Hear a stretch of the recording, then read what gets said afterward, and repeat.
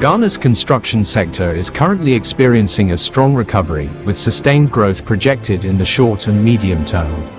This expansion is being driven by increased public infrastructure investment, growing real estate development, and changes within the energy sector.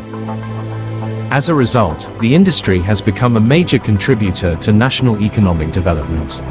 Among the leading companies supporting this growth is the Justmo Group of Companies, a respected construction firm established in 1991 with over 3 decades of industry experience.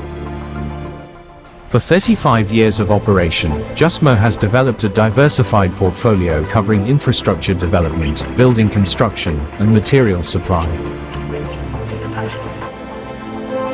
Since its inception, the company has successfully executed projects for major institutions such as the Ghana Highway Authority, Ghana Ports and Harbours Authority, and Ghana Airports Company, as well as numerous public and private organizations. These partnerships demonstrate the company's technical competence and professional reliability. A major factor behind the company's success is its vertically integrated structure. Through subsidiaries engaged in quarrying, concrete production, asphalt production and bitumen processing, the company provides complete construction solutions. The company is guided by a vision that emphasizes integrity, sustainability, innovation, and the use of modern technology. Its commitment to excellence has earned it several awards, recently recognized at the 2024-2025 Ghana Construction Industry Excellence Awards organized by the Ghana Chamber of Construction Industry. In addition, GCB Bank has recognized the company for its loyalty and strong corporate partnership. Justmo's human resource capacity also contributes significantly to its performance. With over 500 permanent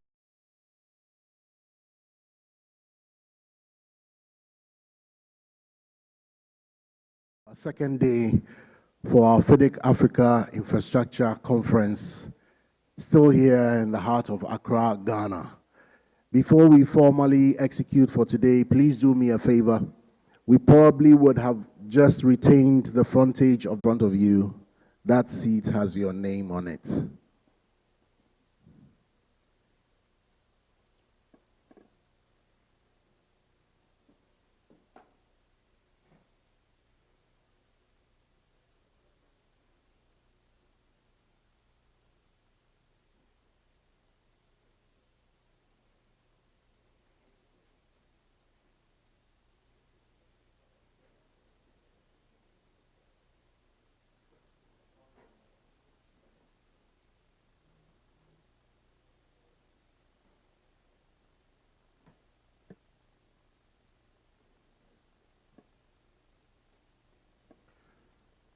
So again, whilst our principals make themselves comfortable, later on today in the afternoon, we have a site visit. We have a site visit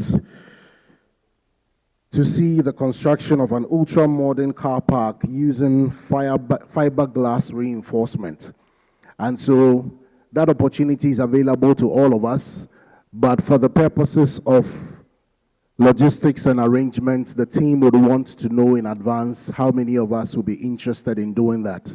And so respectfully, at any point throughout this morning up until our first break, if you are interested in being a part of the site visit delegation, please immediately step out of the main exit door. You would notice a table just on your immediate right, just outside the main exit door. Please leave your name there so that the team would have the full complement of those who will be interested in going along with us.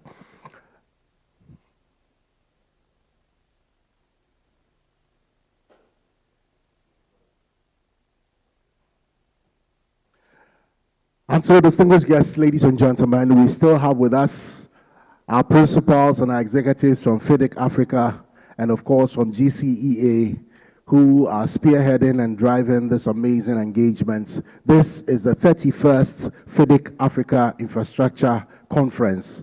And today we're truly delighted to continue with our second day engagement. Yesterday we had our full official opening ceremony, and we are blessed to have the compliments of the Presidential Advisor on the Economy, the Honorable Seth Tepe, together, of course, with the Honorable Ajay. the Minister for Works, Housing and Water Resources.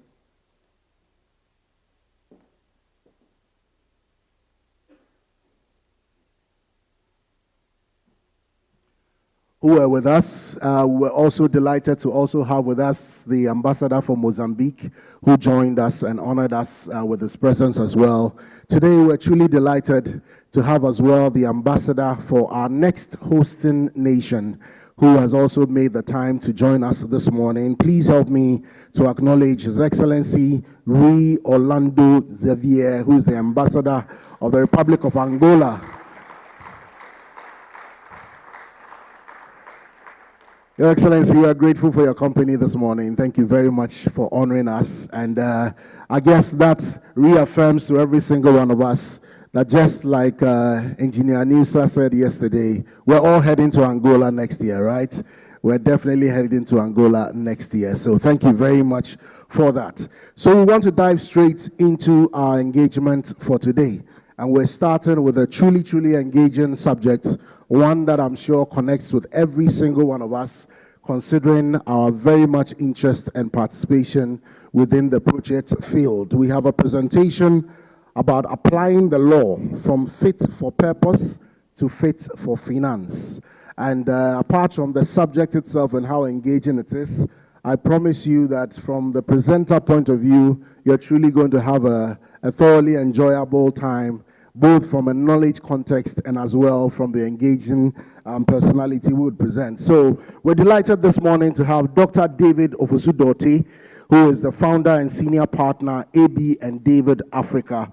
And his experience cuts across decades of diverse roles in both public and private sector, including the legal aspects of the built environment, transportation, infrastructure, deal structuring, construction, contracts, public policy development, and public-private partnerships. All of these are subjects that connect to us very, very much within our fields of engagement. He has done a number of projects across a number of entities, worked with the World Bank, worked with the Office of the President from Nigeria, worked, of course, significantly here in Ghana. One of our most significant major projects, our KHC Defense project, as well as a number of very, very impactful projects across our length and breadth. He's also done some work across Zambia, Congo, DR. And as I mentioned, he's the founder and senior partner, AB and David Africa, which is an Africa-focused global business law firm with offices in Ghana, Zambia, Uganda, Zimbabwe, and affiliates in Kenya and representative offices in Mauritius and Singapore. Uncle David, I believe with the ambassador here, you have to have representation in Angola very shortly. Yes. So ladies and gentlemen, please help me with a round of applause to invite Dr. David Ofosu-Dorte.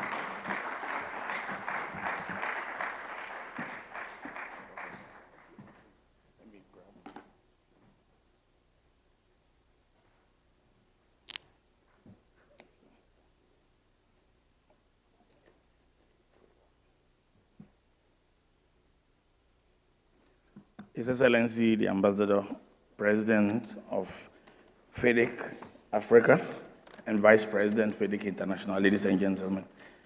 It's my pleasure to have a short chat.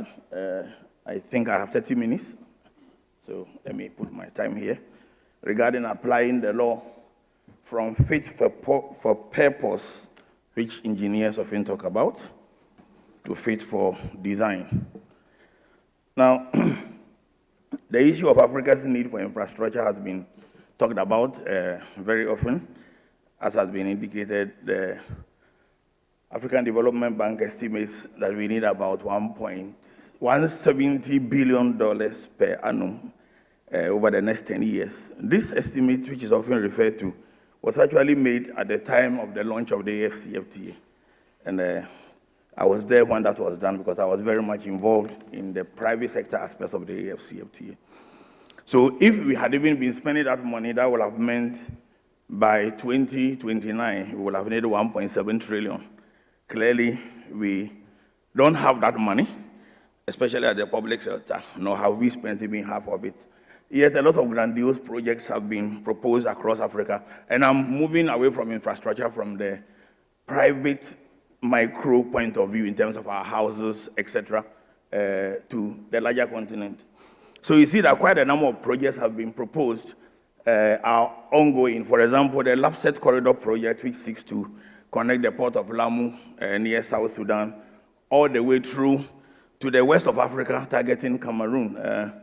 At the last round, I knew there were pledges of about $6 billion, which were still a shortfall. To the best of my knowledge, the project hasn't taken off, but I'm aware that the Kenya Ports Authority has just launched a series of RFPs for various ports which are connected to it, and these are all forms of infrastructure.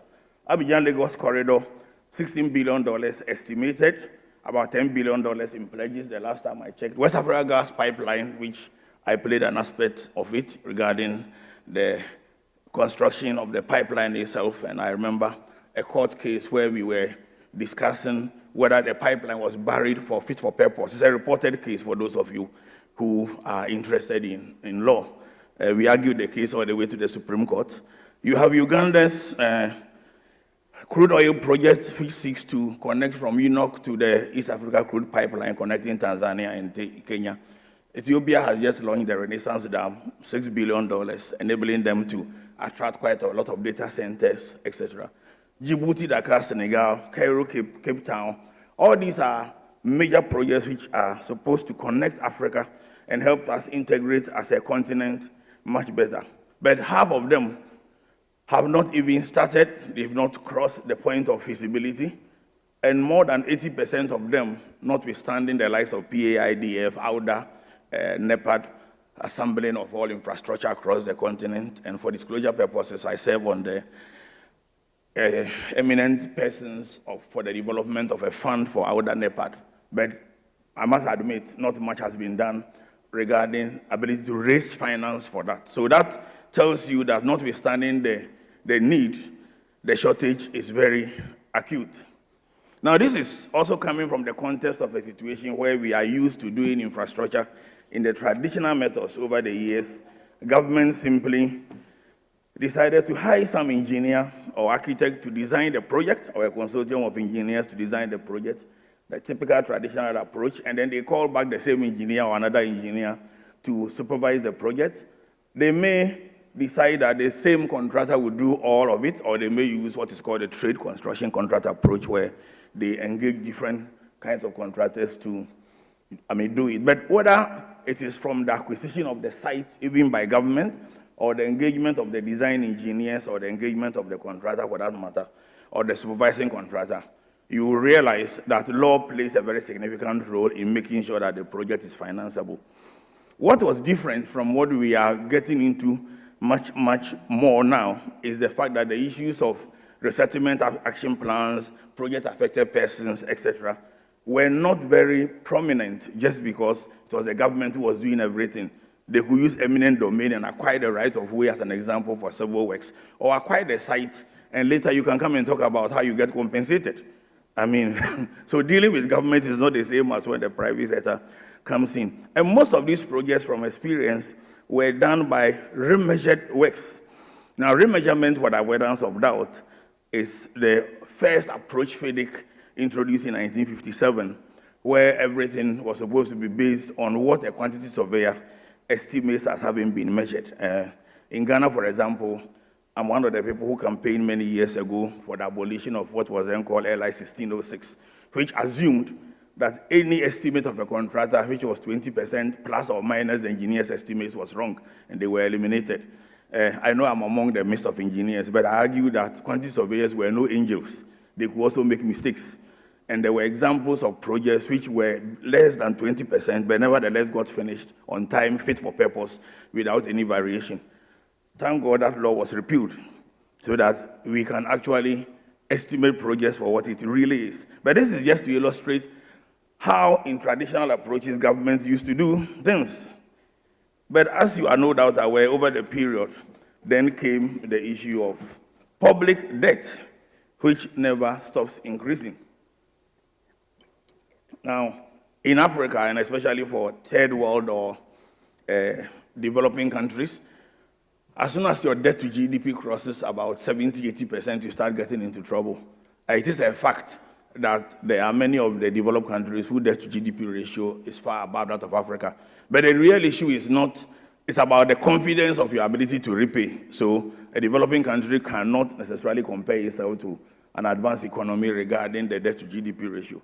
Suffice to say that the debt to the GDP ratio affects how you actually develop, design, and enter into contracts on construction. There are many projects we do have dotted across Africa which are based on still red book approach. And even though those projects could have been done on some fixed sum contract, at the end of the day, when variations and cost escalations arise, it leads to the debt GDP ratio, the need to ensure that tax to GDP is matched, cost escalations, and the call for fixed sums and regulators, etc. Now, it is in the context of this that many people began to call for the private sector and the need for PPPs as an example. So you see that within a very short period, the likes of Sierra Leone, Tanzania, South Africa, Ghana later, and many countries, to name a few, introduced PPP policies and framework. I had the privilege of drafting that for both Ghana and Liberia. And these are things which were meant to drive the increase in infrastructure and also solve some of the problems. The assumption for many is that once you have a good institutional framework, once you have a good legal framework, it creates an opportunity for the private sector, and the challenges then become an opportunity. Suffice to say that from experience spanning over 3 decades, it is very clear that there are a lot of challenges. For example, there's numerous challenges regarding project identification itself. How do you identify the project and whether the project is suitable for finance? Now, that looks like a simple question because there are a lot of projects, but not every project is suitable for finance by the private sector. I was talking to some government officials in Botswana just a couple of days ago over the outcome of the Botswana's call for ideas, which resulted in 186 projects under the BETP project of Botswana. More than half of those projects are infrastructure related. Now the question now is, how do you move from that to implementation? So you see that there are some projects like the Lesotho Hills coming through South Africa to supply water to Botswana. And some of the experiences we learned working on Asuchare water project to connect to Togo as an example are opposite when it comes to that. So you will find that a simple thing like the ability to design the project is not the key issue, but the political parties' inability to agree on what is the tariff between Ghana and Togo, who actually owns the water, then brings in legal issues as to the distinction between private rights and public rights. So these become challenges. Then there is a much bigger challenge. In Ghana, I've heard of the passing of the law on value for money. I hope it changes things. But having said that, there are very many a time that the public sector fail to realize that they are also part of the problem. At times, they are not so sure whether they should hand over the opportunity to the private sector or whether they should act as a promoter of private sector participating in infrastructure, or whether they should become strict regulators or gatekeepers. They definitely must play all these roles. But if the roles are not harmonized and if it is not aligned with the legislative framework and the contracts we enter into, then we are unable to deliver the infrastructure the way we expect, notwithstanding the opportunity. That's the point I'm trying to make. So let's look at how law is applied from every angle of the project till we actually have the project delivered. And I've already talked about the inability to deliver all these projects we talk about. So from every point of view, right through the design life of the project to the time that the project is decommissioned, and by design life, I mean right from conception stage, where you are engaging the designing engineers, you need a lawyer, you need to enter into some contract. And the inability to enter into the right contract can make the project not fit for purpose. If we get to question time, I can give examples of situations where the real problem did not occur with the contractor, who we like to bash, but we design error. But because the wrong contract was entered into, it was difficult to place the error on the design engineer. The contractor, notwithstanding his obligation to modify or draw attention to design errors, did everything, but the supervising engineer insisted, and this was a breach. one of them in Ghana. Subsequently, if you have followed the issues regarding the allegations for bribery that happened in both Ghana and Nigeria, it would appear that that was also part of the reasons why we had some steel bridges and etc. collapsing, which later inquiries indicated it was traceable to design error. So the right contract will, for example, have placed enough indemnity insurance for the design, and you could go back and fall on the design insurance. Or the indemnity should be naming the beneficiary as the loss payee in such a provision. I've seen many contracts where the professional indemnity insurance is either not taken, or if taken, is not properly estimated to fit the cost of the design and overlooks the delay component if you have to redesign. Much worse, the loss payee is not named, and therefore it is as if the beneficiary is the very consultant who did the error. Remember, for insurance, it is in personam, and therefore, unless the person taking the insurance name you as a payee, it is almost impossible for you to have access to the insurance. And these are critical pieces right from the engagement of the design engineer that we overlook. Then, of course, the feasibility. If you don't have the right lawyers involved in the feasibility, this is one part which many overlook. They assume that feasibility is just an engineering thing. Definitely not. I have been involved in numerous feasibility. The attention a lawyer who knows what it's about draws to the engineers is what enables them design to fit purpose. And also, if the lawyers don't draw attention to the financing components, the design will, for example, not be fit for purpose. Let me just give you an example I was going to mention later, but I can talk about it now. There's an architect in Ghana who doesn't like me at all. And it's a very simple reason. He walked into my office with the purpose of getting a contract with his owner of a project. And in the course of the discussion, I asked him whether he could show his design. And he was very bullish about how nice the design was, etc. And I asked whether he knew that the property was going to be let out and going to be paid from the rent, and he said yes. And I asked whether he could calculate the net lettable space. It took him aback for a while. But he did a calculation right in front of me. About 40% of the entire design was devoted to fountains and common areas and all the rest. Beautiful building, but it did not match the alignment of the financial model, which required income to pay. So the relationship between design and payment, if missed, will simply, and if a lawyer asks a very innocent question as to the net lettable space, it is because we understand what is likely to become a risk, and I'll return to risk shortly. And what I find very missing in such projects is the lawyers not understanding enough engineering, and engineering not understanding enough law, and finance people overlooking both and thinking finance is everything. So in every aspect, we need to, Engineer Bimpon and I are on some project where I never ceased making this recommendation until it was taken by the owner, which has to do with who bears the risk if in the course of the project we require extra land. Because the assumption had been made that the land or the corridor acquired for the project was enough and that the corridor existed. But when I saw the design and the engineers are here, they took me through, I asked a very simple question, and it showed that you have a 90-meter width for a design where there are some places which is 150 meters, and the engineers were mentioning it.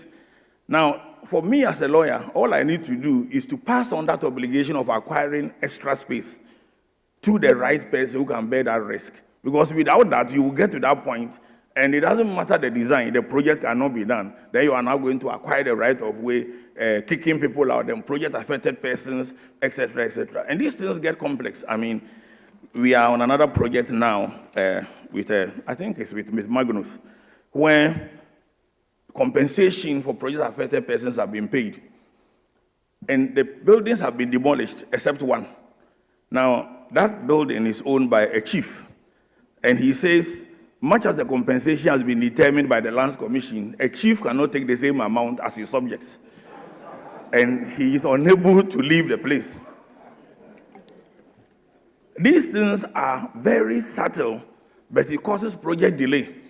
And on that project, at the DAB level, an opinion was issued, and there were 3 commencement dates in that project. One was March, fixed in the contract. Another was August, fixed in another document, which is a subsidiary document under the priority. and a third fixed by the lender, which was me. The DAB determination as to what is the commencement date resulted in a $21 million difference in the project. So not aligning these things can be very, very costly. The important thing to remember is that as soon as the project is not being done by the by the government, risk escalates. And risk comes from different angles, and the public sees the risk differently from the way the private sector sees it. So fit for purpose is different from the private sector angle than it is from the public sector angle. For most people, fit for purpose is a design that fits the purpose. For the financier, fit for purpose is a design that enables the money to be paid back. And for the private sector, fit for purpose is also a design which is operational enough to be sustained throughout the life cycle. So for example, if the private sector is going to be there for 15 years, they want to exit before major maintenance is done. Now, in a project we are doing now, where we have compelled that the concession agreement has a provision where the operator sets aside a certain percentage of the sum of money for routine maintenance as well as for major maintenance. And you have to determine when major maintenance will occur, because there is a reversion to the owner. And at the end of it, the owner, a simple thing in law will say, return the project to me in a state of tenantable repair. But that is money. Unless you have modified it, unless you have schedules determining how that is done, this building will never be returned in a state of tenantable repair because nothing is set aside for it. If we were to move into a mining contract, you will realize that we will be then doing reclamation bond because you want to restore the place to its status quo ante, etc., etc. So these things mean different things in different sectors of construction and to different people depending on who is looking at the risk. So clearly, you will see that for the private sector, they worry about viability gap. Why is that important? Because if you design and the design fit purpose, viability simply means, will the public sector allow me to collect the tolls I have to collect? I did hear Engineer Bimbo yesterday complain about Ghana's rent commissioner. I hope many more people complain about that. Who is going about a lot of tertiary institutions asking how much are they paying for rent, etc. So far as my understanding of Act 220 is concerned, that is not the terrain. But even if it were, that question by a public sector entity affects whether a lender is going to finance that or not. So once you fix that, you realize that it creates a viability gap and they recourse to the public sector. If I were to be having that same discussion on a railway concession, you will realize that the construction of the railway line will now move away from just the design gap, the viability gap, to the operational gap where at times government compels you to do public service. And then it means that the lawyer should be drawing attention to public service obligations and what it means in cost, etc., and when government can do it or cannot do it. And these things affect design. I mean, much as we tend to overlook them. Then you have issues on financial close, the CPs, the cost of capital. So you see that as a result of this, everything gets aggravated. A lot was said yesterday during the session Magnus moderated on FX, where we borrow money from outside, but the income is from local currency. So there's a currency mismatch. Again, if a lawyer is advising on this at the concession level, not at the construction level, he ought to know who is bearing the cost of that FX. Because once it goes beyond the bracket, I mean, advice on a project where we even went to the extent not only of bearing that, getting somebody to bear that cost, but passing on 15% of that cost to the contractor. So in the construction contract, what we did in modifying the Part B of Fidic was that if the cost escalation in foreign currency dollars does not exceed 15%, it is borne by the contractor. As soon as you do that, it means you must be modifying your base date, and you should not be using the base date definition in Fidic. Because without a base date, there is no assumption that the prices were fixed at the last time that the prices were brought to you in order to get the contract fixed. Now, in that particular project I was talking about, the contractor at some point filed for a claim for cost escalation. And we simply changed the cost into dollars and realized that at best, he had to be paying the owner and not the other way around. He, of course, discontinued his claim. But in the midst of all this, you see that private sector end up going to government, asking for government consent and support agreement, sovereign guarantees, put and call options, etc., etc. At the end of the day, essentially, it is less developed countries who keep putting this on their cost and having the same challenges that the debt to GDP ratio poses. So, unfortunately, as a result of many of these things, we do not have many success stories. Africa's most famous PPP, unfortunately, my Nigeria brothers, has done quite a lot of harm to the private sector interest.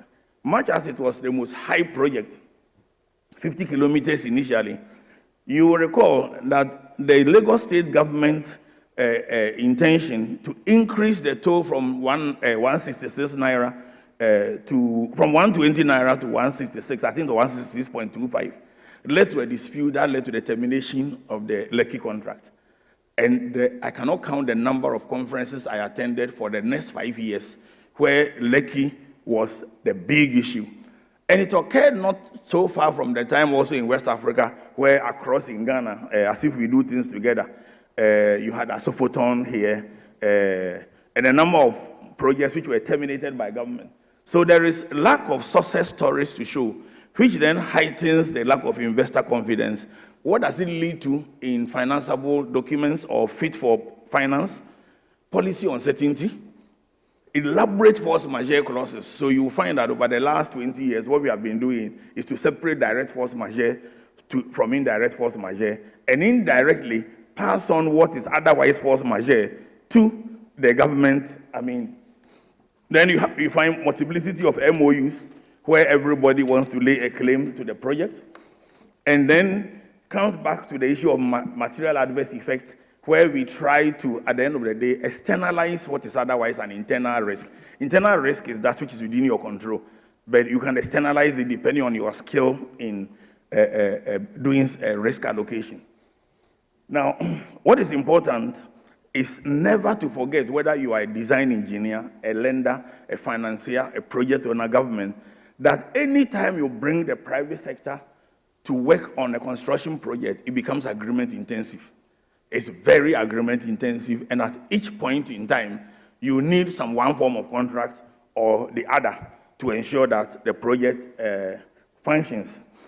And to make it work, the key thing is for all parties, whether lawyer, financier, owner, or contractor, to understand the risk at stake.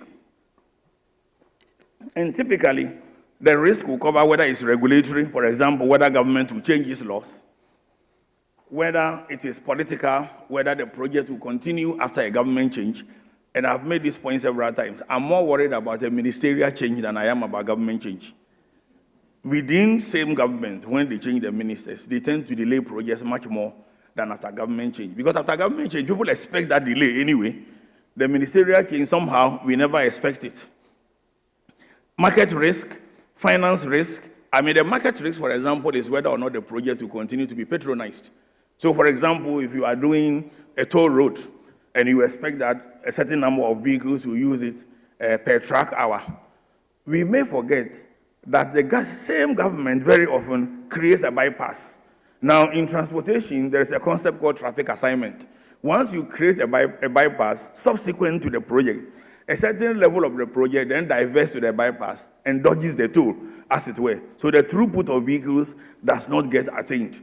So the ability to constantly ensure that even if there are such future activities, it does not lead to a reduction in the payback. That is what becomes critical. Or cost overrun, which will then determine which Fidic book do you use, and whether it is going to be a red book measurement contract, or you are going to use a silver book or yellow book, etc., etc., etc., and whether there is an operation and maintenance issue involved. So, at the end of the day, often this question gets asked by engineers more than lawyers. Which book should I use? I'm mindful that I'm in the midst of a Fidic conference and I'm a member of it itself, but I've drawn attention to a few other construction contracts, standard contract books, deliberately made a Fidic bigger, which is what it really is. The point I'm drawing attention to is I see too many engineers who are so fixated on Fidic properly, and it's a good thing to do, but there are times you meet clients who are using a different sort of book. And unless you understand that there are principles that must be followed, it gets challenging. But even if you are using Fidic and you are not following those principles, you will not know where to modify. And I will touch on that shortly before I come to a conclusion. So it's important that we use the right book for the right thing. I'll give you an example, very bad one, and I will not name the country. I've done work on a few defense projects across, sea defense projects across Africa. In one such project, in those days, this was way back in 1999, Fidic published the 1999 Red Book with Part 3. That was before we moved to Part A, B, and C. It was Part 1, 2, and 3. And Part 2 of the standard book used to be the one where you did your conditions of particular application or special conditions, as we may call it. But there were many people who forgot that Fidic, even the 1957 edition, had a Part 3. And that Part 3 was specially for dredging works. In this particular project, huge sum of money, the engineers who did the modification together with the lawyers of the government entity that we later helped to investigate this, used Part 2 for dredging. Now, in dredging, you pay the certificate by either measuring volume of earth excavated or weight. And unless you are using a hopper dredging approach, weight is not appropriate. But in this case, they use weight. And of course, engineers, you will all agree with me, that already contains water. So far as we are concerned, the government paid money it ought not to have paid. So at times, the book you use itself could be the problem if all the minds are not coming together to understand the context why we must use the right book. And we must also at each point understand that every project affects human beings. So we cannot overlook the extent of which it affects human beings. This particular slide, I just asked ChatGPT to tell me how construction projects affect human beings, and that's from ChatGPT.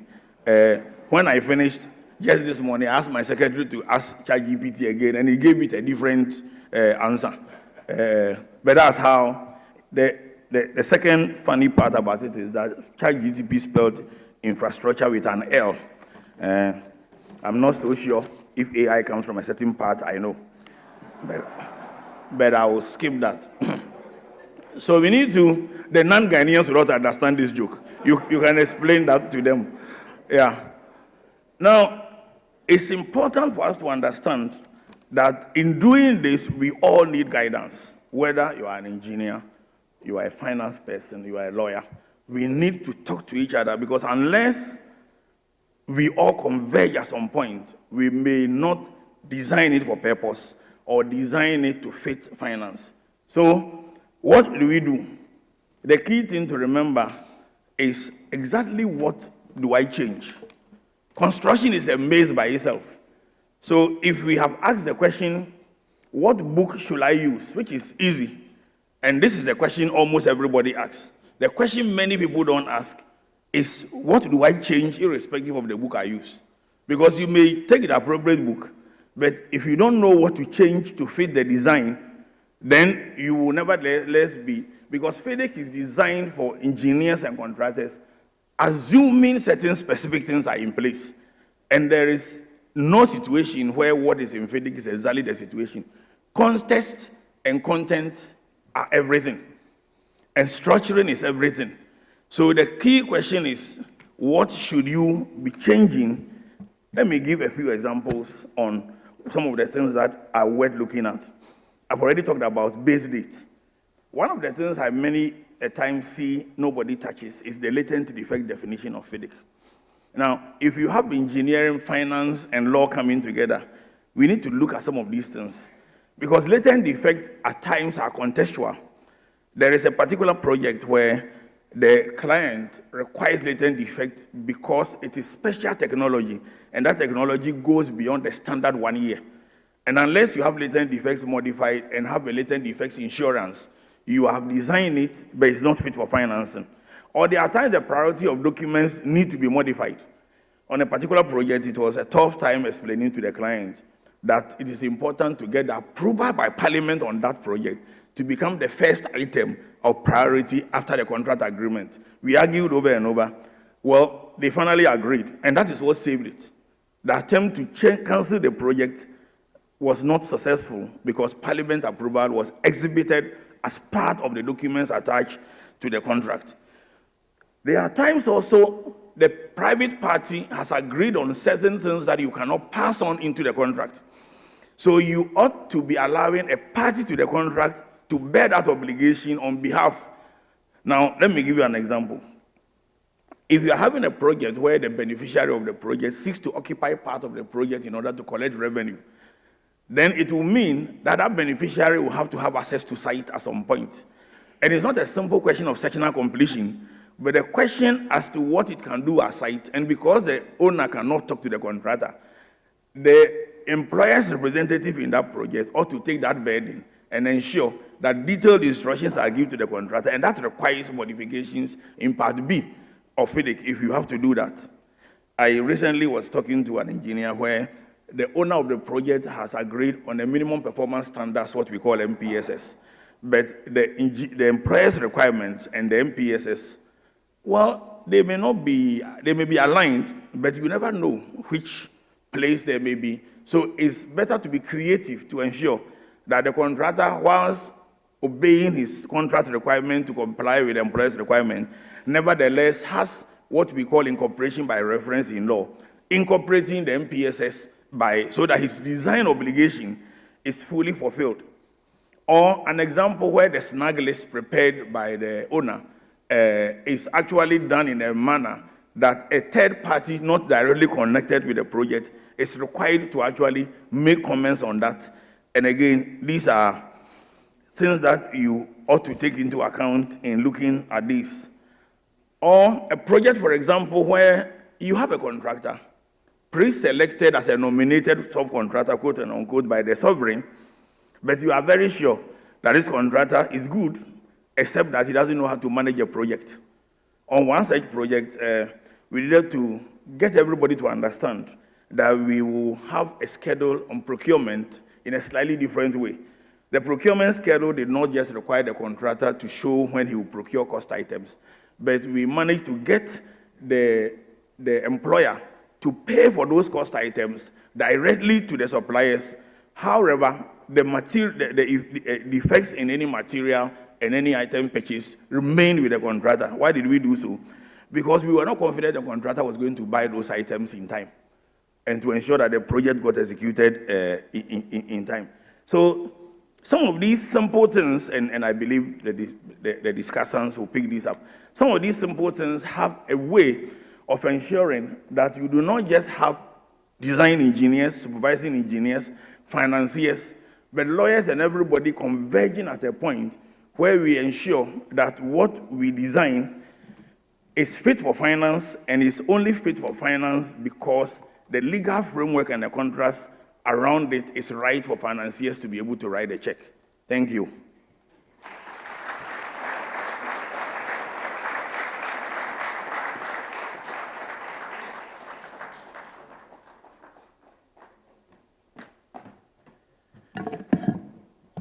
I'm sure that was very thoroughly enjoyed. And His Excellency, we're truly grateful for your company. We understand other duties call your attention. Please, can we appreciate Dr. Ofosu-Dorte one more time? And typically from yesterday, we didn't engage in Q&As for the presentations, but I think this one has so much attention. Organizers have decided to give a few minutes for Q&A. So if we have any questions, can I see a few hands pop up, and then we can have Doc attend to that for us. Any questions? Yes.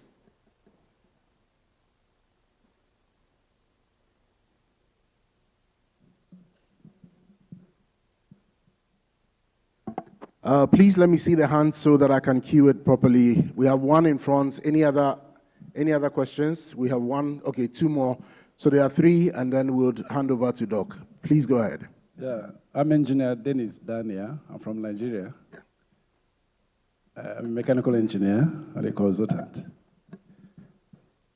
I seriously appreciate your lecture, very elaborate. Just unfortunately, I didn't start recording on time because it's very, very well vast. First, you made some serious elaborate points. What I want to add is, do you have the contention of penalty clause? Do we have what? Penalty clause. Because I'm saying this when it comes to abandoned projects, which is common in, I thought it's only in Nigeria, but it's all over the continent as well. We had a visit to United Arab Emirates, that is Dubai, and we had a discussion with the agency that is involved in the project development there, and went on site tours. We saw that most of their projects, they have so much vast areas of development already ahead of them. Prepared sites, service, everything was already done, and projects were just going on in such a massive form. And there's no one that is abandoned or not completed. So I was compelled to ask the director, do you not have abandoned projects? He said, it's not possible. First, it takes them more time to plan. Yeah. Just like you have analyzed. Yeah. Comprehensive analysis of the areas of likely challenges, the site of location of the project, the government involvement, the financial institution, the contractor, the design engineers, and the community of location, and then the EIA impact and all that. And having established this and established the likely challenges, they will now talk to conclusion and say, this is the cost of this project, and this is the duration of this project. And as such, if it's 3 years, it's 3 years. And so that penalty clause does not exclude government in that case. If you are guilty, you pay the penalty for it. Like you just said about the contract markup. If it's above 15% inflation, then if it's below 50% inflation, the contractor bear the cost. But it's above, then there's need for regulation and all that. So it means that there's need for what we call penalty clause to be established. So how do you address that? Thank you. Oh, I thought they were taking the remaining. I certainly agree with you, but it is generally a policy issue. There are times also you don't even have the situation of the project being abandoned, but you have what we call projects at large. It's not been abandoned, it's ongoing, but we just don't know when we will finish. It's just, yeah. And there is one project in this country now that, so far as many people are concerned, that project has been terminated. But I checked as late as a month ago, it has not been terminated. All that the contractor has done is that because of the controversy, it has folded its arms, and the project is accumulating prolongation costs. I drew attention to a couple of people, because at times the policymakers also forget that there are contractual and engineering issues relating to that. We are in Movenpick, just across, not far from here, is the World Trade Center. I'm not sure if you've seen the World Trade Center in Ghana. I had the privilege of representing the contractor, and it's public, so I can talk about it. And we claimed prolongation. I think it's perhaps the largest prolongation in a very long time. And I helped the Quantity Surveyor to compile even the tea they were drinking. And how did that come about? Simply because there was a nominated subcontractor on that project, and that nominated subcontractor was given an amount of money, which, for want of a better word, he did not use for the project. And the government had to cough up another amount of money. And for the same subcontractor, because notwithstanding government change, this subcontractor managed to convince everybody that the main contractor was a political animal. But so a project which was meant for 4 years ended up with 13 years. These are public information, and there are court reports on it, etc. But at the end of the day, the taxpayer pays, and somebody pays prolongation, etc. So yes, I agree with you. It's better to have policies and articles which are standard that we incorporate in such projects. But it's more of a policy issue and the willingness of politicians to do the right thing.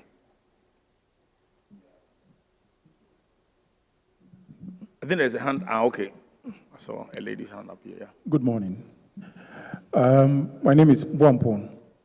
I'm a consultant. I have a specific issue I wanted to draw your attention to. How do we determine the costs of a project when indeed there are other components that are not factored yet timelines are set, and the contractor goes to site and says that this is not part of his scope. So that component ought to be dealt with before he commences work. Meanwhile, we've started clearing the sides of the road, everything is done, and everybody is waiting for the project to start. Compensation are also factored that must be paid before the contractor can actually have access to the place because of the nature of the terrain. How do we arrive at this situation where, and this specifically is a pipeline that is within the scope of the project. That was not factored into the cost of the project. The contractor says, it is not my job to remove it before I can come to site. How do we arrive at this when it comes to government projects? Thank you. Okay, a good question. When you were speaking, I was making a certain guess, but it looks like I was guessing about something different. Yeah, but this is very common in our part of the world, and I've seen this not only in Ghana. In a project that I was part of in Liberia, I saw a similar one in a very worse way. So they do happen around Africa. You will notice that very often, the reason why it starts in the first place is that there is a political promise and there's a deadline to that promise. So if you don't start early in the design, then you have to hurry up and finish within. So you cut short. On one occasion, we were all put, and I worked in government service, and when I left government service, I came back on an occasion for 2 years as an embedded consultant for the World Bank in one of the ministries. In one of those, we were all hauled to a project site. The head of state sat on an excavator and cut short, and everybody jubilated. But we all knew that the excavator would be moved away after the election. So the project has not been done to this day. So, and this is many, many years ago. So it does happen. My question rather to myself is, what should engineers and lawyers and financiers do? Now, if it is a private sector financing, there is no way he's going to do it. But let's restrict this question to engineers and lawyers. It is our ability to recognize that and advise appropriately. And I'll give 2 examples. One example that I can name, I happen to have led Ghana's efforts on the Millennium Challenge Compact 1. Now, in that, if you look at the N1, the question of the shoulders had not been acquired. And there was a need for those shoulders to be acquired, and there was a lot of delay. Meanwhile, we had a challenge where the compact projects had to be finished by 2012, 5th February, that was the deadline. So we ended up having a situation where we disaggregated the shoulders from the main corridor, and the main corridor was financed by compact. The shoulders were financed by the government of Ghana. Now, what does a lawyer do? We went back into the compact agreement and introduced the principle of non-commingling. In other words, the money of the GOG could not be commingled with the money which was doing the main corridor. That's how we got it done. There's another project we are working on now, some of you in this may be aware, where almost exactly the same thing happened. Because you had the government agency eager to award part of the contracts for relocation of the works at that time, whilst the design for the main corridor had not been done. We battled this, and it was agreed that, well, we will put in the contractor's contract not time and attendance or oversight charge, but a certain fixed sum, and we fixed the exact amount. But the contract for the relocation works were nevertheless, they nevertheless went ahead and signed. Once the contractor has a fixed time and amount, the delay claim can arise if those who are doing the relocation work, which is a separate contract, cause a delay. So it will be a cost that comes back to the government in the long run. Yes, so you are right. These things occur. My problem with many engineers and lawyers, the financiers don't have a problem. They have the money. They either take the money away or they bring it. But my problem with many engineers and lawyers is that we are not bold enough to explain to our principals that this is the situation. And if you want to go ahead and do this, fine. But this is the way to handle it. I mean, if we do that, we will save a lot of projects, including even some of the projects at large.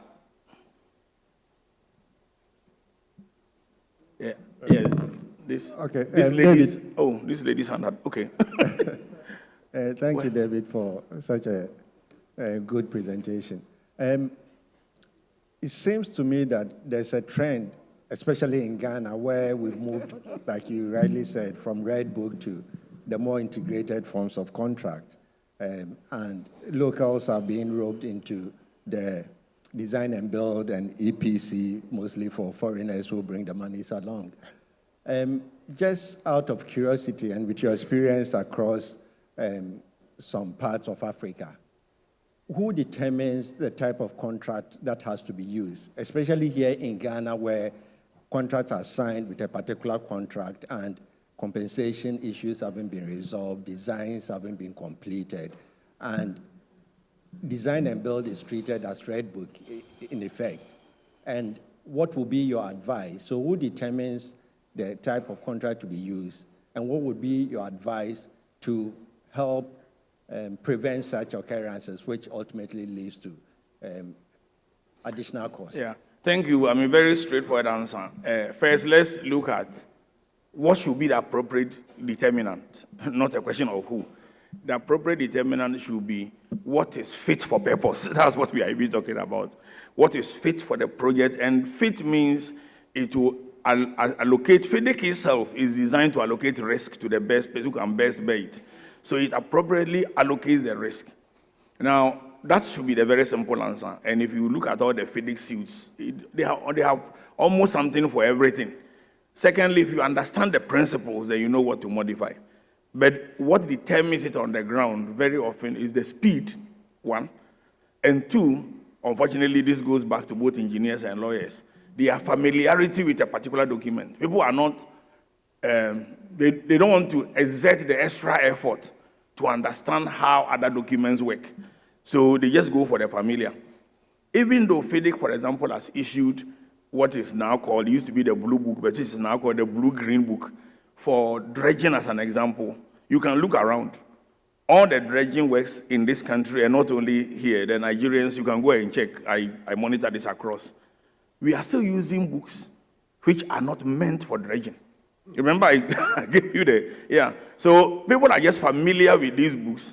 They've attended one Fidic training and then maybe understood one book, and this is what they are used to. And then there is an employer's rep or there is a project engineer, and that's about it. What I recommend to solve the problem is that we should have specific two things we need to do. One is, how do we want to execute our projects? Is a project by government? Do we want to pass on the cost to the private sector? Do we want to minimize the cost? That is one. If so, what are the books we should be training both our public sector and our private sector in? And between Institution of Engineering, Fidic, lawyers, financiers, I can tell you, for example, that most development finance institutions in Africa prefer Silver Book. Whether it's appropriate or not is another matter, but most, I've worked with a lot of development finance institutions because they know the Silver Book. So they will go for it and tell you, well, if I'm advising on it, I will recommend what to modify in order to minimize or mitigate, but it's not necessarily suitable for a particular type of project. So we all have a lot of work to do. Okay, thank you. My name is, let me just say Engineer Voke. It's a Mweje Voke Ajekovigo. I'm from Nigeria. I'm a civil engineer. So during the course of my practice on the field, apart from being a civil engineer, I do audits, the ISO audit. So I realized that during audit, you usually find out that a lot of projects, probably they have, we lack, either we lack or we exceed the timing. And when you probe forward or further to investigate what happened, you find out that probably there were no, the specification were not clarified at the beginning. And yet you have lawyers who read through the contracts and either on the client side or the contractor side, and they had advised both clients, and you're having these issues. So I'm just kind of confused. What's actually, is it that the lawyers are not doing their work? Because that's your job. You have to read the contract parts, you know, each of the clauses and interpret back to the engineers, or you were not carried along during the specification. That's one. And then secondly, for some of us that, that are practicing, that are not opportune to come to this kind of events, you know, to have you speak like this, And we know the government people are actually the key players when it comes to all these percentages in contract award. What efforts do you make, or you and your colleagues in the legal section, to actually bring this to a forum where you can have these key actors, explain things like this to them, so that, together you don't have to start wasting the taxpayers' money, because once the contracts are actually abandoned, it comes down to the people, because they actually, is their money that is being abandoned. So what efforts do you make, to sell this gospel to, around Africa? Because I'm opportune to be here to listen to this, and I appreciate this. I'm so happy I got a lot of knowledge from you. But what other efforts can you make, or you or your colleagues, or to preach this around Africa, so that too many abandoned projects, we don't have to be wasting our taxpayers' money? Thank you. Okay. I hope you heard when Engineer Buampong was speaking, he talked about projects that doesn't even have a design, yet it is ongoing. These things happen. The proper thing for any project financed by the private sector, there must be two key things, even before design, which is output specifications. Is one of the most overlooked by engineers. I will come to that. Because without output specifications, employers' requirements is irrelevant. Employers' requirements is a product of the specifications that the employer is looking for. So I want a road, and I want the road to move at level C. That means that it is up to 50 kilometers an hour per track hour, or it's not going to slow down to F, because the design speed affects how. Or I want this building to be able to house a certain number of people at a static load or kinetic load, etc., etc. So once those output specifications are, then the employer will set out the requirements. Of course, the engineers do these employers' requirements, but very often this is missing. So the employers' requirements tend to be something standard that was taken from somewhere, and then even worse, where there is no such requirements, and because of political timetable, the project is being done as Buampong did talk about. What should we do about it? My answer is very simple. All of us should be ambassadors of not just Fidic, but of Africa and the right thing to be done. I devote a significant amount of my time doing training in some of these things. If you invite me to Nigeria, I'll come. I had the privilege way back of advising the president of Nigeria. This is 2006. Some of us have been around for a very long time. And General Obasanjo, when he was president. So I worked on the USAID project for about 6 months on how to structure procurement across. So a lot of the things there, I was a team lead for that. But over a period, people do not necessarily translate this into practice as it goes along. I've had several sessions with your Infrastructure Commission on some of the things that we can all learn from each other, and especially for a continent which is integrating. Nigeria is looking at the Lekaji corridor, for example, that goes all the way to Nigeria. We are looking at Abidjan-Lagos corridor, West Africa Railway, LAPSET, all those things I talked about. You go to these meetings, and engineers are not talking to each other. I am a Pan-African. I'm pitching for ports in Kenya. I'm submitting my bids for ports in Kenya. This continent is for all of us. I don't see why people resist themselves, and I'm going to say something which engineers must think about. Was it last year? No, 2 years ago. I had the privilege of being invited by the Ghana Institution of Engineering to address them on their on Ethics Day, right? And I drew example of two quote and unquote sad stories so far as I'm concerned. I was helping an entity put in the trigger funding for Ghana's Terminal 3, the airport. And the entity, which was a financing institution, required that the design already ongoing had to be audited. So the engineers from that development finance institution developed the terms of reference of the kind of engineers who will audit an airport design. Every single engineer they needed was available in Ghana, much more experienced, yet they were not in one place. And the terms of reference required all these engineers to be in one place. So we ended up hiring an engineering firm from UK. And in that lecture, I checked when that engineering firm from UK, which has 15,000 engineers around the world, was formed. I compared it to another engineering firm in Amsterdam, but owned by the Israeli government when they were formed. That of the Israeli government has 12,000 engineers around the world. The UK has 15,000 engineers. Two Ghanaian entities I compared with it, both of which were 10 to 15 years older, had a maximum of 40 engineers. What happened over the period? So you realize that we don't know how to work together. And it makes it difficult for us to have that strong, I mean, I don't know whether you know Sir Norman Foster, the famous architect. They will fly over the land before they design. This was the days before, I'm very sunk into engineering and projects, so I deal with these things. It's just pathetic that why can't a consulting firm in Nigeria merge with one in Ghana, for example, and create a big one? Should we only be meeting at Fidic Africa and complain and go back as individuals? Secondly, I'm coming to lawyers, and I have one of my colleagues is here. He's in our infrastructure team. We are very bullish on infrastructure. And I always tell lawyers, go to site. I see lawyers working on construction contracts who have never been to site. I took one to site and I asked, show me a parapet wall. He has no idea what a parapet wall is. He doesn't understand when you say revetment or building line. How are you drafting the contract? I've been asked several times, are you an engineer? No, I'm not, but I understand engineering adequate enough to be able to advise on the contract. And so should an engineer understand law enough to be able to align. That is the way we can advise and be good at projects. And please, expertise is available across Africa. I mean, it's one continent for all of us. You have to. I have the microphone. Can I go ahead? Yes. Well, my question is very easy. You know, when it comes to infrastructure projects, I just want us to look at roads. Most often, we want to monetize, and that is through maybe tolling.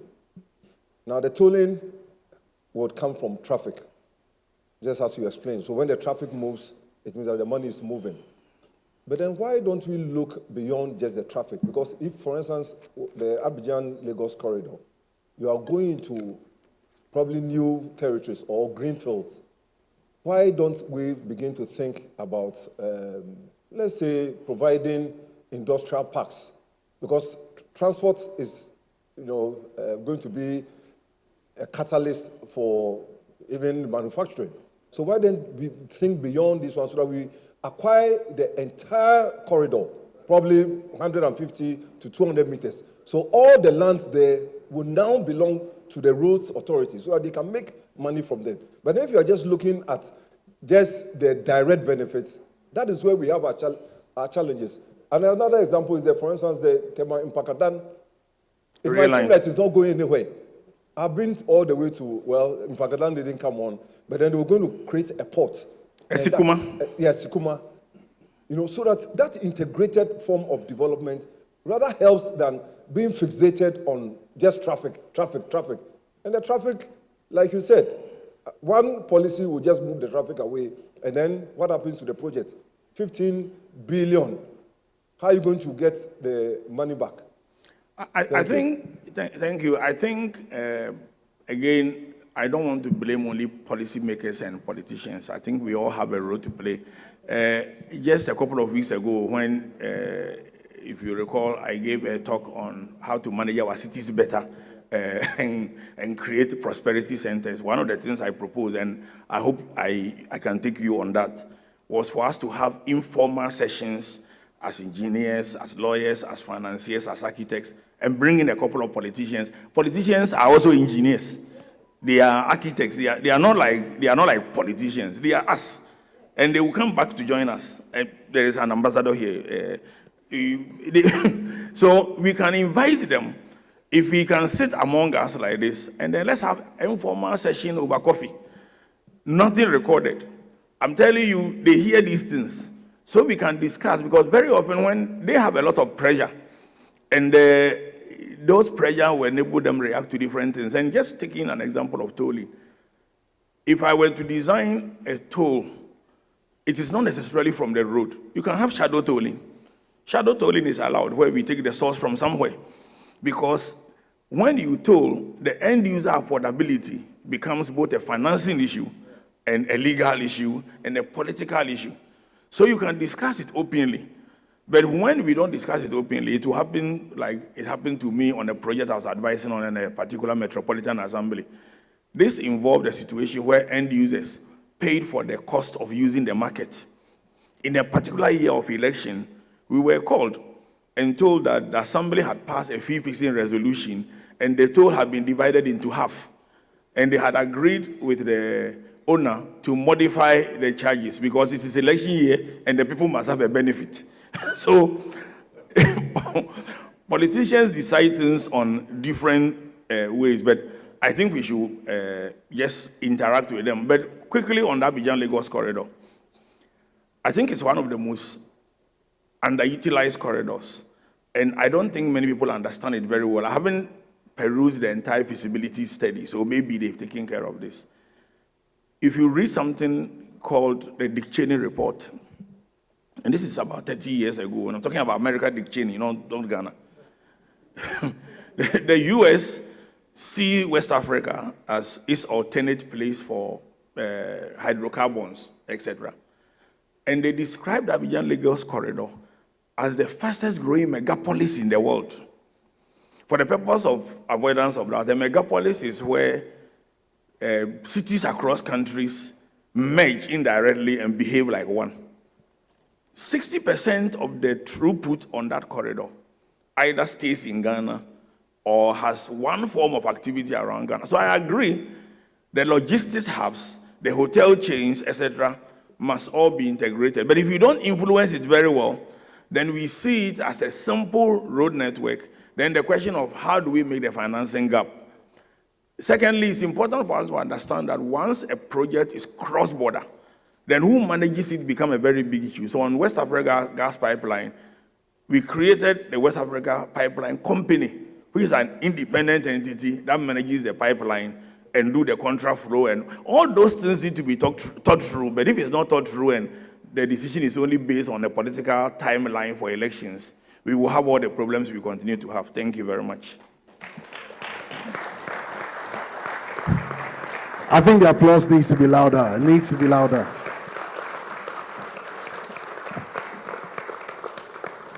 And so, as expected, the topic was thoroughly engaging, and the presenter has been absolutely effective on that for us. Apologies to those who had some more questions, but I think we need to catch up on time for the rest of the day. So even as I get ready to introduce our moderator for the next panel session, with very important to all of us, and if you can take a minute to do this, that would be great. There is supposed to be a site visit in the afternoon. Today's engagement includes a site visit that is for the construction of an ultra-modern car park using fiberglass reinforcement. And for logistics reasons, the organizers need to know the number of people who want to be a part of that. So respectfully, if you want to be a part of that, there's a table just outside the main exit door. You can just take a stroll right now and just fill up the form for us so that the organizers can do the appropriate arrangements. If we can do it right now, that would be great. In the meantime, it sets us up for our next panel session, and the topic is on AI and digital technologies, catalysts for future-ready infrastructure. As we have been engaging from yesterday, I would briefly invite our moderator, and then, of course, he would constitute his panel, and then we would take it up from there. Engineer Professor Ampedu is a professor of civil engineering at the Kwame Nkrumah University of Science and Technology, Ghana, with expertise in geotechnical engineering. I'm sure some of his students are in here because he has been, President himself. Well, it's no surprise at all because he's been doing this for the past 40 years. 40 years of teaching both undergraduate and postgraduate levels. And so I guess the whole country owes you a lot, Prof. Ladies and gentlemen, please help me to welcome Professor Samuel Innocent Kofi Ampedu to constitute his panel for the next segment.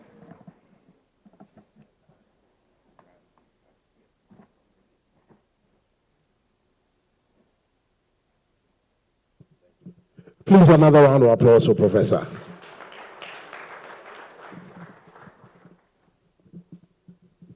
Good morning, ladies and gentlemen. As a teacher, I'm more comfortable standing. So, as you know, our theme is future-ready infrastructure, advancing Africa through innovation and sustainability. We all know, for example, that the design life of a road is supposed to be what? 15, 20 years. And some of the elements on the road, if you have a bridge, is probably 100 years. So the structure we are building for today is actually going to be around for the next several decades. And so we are building today, but it's actually for tomorrow. So we cannot do it without taking what is going to be tomorrow into account today. We have no choice. That is civil engineering. So that's the first point. But the second point also that I like to make is this, that construction traditionally has been seen as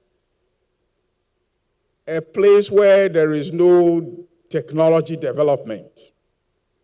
If you like to compare yourself with those of your colleagues that worked on electronics and in industry, whereas things were changing in industrial, the way in which automobile is manufactured, construction is seemed to have been very, very stagnant. However, over the past several years, a couple of things changed. And that brought construction also a very major changes occurred in construction. Well, you can call it what we would roughly put as construction 4.0. A couple of things happened. And that is what we are going to interrogate. And to help us do that, I will have a couple of people. Engineer John Robert Otieno Ogalo from Kenya. Is he around here? Yes. Robert, please join me. And then we will have Engineer Dr. Bola Mudasinu. Are you around here? No, please join us here. And then we will have Engineer Alex Muhun and his team. Muhun, Alex, are you here? All right, and then we will have Engineer Kwesi Boachi Boateng.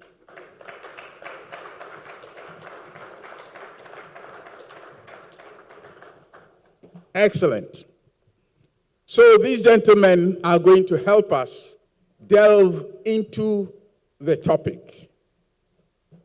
So the question is, what are the components of the things that we are talking about, the changes that have taken place that has made construction very exciting? And some of the things that we say are the components of what we will see in a construction 4.0, where we bring in all the data that has been collected.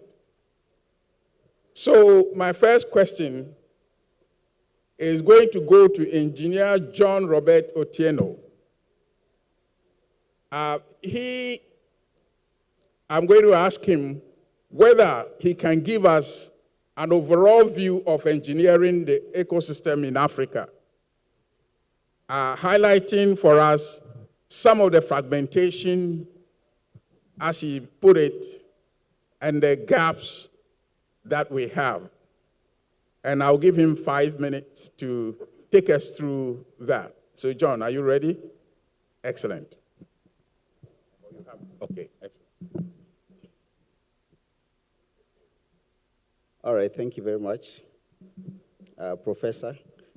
I want to take this moment to delve into your question and matters AI in reference to the infrastructure in Africa. I would want to take a bias on matters geotechnics, being my background. I'm glad that you have actually practiced that in the last 40 years.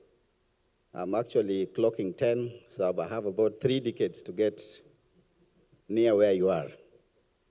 But on Saturday, Engineer Bengpong told us that we have actually to step up as the future leaders and speak up our knowledge.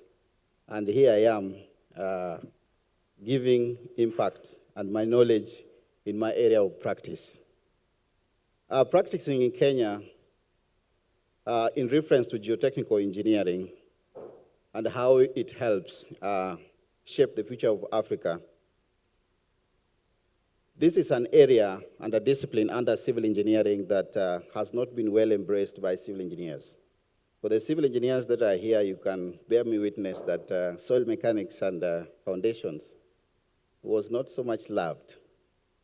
I don't know because of how it has been dispensed or something else. But nonetheless, in the practice of geotechnical engineering, we have an opportunity to tell what is it that is beneath the ground. Because when we get it wrong, we get it wrong all through.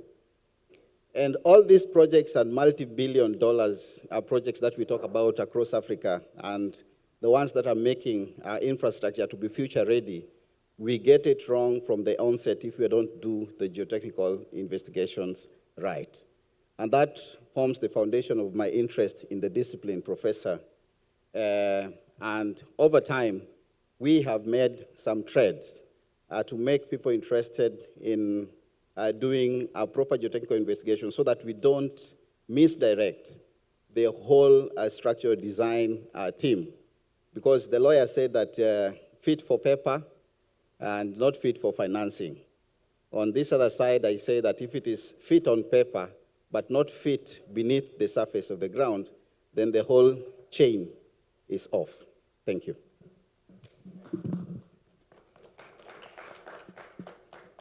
Okay, thank you very much. Now we're going to go to Engineer Dr. Mudasiru. If you are going to give us a picture of what you call the digital nervous system, I think that's the way you put it, your digital nervous system. Give us a picture of the contours of that. How does it look like, the way you have described it? Give us a picture. You have 5 minutes. Okay, thank you, Prof. I'm also a student to Prof, maybe virtually now. I met him some 3-4 years ago. And basically, we're talking about an infrastructure gap in reference to Africa. We have deficits here and there. And I was trying to look at the projection. As at last year, Africa takes about 17% in terms of the world population, with about 1.55 billion. And of course, with a gap between 130 and 170. Now, there's also a projection that by 2050, Africa will definitely be occupying 25% of the world, and with a projection of 2.5 billion for population. And of course, the infrastructure gap also gets widened, and the cost becomes like over 250 billion USD. Now, at 2100, Africa becomes 40% of the whole world. Now, what that simply tells us is that there will be so much demand for infrastructure, whether road, whether water, energy, and so on and so forth. And we're talking about we have scarce resources. The funding is limited. And I always say this, that generally speaking, nowhere in the world that government will fund project 100%, nowhere in the world. My view. And if you have issue with funding, now what that simply tells us is that for the little resources we have, or we will have, is very much important such is well managed. And if you have to manage the little fund you're having, then we have to look at what is digital transformation in reference to this destruction we're having, and also in terms of ecosystem. Of course, I have a presentation. It's just on the slide. You can keep moving while I talk, basically, because of time. And it tells us basically that AI is the engine if we will have to talk about infrastructure evolution. If we have to talk about engineering the digital nervous system, it talks about where physical assets meets intelligent connected data system. Now, it's just like the body nervous system where you have your ear, you have your eye. That could be likened to data. And where you have your brain could be likened to the AI itself, IoT sensors, and so on and so forth. Now, you need information, you need data for AI to process something. And at the same time, what it helps to do is that it helps you to have generative designs, help you to have models that you can do what we call virtual construction before you have the reconstruction itself. Now, what that helps you to do is that it helps you to minimize costs, because don't forget, we started from no money or little funding. So instead of having to do construction, redo construction, models, generative designs helps you to have a replica of what you want to do, and you don't waste money. And it also tells you, in reference to imputing constraints like the cost, like the topography, like the environment, and help you to have permutations in your designs, help you to do simulations even before you hit the first shovel on the floor. So what that simply means is that AI and digital technologies help you to save money even when you don't have the money, or even when you have constraint in terms of project funding. So intelligent connected data ecosystem is very much important if we have to look at nervous system in terms of project infrastructure. Okay, thank you very much. So now we're going to go a little bit more into the details. We get Engineer Muhuni.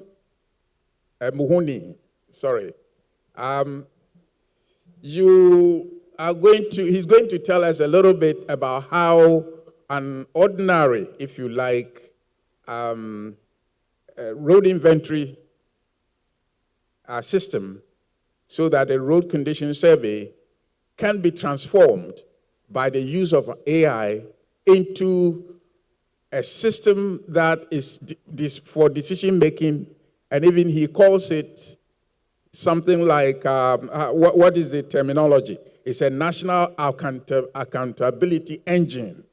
So a very simple transformation, but when it is connected and done properly, it becomes something else. So he's going to tell us a little bit more about that. Yes. Thank you very much, Prof. And I think, first of all, it's to appreciate being here and discussing this very important topic. And I'll just like to take you through where this started. About 2 years ago, in 2024, we got into a consultancy assignment as Sigma consultant, where I work for. And this particular assignment was to undertake technical and performance audits for the Kenya Roads Board on the road network. We have about 240,000 kilometers of road network in Kenya. And those of you who are familiar with the road maintenance regime in Kenya, our roads are primarily funded by the Road Maintenance Levy Fund. And this is basically everyone who spends about a liter of fuel, 15% of that, which is about 25 shillings, Kenyan shillings, goes towards road maintenance. So Kenya Roads Board is the authority mandated to look at this. And we, as a Sigma, got the opportunity to work on the project. And we are just completing the third cycle of the interim audits. So one of our deliverables in our terms of reference was to conduct baseline and impact study on 44 roads which the authority identified. So the idea was that the road agency will continuously fund these 44 roads from 2024 to 2027. And we will look at the existing condition, baseline conditions, and then after this, we will be able to see the impact of the investments in the roads. Now, to undertake the baseline and impact study, my colleague, Engineer Wanja, and I took around 7 to 10 days in one particular road just to get the existing condition. And we thought to ourselves that as engineers, really, we are being reduced to data collectors. And this is how this particular idea was conceptualized, and I'll just ask the IT people to maybe just blow up my presentation. As that is ongoing, allow me to acknowledge the people that we are working on this project together. Engineer Wanja, you can just stand. Engineer Wanja Kinywa is a formidable lady and a very excellent researcher. She helps us to just keep pace in the emergent trends. Engineer Alwola, Elvis is the Association of Consulting Engineers Future Leader Chairperson. He just joined us recently on this project, and it looks like he was the missing link towards it. Also, probably is to appreciate my principal director who is here. He has been very key in funding automation at board level. And you'll forgive me for giving emphasis in praising him. The weather in Accra is a bit warm, so it can form a good avenue to discuss a salary raise. So I'm not sure if you've been able to power up the presentation, but nevertheless. I think you can give us the key points, because we have a lot of things to talk about. So you go ahead and give us the key. What we have proposed, the solution that we proposed is conducting AI-powered road inventory and condition surveys. So generally, the idea is to use our existing cameras as we conduct daily surveys on roads. And as we just brush through the road, then we take very many photos with the phone. And then we can then combine this as an osmotic image, and it is analyzed by AI-powered engines. And then we are able to immediately get the road inventory and condition survey report. So this particular solution has enabled us to achieve around 20% or 20 times throughput, and we are able to do around 80 to 100 kilometers of road inventory and condition survey in a day. Thank you. Excellent, excellent. So it makes quite a bit. So now a routine data collection is completely transformed, because now he is using cameras and he's using the GPS system to get the location, and putting them together, he's able to come up with a system by which the data is collected, and then they connect it to a machine learning, and then they get the various decisions that are coming out. So very simple thing has been completely transformed, simply because he is using the technology of what we're calling collect the data, put it into a machine learning program, and then he's coming out with very, very innovative ways of working. So let's go to the next. The next gentleman is going to talk to us about his experience, giving us, I think, 3 examples of how he has used it, but his will be in the airport sector, where he is an engineer. Yeah. So let's see how your experience comes. Thank you, Prof. Right. Prof is also my lecturer in geotechnical and soil and everything about the ground. So I want to talk about things we have done at the airport. I work at the airport. We run 6 different airports, Accra International Airport, which I think almost all of us have gone through it and have seen what we are doing there. What is happening is that passenger numbers are increasing. Space constraint is high. There's budget constraints. And so what do? Are we still going to do brick and mortar? Or we are going to bring in systems that are going to help us get passengers flowing faster, get more efficient things being done. And that is what we are doing now.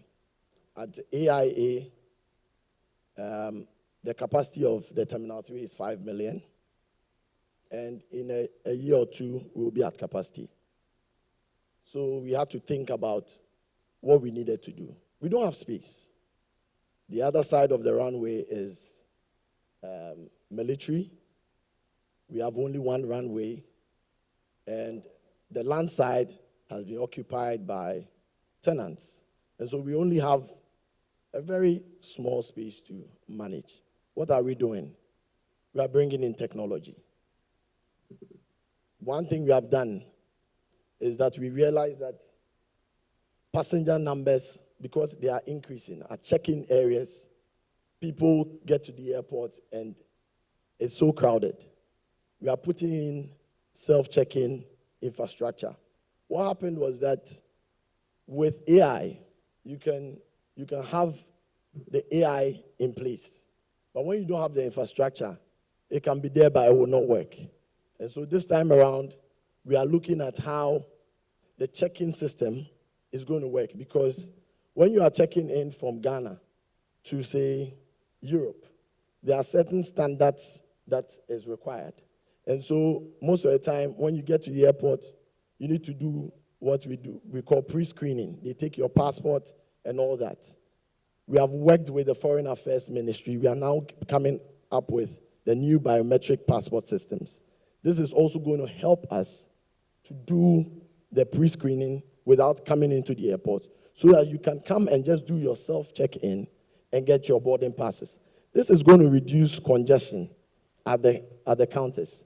You also realize that within the check-in area close to the immigration, we are putting in biometric e-gates. Before, we had e-gates in Terminal 2. This time around, with this biometric passports that we are having, we are going to be able to do immigration processing faster, so that the queuing at the immigration area will reduce, so that one will be able to check in quicker. I'll talk about a lot of things we are doing later. But one of the things we are also doing is intelligent pavement management system. And my brother here spoke about how they are using AI to collect data. See, we are doing a project we call the runway overlay. The runway has been there for close to 20 to 25 years. We have only one runway. Runway is so busy that you cannot work during the day. You can only close the runway for a period, and that is cost.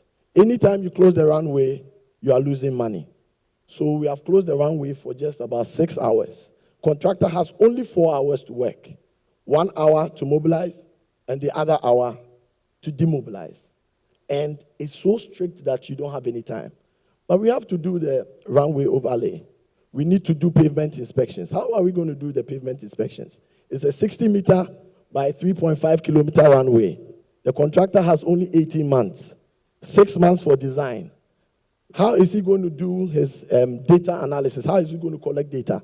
We got in drones, so that because we have just 10-minute slots within the day, and with the drone technology, you need to have the same timing to do the data, getting the defects, picking up data from the pavement.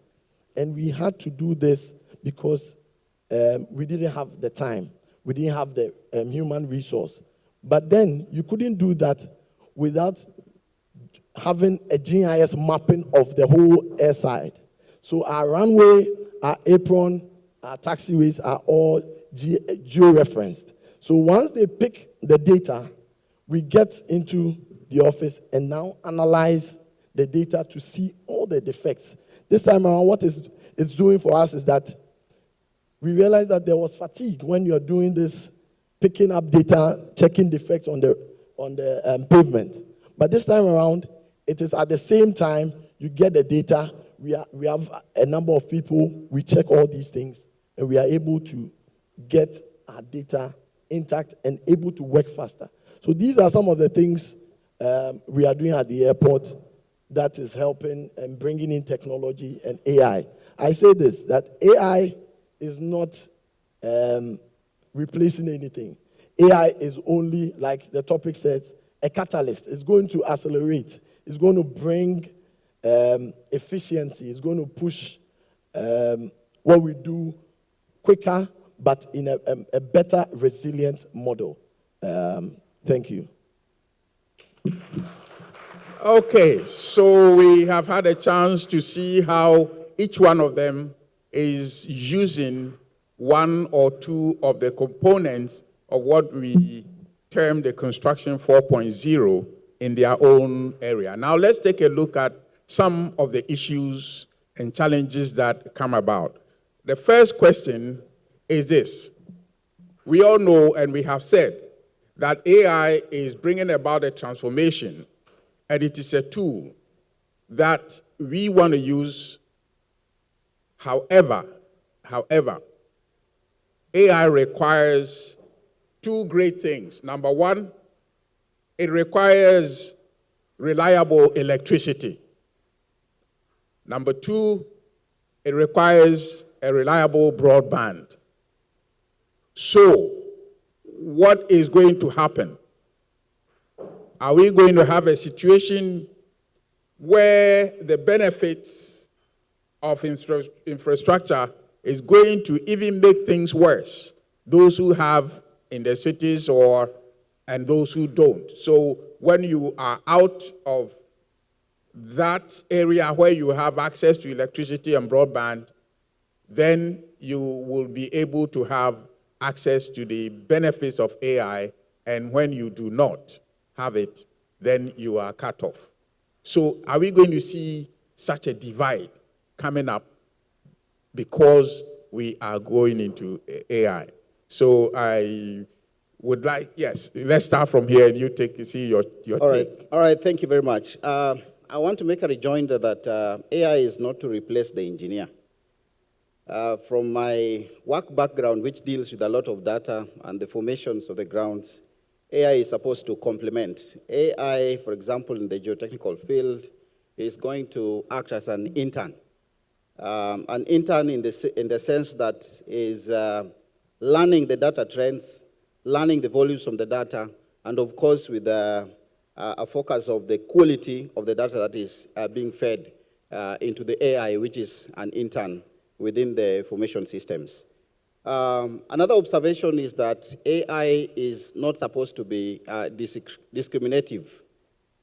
With reference to infrastructure and the trends on where certain regions would have electricity or not, I tend to believe that AI, first of all, should be inclusive, affordable, and available for all, so that the usability across different countries of Africa is not discriminative.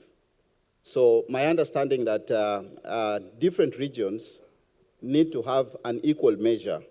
But now it depends with where a particular person comes from.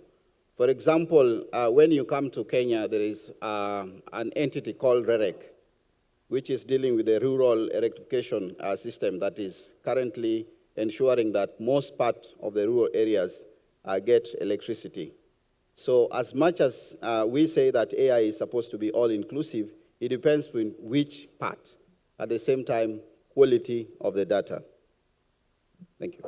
Okay, now let's see what Dr. Bola will say. Of course, if AI is seen, in quotes, as a luxury, it could become digital divide 2.0.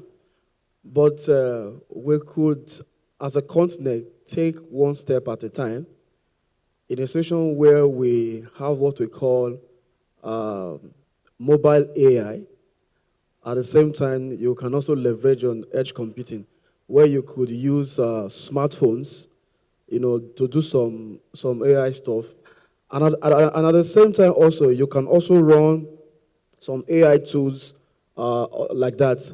Then also, in a situation where you don't have power, you could also, we could also do solar microgrids, because we're looking at issue of power and broadband. And like my colleague also said, it's governments, policymakers needs to help out. Even as we want to take those little steps, investing in infrastructure like power, like internet is also very much important. But while we wait for everywhere to be electrified in quotes, we could take those little steps by using our smartphone to do some little edge computing and some mobile AI app that can be run effectively on our mobile phone. And like the colleague also talks about drone, trying to map some areas. These are some of the things that AI do. AI is not something very big like we should think it's as big as this house. It could be something small, manageable, and as a continent will grow, even with the little resources we have in terms of power, in terms of broadband, and most importantly, in terms of microgrid too. The continent can move faster. All right. Okay. You like to? Yeah. Yes. Okay. Let's see your take. Thank you. I think, first of all, it's good to appreciate that AI has become an irresistible force in our world. And it's actually plunged itself into every aspect of human life. Currently, today, the African Forward Summit is just going on in Nairobi. And it's pulled together about 30 heads of state from all around Africa. And I think looking at what the discussions around the African Forward Summit, the heads of state have narrowed down to 3 focus areas. And the AI and digital space is number 1. But number 2, they've also seen that in order to actualize where we want to be in terms of leapfrogging Africa to the next level of Industry 5.0, we also need energy transition. We need to focus on green industrialization, and lastly, also to change or reform the financial architecture in terms of looking at PPP and the likes.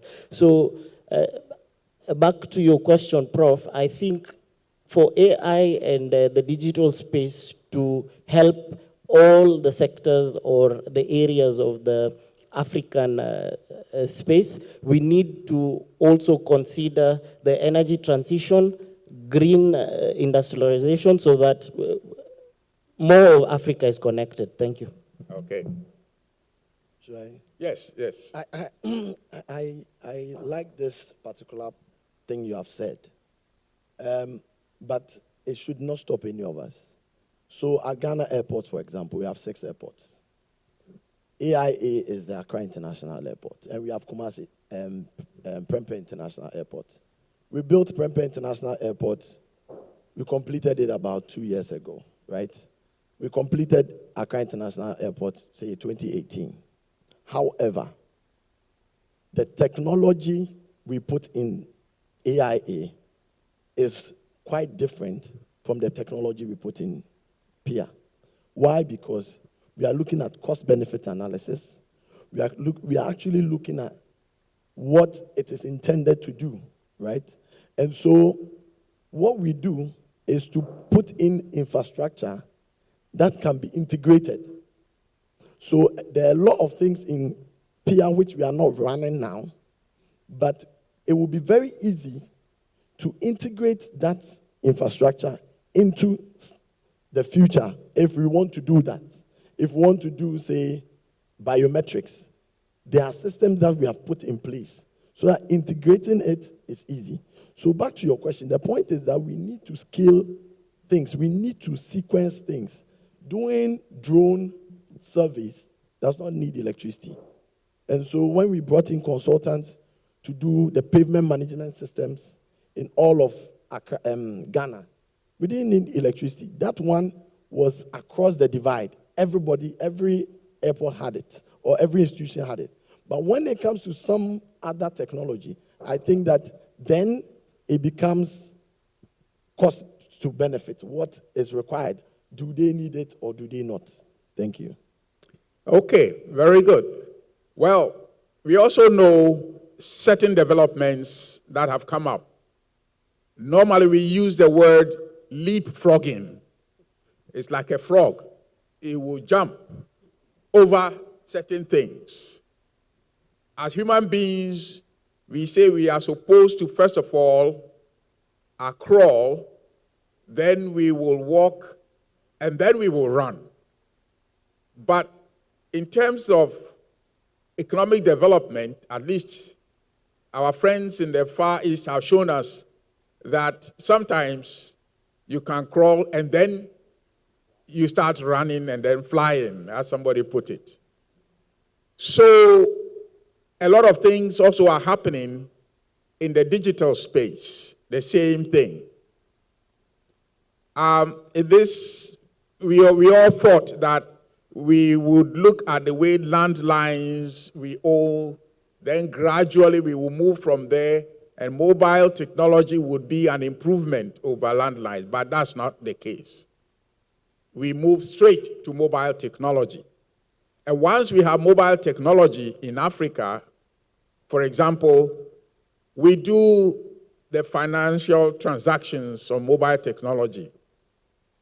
Whilst we have overtaken a lot of people in the West in the way in which they are able to do financial transactions in Ghana very easily, interoperability from one line to the other. I send money to him as if it's, the money is just a message, and he also brings it back to me. So the question is this, that as he did mention, there are many, many things that are taking place. And there are many things that we need to keep also. But critically is the data. The data that is collected. For example, if you've been listening to the news, you will see that in the US, there's a lot of argument over construction of data centers. The question is the data that is generated from here, from Africa, who owns the systems that are storing the data? And therefore, who has control over it? So what is the risk of getting further colonization when everything that you own here is being controlled by somebody who owns that broadband system somewhere in the UK or wherever? So are we not running the risk of, how you call it, a new form of control by those who own the systems? And what can we do as a people? Do you have a few ideas on that? Maybe to the best of my knowledge and understanding on the same. We are 13 years into the African Agenda 2063, which started sometimes back in 2013. And now that we are at 2026, that's about 13 years. And the AU's 50 years blueprint, you know so well that was looking forward to an inclusive, sustainable development and an economic integrated Africa, whose goal number one I'm interested in, which was looking forward to have Africa's high standard of living and giving every person a high quality life. This is connected to your question about the data. I'm very much aware and informed that for us to have the 56 countries across Africa, we are joined by the AU, and the AU, whose former high representative of infrastructure His Excellency, may his soul rest in peace, Raila Amolo Odinga, had a great vision for. So I'm very much certain that as AU and African countries, there must have been frameworks within which we are able to work and own data. As a country, there are legal frameworks into owning the same. Like, for example, in Kenya, there is the data protection bill that has already been passed.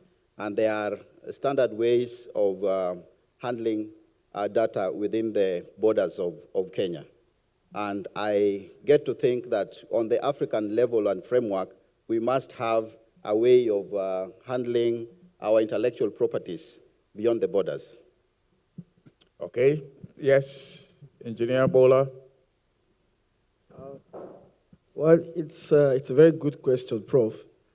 Number one is that data is sovereignty, and we must, as a continent, have policies on how to protect our data.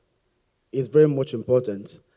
I saw a post recently on one of the FIRE platform that talked about Kenya suspending, is it $1 billion AI stuff like that, and many people said it was attributed to issue of power, but from my investigation, the question came up, like, where are we going to have the data centralized? Are we keeping the data in Kenya, or is data coming from somewhere, maybe the developer from UAE?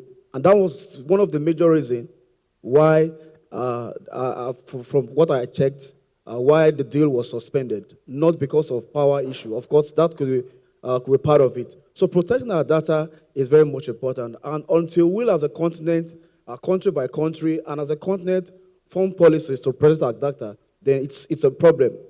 Then it's very much important to say this, that we need robust, locally owned physical infrastructure. And that talks about having our cloud here in the continent. Without that, it's a problem. Then also investing in Africa developers in reference to our local IP is also very much important. So if we must get things right, it has to be by Africa, for Africa, and stay in Africa. Okay, all right, yes. Thank you very much, Prof. And I think for me to answer this is generally to try and check the risks and challenges as classified in the AI industry. And risk number one is actually that of data privacy.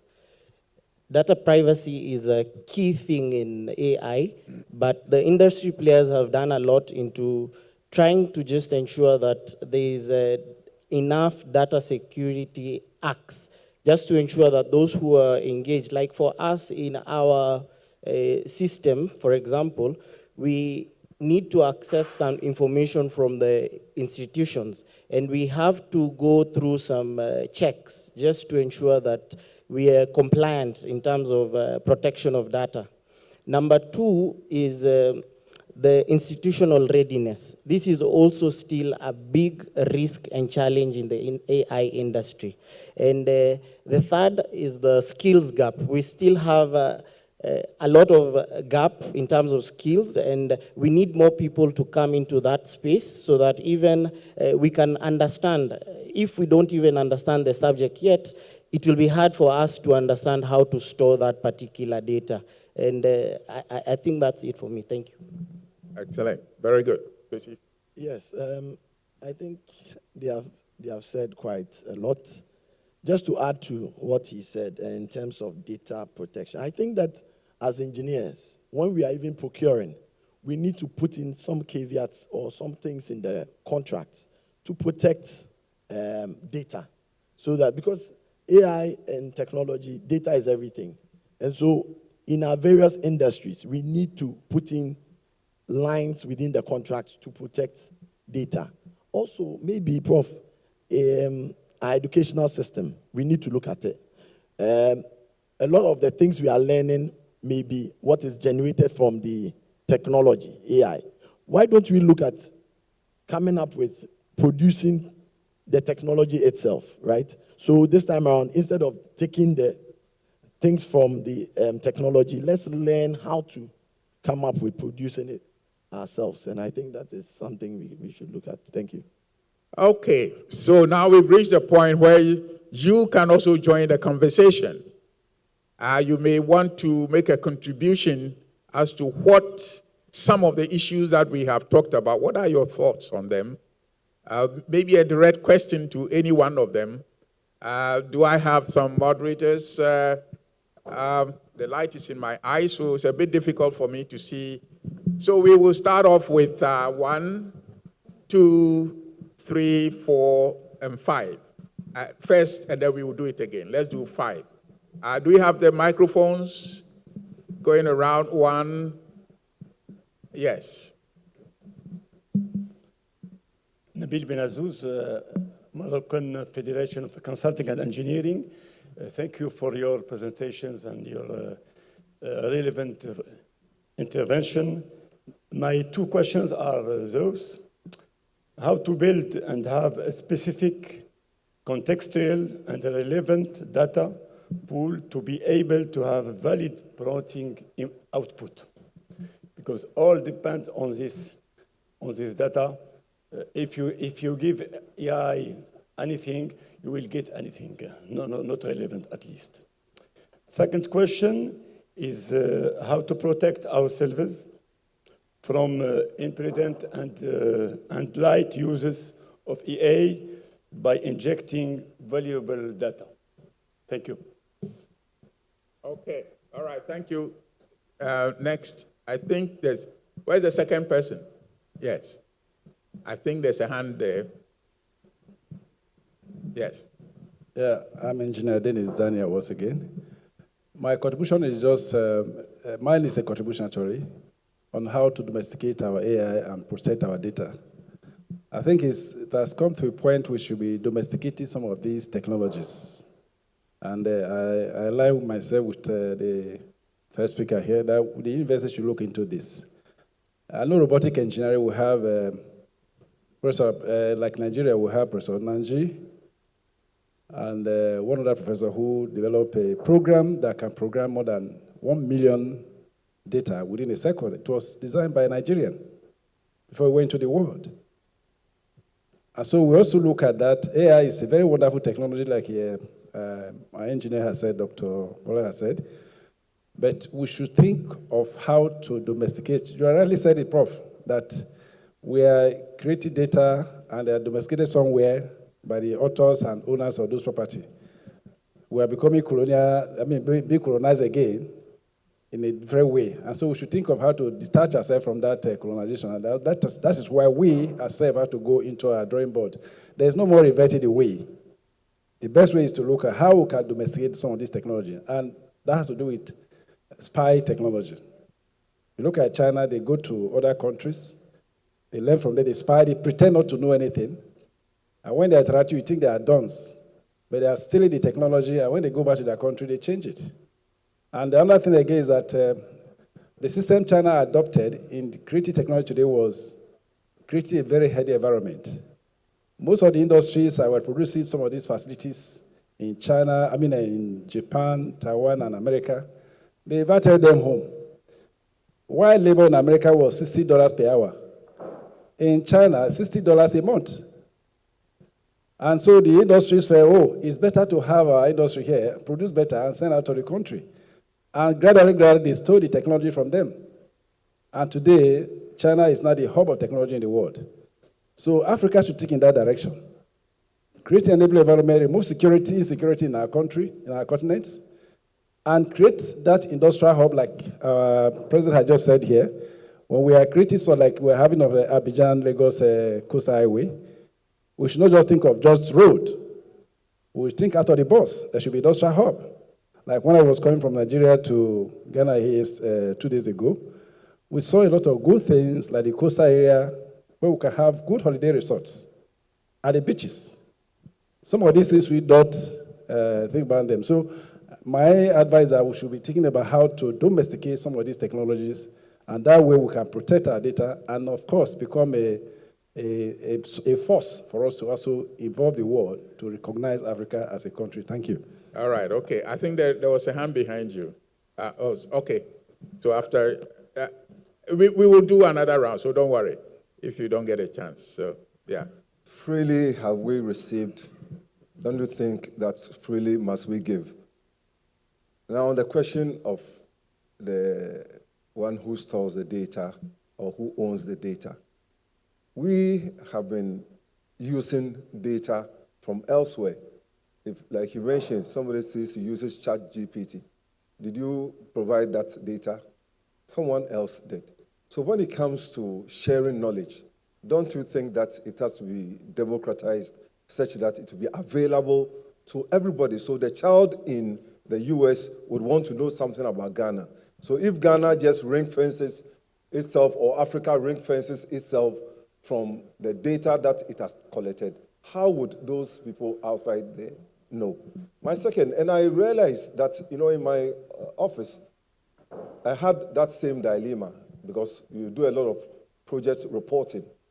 And we were thinking that, look, can't we find a way in which we will dump all our data into a certain, AI, what do you even call it? Where's my lady? You have machine learning, okay, you dump all this, but then we're afraid that all the intellectual property that we have gained will be out there. But then I learned that it can be ring-fenced.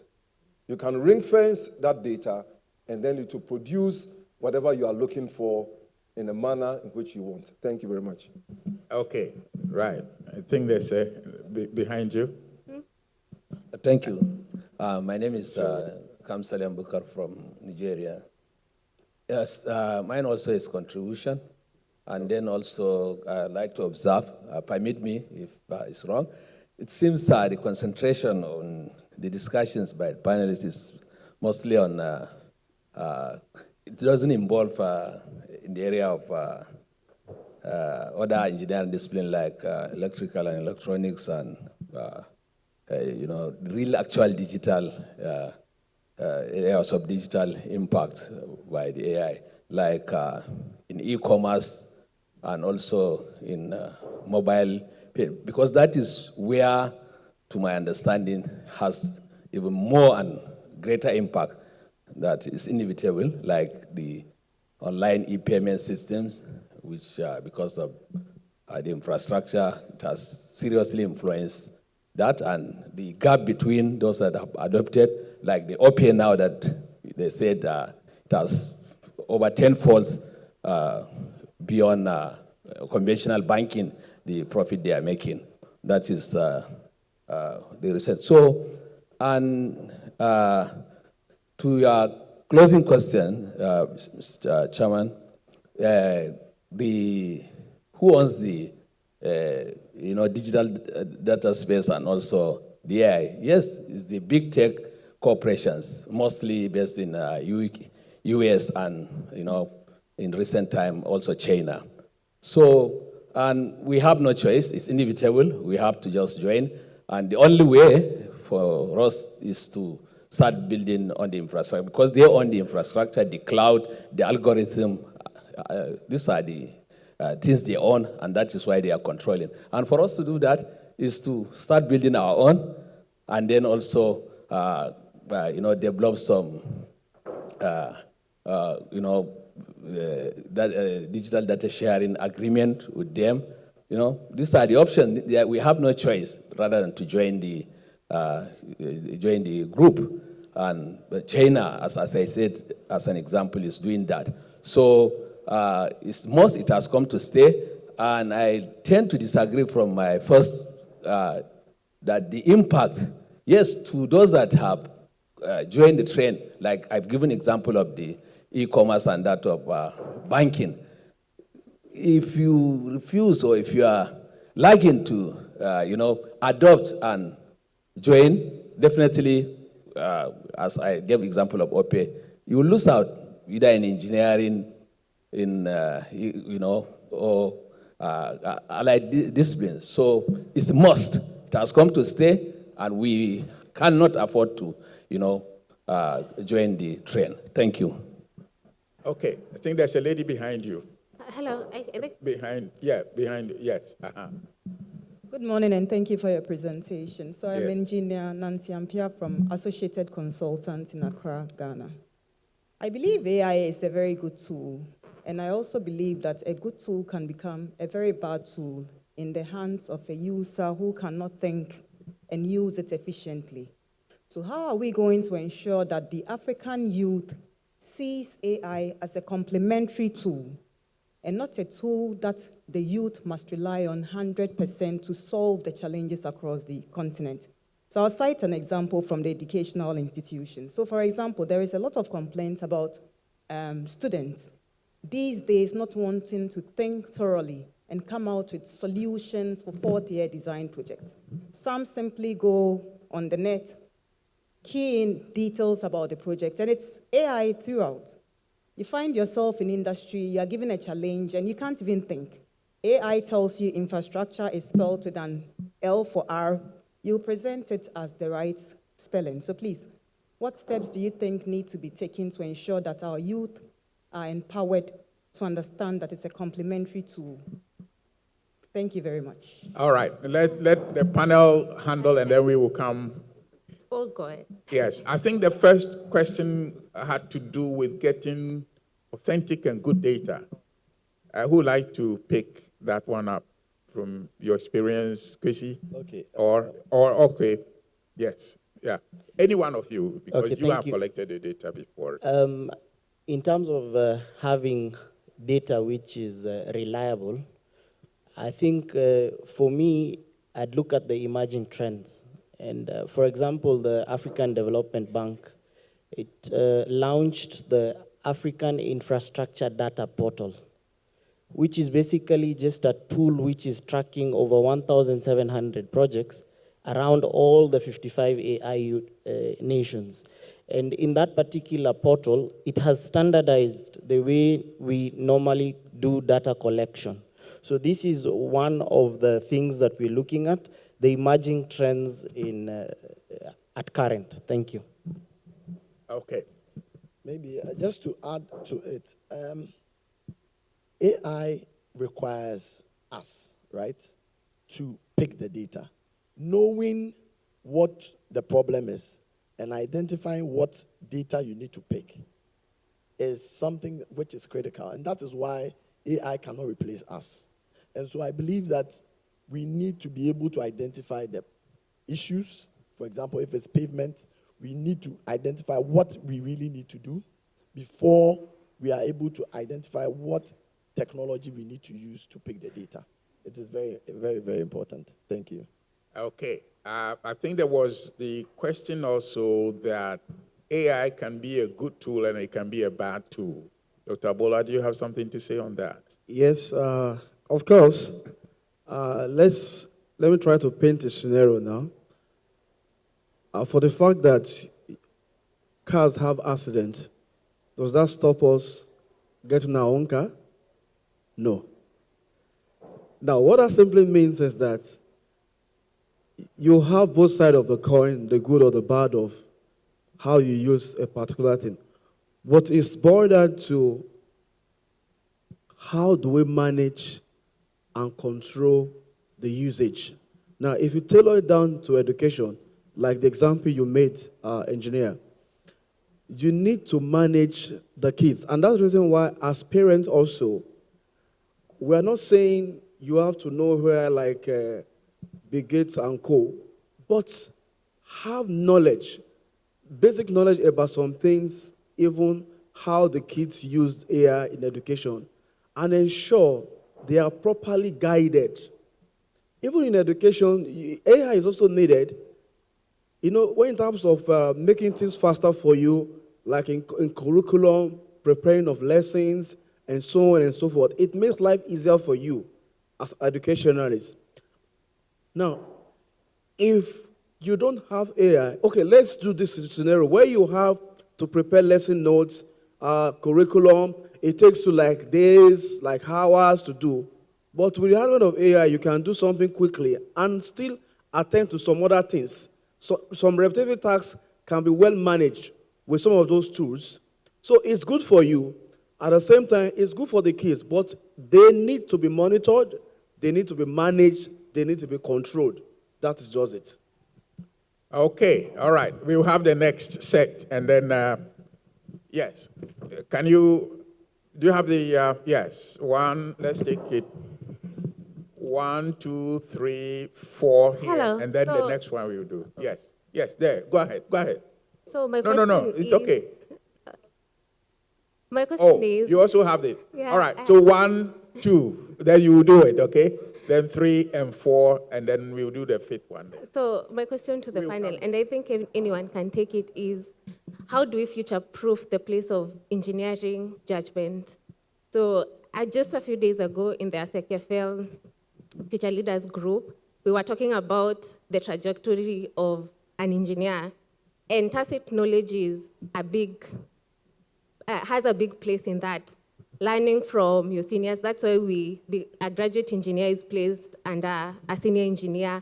But right now I can go and ask ChatGPT what it thinks, and it will give me information. Sometimes engineering judgment is formed through walking through a road. When I walk through a road, I am able to understand, when I'm doing the reporting, there's always a place for engineering judgment that AI is not able to pick out. So how do we future-proof engineering judgment, even for young engineers who are coming out of school, that they know AI is not everything, that you need to develop analytical skills. Doing the data analysis yourself, it gives you that. And there's no point where everyone can say that, now I have 100% engineering judgment. It's grown over time, so how do we future-proof it? All right, so we will address that. Yes, lady.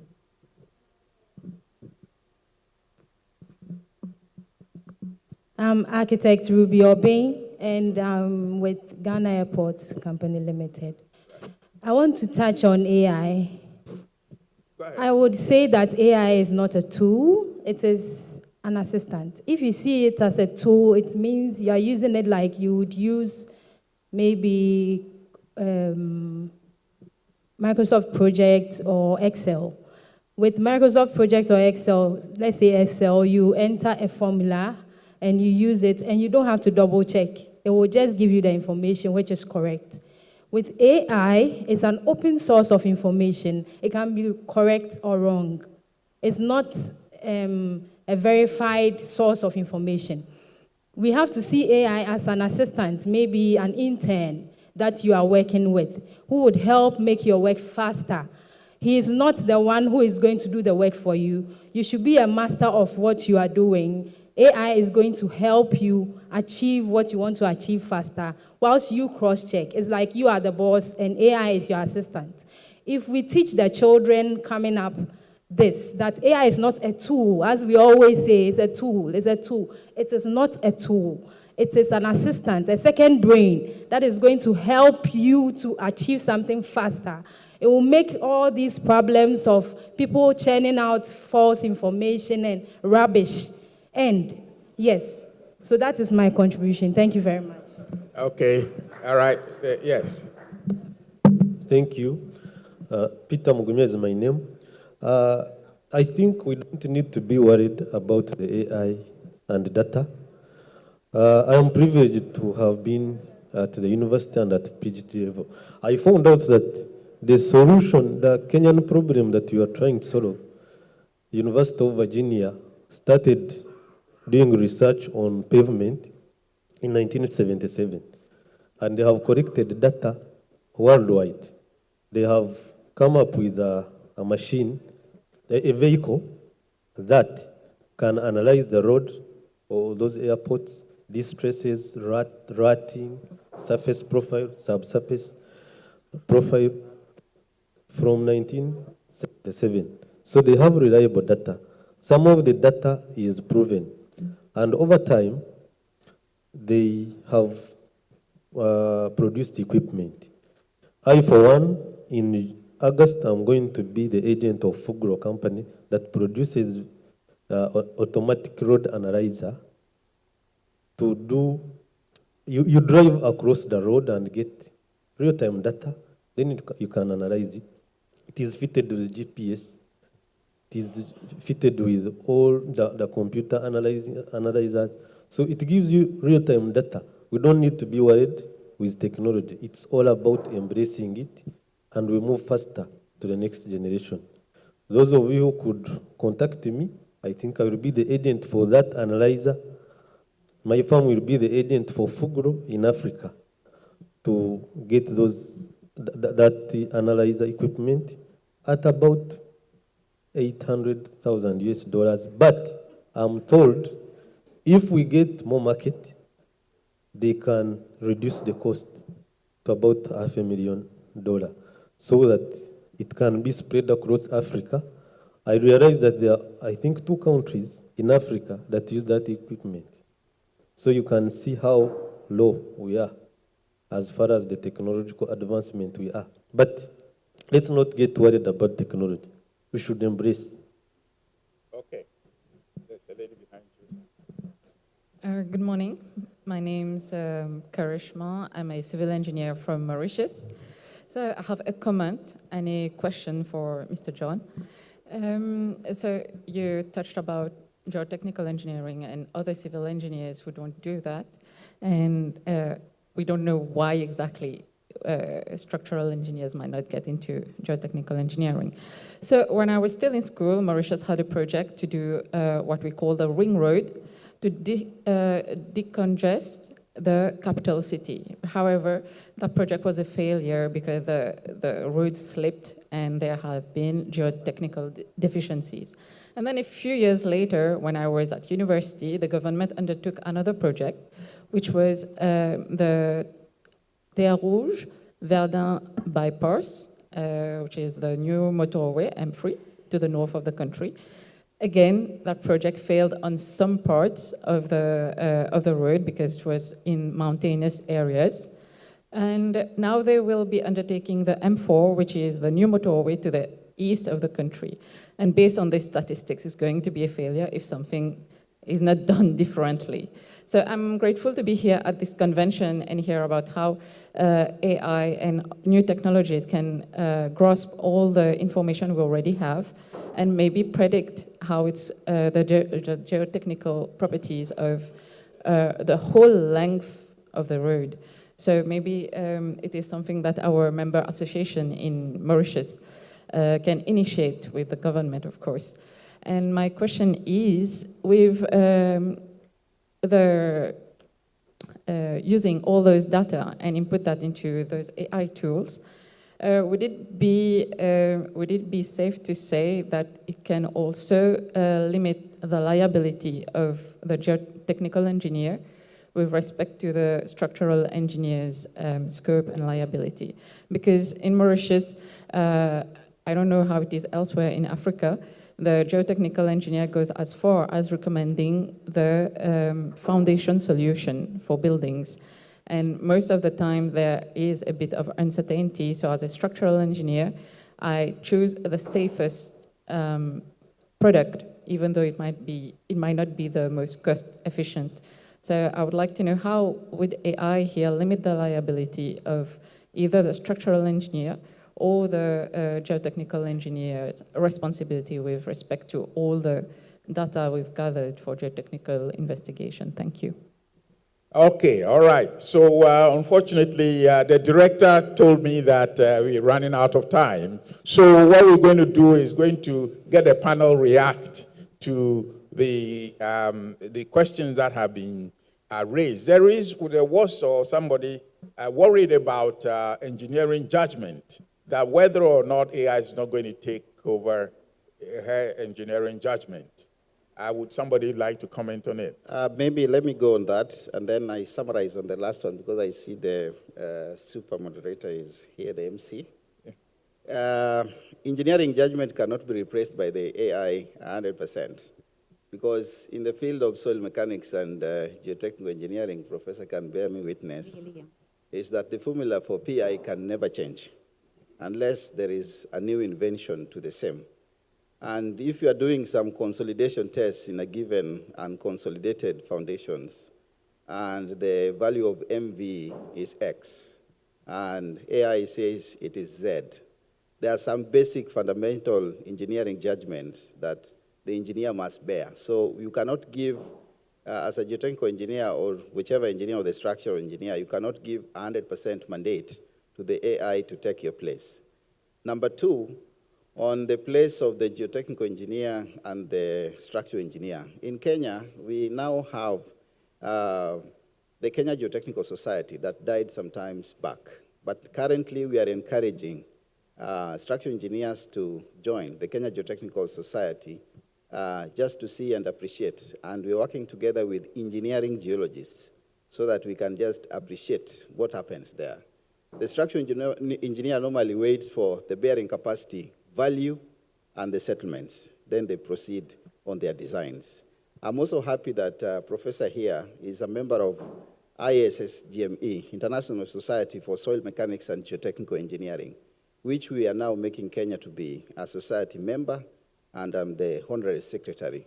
So the geotech and the structural engineer must work in synergy.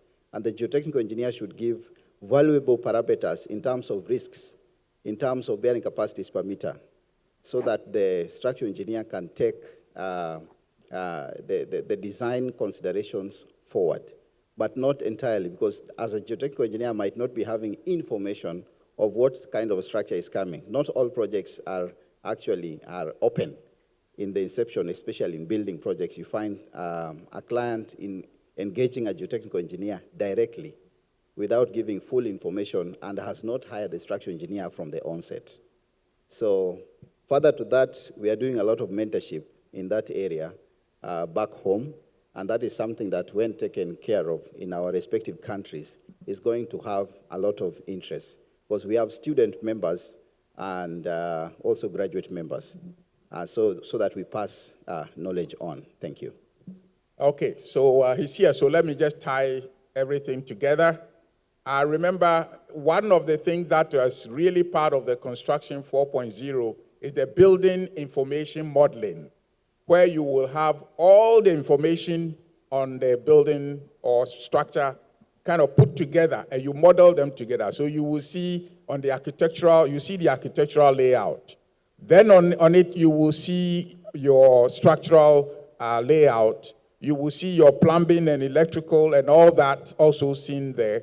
And in the case of where you are interested, your foundation and all the soil layers will also be there. So it makes it very easy for you to see problems before you even go on site. So that is on the building information modeling. But I'd like to mention that every country needs to have an AI strategy and policy. Ghana just launched its AI policy, I think, a week or two ago. And in it, we are talking here about responsible use of AI. And we have a whole research laboratory at my university in Kumasi, somebody responsible for that, where we are advancing the responsible use of AI. Remember, what we are talking about here is that you collect the data on your infrastructure, for example, your whole energy system. And if you don't protect the data, somebody sitting somewhere can easily put down your electricity system, power system, just by sitting behind his computer somewhere. That is the danger when we are going to have our data on our infrastructure into a digitalized system.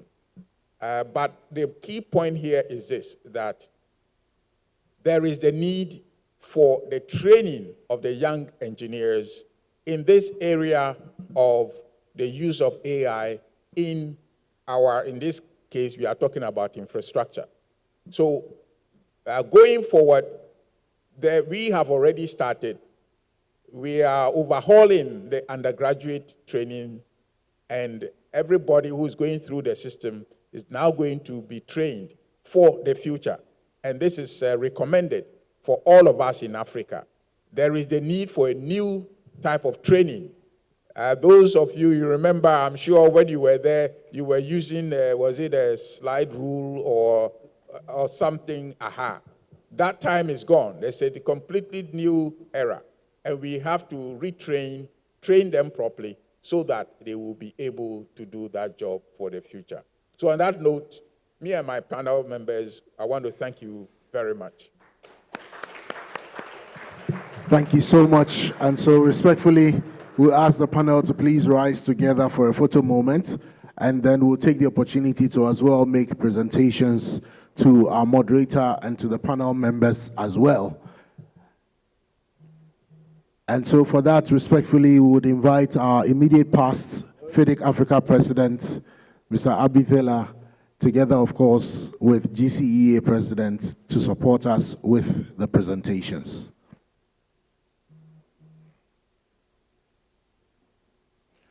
Can you please appreciate Prof and his panel members one more time?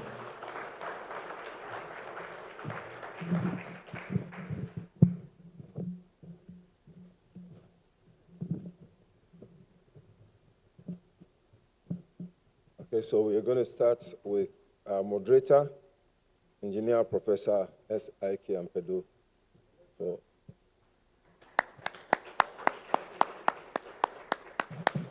Engineer John Robert Suteno Gallo, thank you very much for your insights. Engineer Dr. Bola Dasiro.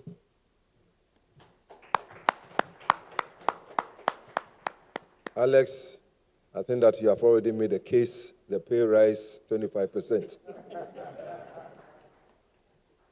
Kwesi, I don't know whether your boss was here, but you did a fantastic job. And Council, Ofosudote, is he around? Doctor, oh, okay, yes, he's here. Yes, Doc is here. I want to thank you for your valued contribution. And I have been working with him, and I'm always fascinated about his insights. So I'm also his student. But then, more importantly, in coming up with this conference, we had quite a number of challenges, and Dr. Ofosudote was there to help us get, even that was a keynote speaker, eh? Yes, he did very well, and we are grateful. So thank you also for availing yourself for this insight. Thank you all. So we'll break. Oh, pardon. And so with that, respectfully, we'll break for just 10 minutes. We're already an hour behind. We'll break for just 10 minutes. Please, please, please, just grab your coffee or your chocolate and then join us once again. 10 minutes. We have one presentation and then one more panel session. Then we'll go for lunch. After that, we'll take our conference briefing to wrap it up, and then we'll be heading towards our field trip as well. So please, 10 minutes, and we are back. Thank you very much.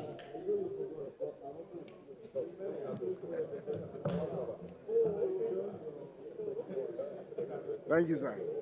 Africa is rising, a continent redefining innovation, industry, and opportunity. At the heart of this transformation stands Kira Motors Corporation, Uganda's flagship initiative driving the future of mobility and industrialization. Inspired by the vision of His Excellency Yoweri Kaguta Museveni, Kira Motors is building sustainable mobility solutions designed in Africa, for Africa, and the world. Our mission is bold: to position Uganda as a net source of sustainable mobility solutions in the multi-trillion-dollar global automotive market. Aligned with national transformation strategies and global sustainability goals, Kira Motors represents a powerful collaboration between sovereign vision and private sector agility, powered by exceptional talent, strengthened by global industry partnerships, and guided by a robust governance framework. Located in the Jinja Industrial and Business Park, the Kira Vehicle Plant stands as Africa's largest and most capable bus manufacturing facility.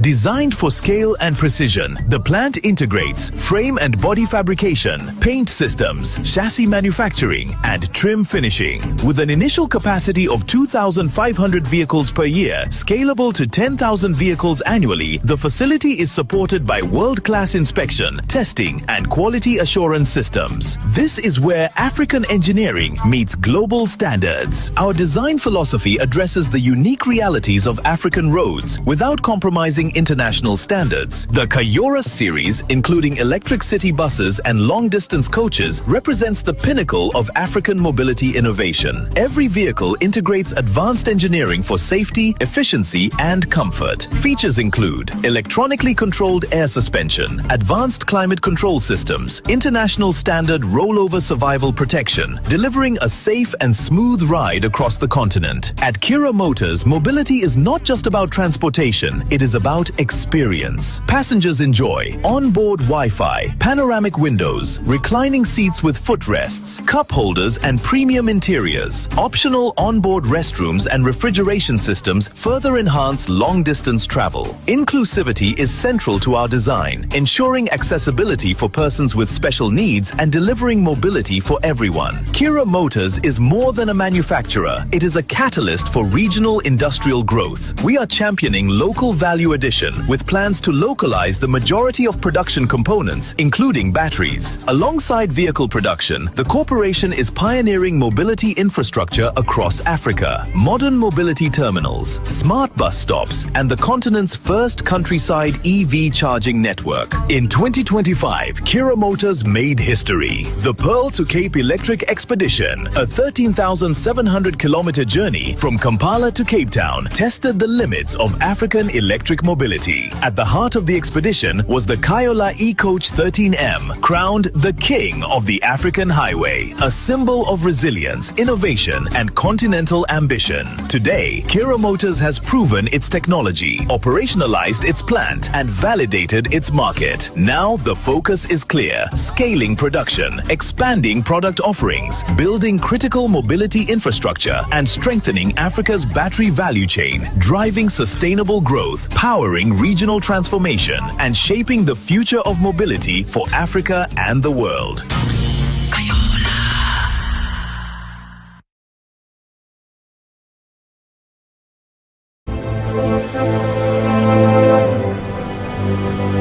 Ghana's construction sector is currently experiencing a strong recovery, with sustained growth projected in the short and medium term. This expansion is being driven by increased public infrastructure investment, growing real estate development, and changes within the energy sector. As a result, the industry has become a major contributor to national economic development. Among the leading companies supporting this growth is the Justmo Group of Companies, a respected construction firm established in 1991 with over 3 decades of industry experience. For 35 years of operation, Justmo has developed a diversified portfolio covering infrastructure development, building construction, and material supply. Since its inception, the company has successfully executed projects for major institutions such as the Ghana Highway Authority, Ghana Ports and Harbours Authority, and Ghana Airports Company, as well as numerous public and private organizations. These partnerships demonstrate the company's technical competence and professional reliability. A major factor behind the company's success is its vertically integrated structure. Through subsidiaries engaged in quarrying, concrete production, asphalt production, and bitumen processing, the company provides complete construction solutions. The company is guided by a vision that emphasizes integrity, sustainability, innovation, and the use of modern technology. Its commitment to excellence has earned it several awards, recently recognized at the 2024-2025 Ghana Construction Industry Excellence Awards organized by the Ghana Chamber of Construction Industry. In addition, GCB Bank has recognized the company for its loyalty and strong corporate partnership. Justmo's human resource capacity also contributes significantly to its performance. With over 500 permanent staff and numerous subcontracted professionals, including engineers, project managers, environmental specialists, and accountants, the company possesses the expertise required for complex infrastructure projects. It is also registered with key regulatory bodies and classified as A1B1 and D1K1, reflecting its ability to undertake large-scale contracts. Justmo Construction Limited is a subsidiary of the Justmo Group, which operates several complementary companies across Ghana. These include Justmac Ventures, located in Sekondi in the Western region, specializes in quarrying operations. In the same locality, Justmo Construction manages state-of-the-art asphalt and bitumen production facilities, reinforcing the group's presence in the region's construction materials sector. And the Atlantic Concrete Products, focusing on the manufacture of premix and precast concrete products. In the Greater Accra region, Atlantic Concrete Products runs a modern quarry at Shy Hills and concrete premix and precast concrete products at Katamansa, producing items such as pavement blocks, curbs, and concrete pipes.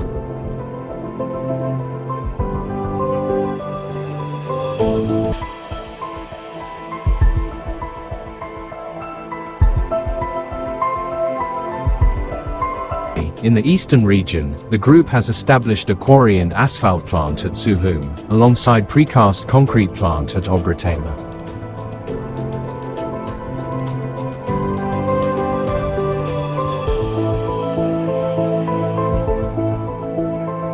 Together, these subsidiaries enable Justmo Construction to deliver a comprehensive, one-stop solution for project execution, ensuring high quality, timely delivery, and strict adherence to budget specifications. In terms of infrastructural development, Justmo Construction has played a major role in improving Ghana's road and transport networks. Over the past 12 years, the company has overlaid more than 600 kilometers of key arterial and collector roads with asphaltic concrete wearing courses, significantly enhancing urban mobility and road safety across several regions in Ghana. Major highway projects undertaken by the company include the rehabilitation of the ongoing 23-kilometer Takoradi-Agona Junction dual carriageway with 4 concrete bridges, the ongoing 13-kilometer Kajebia-Impahor Road in the western region, the 12.5 kilometers Asino southbound bypass on the Accra-Kumasi Highway, the Kanzawarodo dual carriageway in Sekondi Takoradi, and the Nanakrom Estate dual carriageway in Accra. Beyond road construction, the company has contributed to port, logistics, and aviation infrastructure. In 2016, the company rehabilitated the apron and taxiway of the Takoradi Airport. The development of the Takoradi Container Terminal Takotel in 2018. Construction of the Atlantic Container Terminal in 2023 located at Takoradi Port, and is currently working on much anticipated Boankra Integrated Logistics Terminal located in the Ashanti region. In line with their commitment to social responsibility, begins somewhere, not with noise, not with applause, but with belief. 10 years ago, we started with a simple idea: enabling better construction and repair, project after project, floor after floor, layer after layer. We didn't just supply materials, we built enduring partnerships. 10 years later, the foundation is stronger than ever.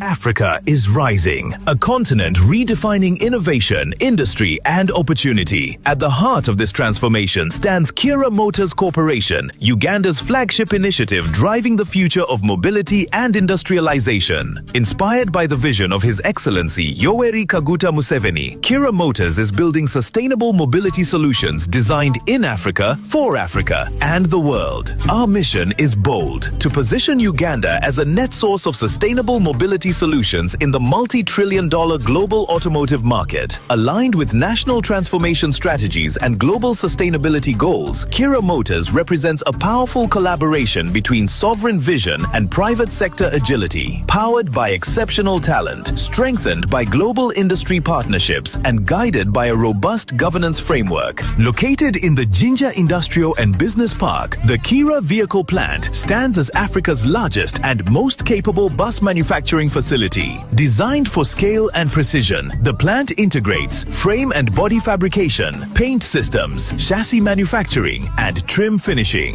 With an initial capacity of 2,500 vehicles per year, scalable to 10,000 vehicles annually, the facility is supported by world-class inspection, testing, and quality assurance systems. This is where African engineering meets global standards. Our design philosophy addresses the unique realities of African roads without compromising international standards. The Kayora series, including electric city buses and long-distance coaches, represents the pinnacle of African mobility innovation. Every vehicle integrates advanced engineering for safety, efficiency, and comfort. Features include electronically controlled air suspension, advanced climate control systems, international standard rollover survival protection, delivering a safe and smooth ride across the continent. At Kira Motors, mobility is not just about transportation, it is about experience. Passengers enjoy onboard Wi-Fi, panoramic windows, reclining seats with footrests, cup holders, and premium interiors. Optional onboard restrooms and refrigeration systems further enhance long-distance travel. Inclusivity is central to our design, ensuring accessibility for persons with special needs and delivering mobility for everyone. Kira Motors is more than a manufacturer. It is a catalyst for regional industrial growth. We are championing local value addition with plans to localize the majority of production components, including batteries. Alongside vehicle production, the corporation is pioneering mobility infrastructure across Africa. Modern mobility terminals, smart bus stops, and the continent's first countryside EV charging network. In 2025, Kira Motors made history. The Pearl to Cape Electric Expedition, a 13,700-kilometer journey from Kampala to Cape Town, tested the limits of African electric mobility. At the heart of the expedition was the Kayola E-Coach 13M, crowned the king of the African highway, a symbol of resilience, innovation, and continental ambition. Today, Kira Motors has proven its technology, operationalized its plant, and validated its market. Now the focus is clear: scaling production, expanding product offerings, building critical mobility infrastructure, and strengthening Africa's battery value chain, driving sustainable growth, powering regional transformation, and shaping the future of mobility for Africa and the world.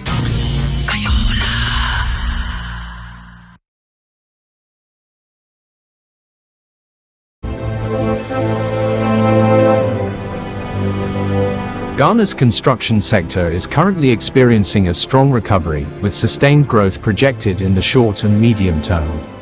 This expansion is being driven by increased public infrastructure investment, growing real estate development, and changes within the energy sector.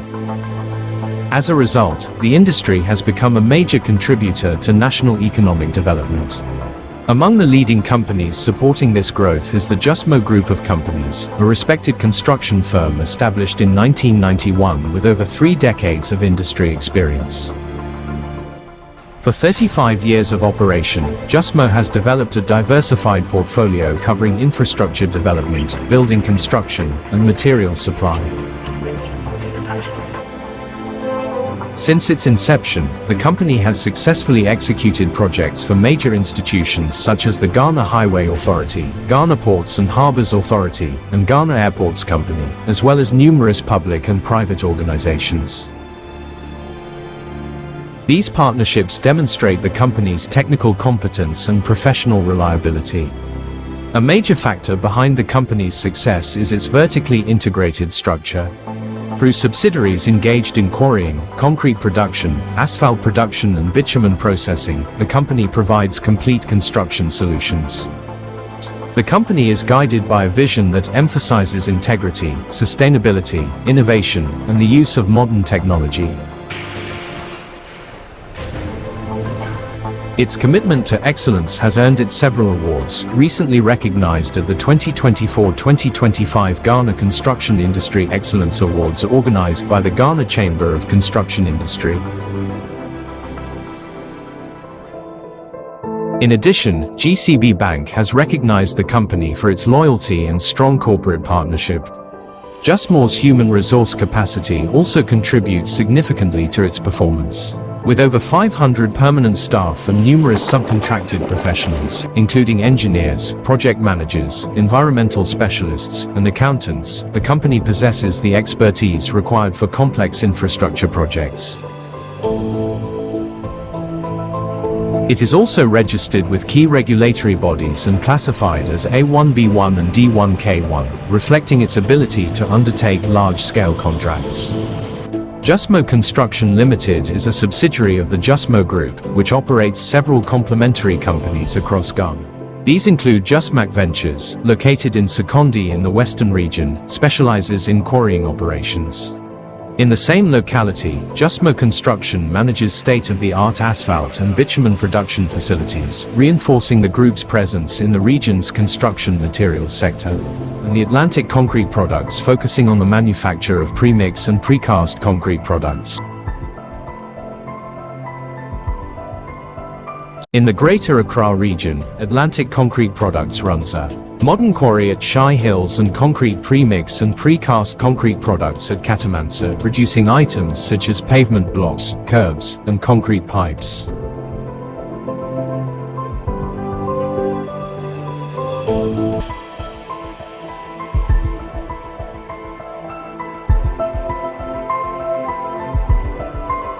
In the eastern region, the group has established a quarry and asphalt plant at Suhum, alongside precast concrete plant at Obratema.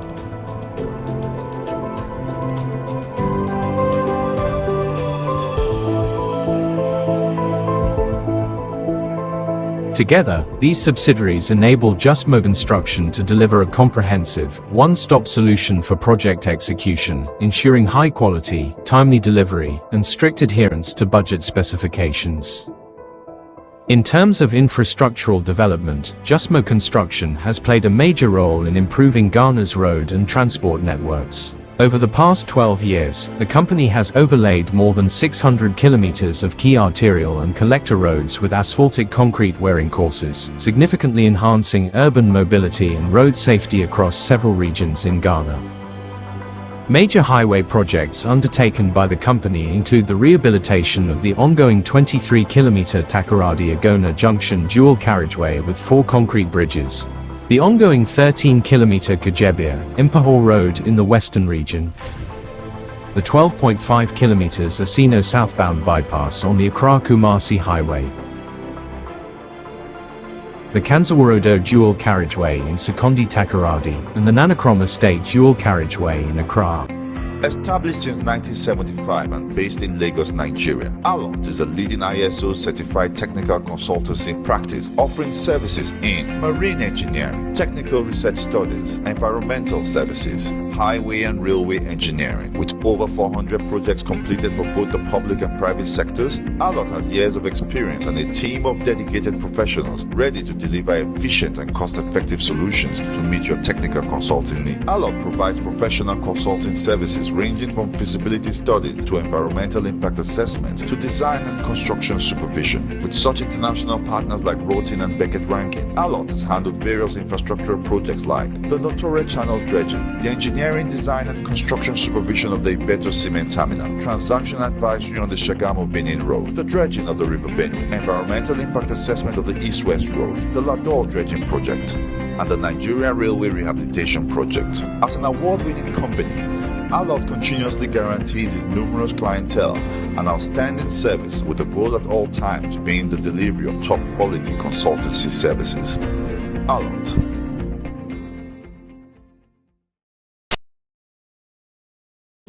Africa is rising. Looking for the ultimate oil city getaway? Welcome to the Groove Etipon Beach Resort, where luxury meets adventure. Host your meetings and events in our fully equipped conference facility. Relax our sparkling pool, unwind in cozy rooms, satisfy your cravings at our scenic restaurant, and enjoy fun-packed recreational activities and a walk through our charming menu zoo. Whether it's business, pleasure, or pure escape, the Groove is your perfect destination. Welcome to FEDMS Limited, a dynamic engineering solutions provider committed to delivering innovative, practical, and cost-effective projects across Africa. Founded to provide specialized engineering services, FEDMS brings together a team of experienced architects, engineers, technical experts, and consultants dedicated to excellence.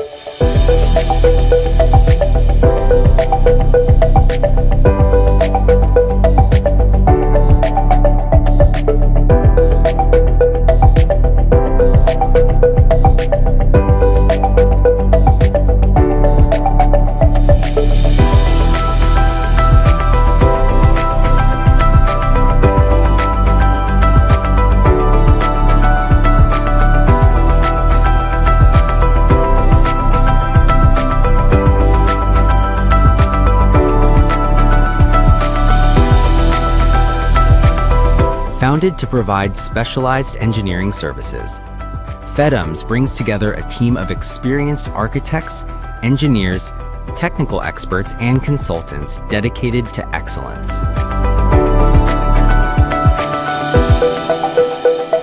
From design and project planning to construction supervision and final delivery, FEDMS ensures every project is executed with precision, efficiency, and accountability.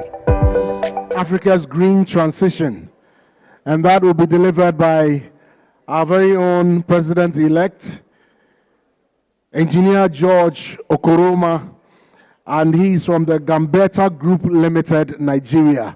Please, a round of applause as he joins us to take over the presentation.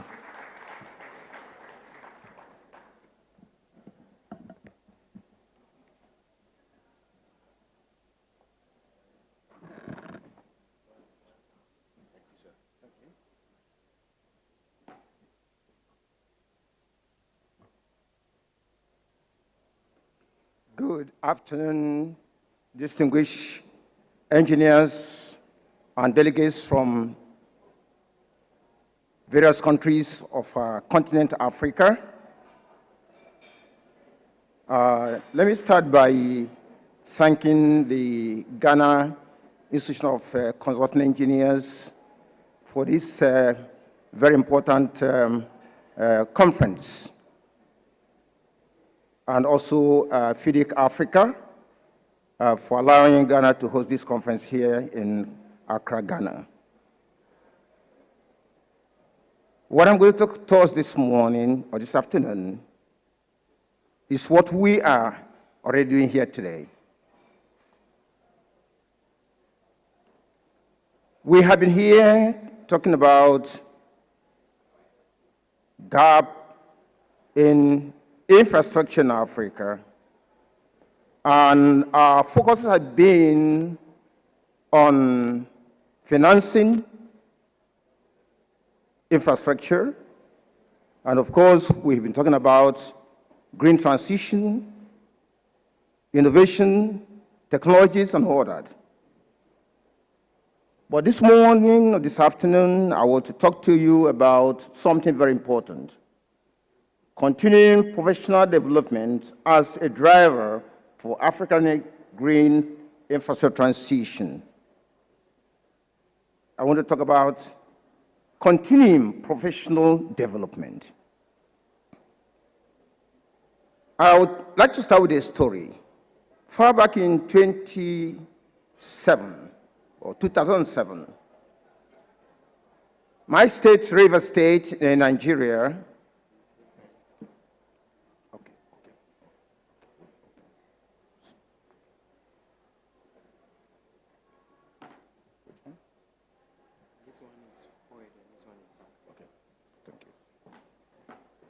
The governor of my state had planned to expand our city, Port Harcourt, and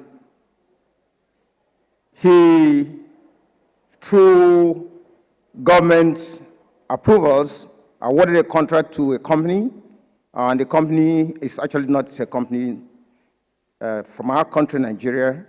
I think it's a South African company. I want to keep the name of that company. They were to design the city, the new city. But because of the content law, what we call the Nigerian content law, or local content, there was need to put some professionals in the built environment to work with the company. And so the governor, through the deputy governor, who was also an engineer, set up a team of over 60 professionals, architects, engineers, town planners, estate valuers, estate surveyors, land surveyors, and almost all, of course, including a lawyer and also someone in the finance in that team. We came together to work, look at the proposals and all that. But it got to a point where we had need to now go into details of design. As a matter of fact, we were not only looking at what the company did, but went ahead to propose our own design for the new city. But what came true towards the end is that we had very sound engineers, sound architects, sound estate valuers, but there was something that was lacking. We were to get drawings using the Google map. We were to use GPS to take waypoints. We had to do print drawings. This is what we call the A1. Of course, we're familiar with A1 size, A0 size, and A2 size, big, very maps. And no one amongst us had that technology. But interestingly, some of us who were privileged to have worked with the oil and gas companies, of course, you are aware that in the southern part of the country, there are many oil and gas companies there. And for you to work with these multinational firms, it's important that you should have some level of technology, that can be able to support your service to these companies. And so for me, for us then, we had this equipment, or technology with us in our, organization. And so what happened was that we started talking to ourselves, who has this, who has that? Eventually, we were able to identify those who could be able to support, our activities, to support the government with technology. That was what happened. So I noticed that there is a gap in knowledge, a gap in skills. And so when I became the president of ACEN, luckily ACEN had a school of engineering for upskilling and reskilling professionals, engineers. And then when I became a member of the Council for Regulation of Engineering in Nigeria, there was this important assignment that the council had to carry out. They wanted to register with the Washington Accord. I'm sure we know about Washington Accord, about Sydney Accord, and the Dublin Accord. Washington Accord is for engineers. Of course, Sydney Accord is for technologists and technicians, and the Sydney Accord is for the craftsmen and artisans. And so, for us to have what we call International Engineering Alliance, the whole idea was that in any country that is able to put high regulation in the way it should be, then there'll be what we call cross-border practice. And that is what we are looking forward to in Africa, that we should be able to upskill ourselves to the point that if you're an engineer in Ghana, you can confidently come to Nigeria and work without going through the process of being re-registered in our system. So the president initiated a regulation, what we call the submission of annual report by engineers. Of course, not only engineers, because in Nigeria, we're not only looking at engineers, we're looking at all the cadres of the engineering professionals, the engineers, the technologists, the technicians, the craftsmen, and the artisans. They are all part of the family. And unfortunately, what we have discovered is that some part of the cadres are being neglected in other, in most countries. So we came up with a regulation, regulation for continued professional development. And that's what I want us to share this morning or this afternoon. We realized that all the discussion we had in the last 2 days, even Professor Amampo, I remember towards the end, he talked about skills, he talked about knowledge, he talked about changing the curriculums of the university, so that we can now have new knowledge going forward into the future. And like he mentioned, in our time we were using slide rules. Now nobody talks about slide rules anymore. I recall that in getting data before, you use a theodolite or total station to get information. Now GIS is now where it is. And of course, the drones, most of the discussion we had today, we're talking about drones and all that. So what I want us to discuss is actually the framework that Corinne has put forward for practitioners of engineering. The whole idea is that we need to be intentional in acquiring knowledge and skills and upskilling ourselves. I want to congratulate all of us who are here today, because being here, we have actually gained a lot of knowledge, which those who are not here in this conference have not gained. And that is important. And for the framework that Corinne has is that we need to be intentional, to keep records of all skills and knowledge that we have gained over a year, so that when because I don't understand why an engineer had been dormant for 1 whole year, and then at the end of the year, he applied for license, and he issued the license. That's not right. There should be evidence that you have been in practice and that you are constant with the knowledge. You need to upskill yourself.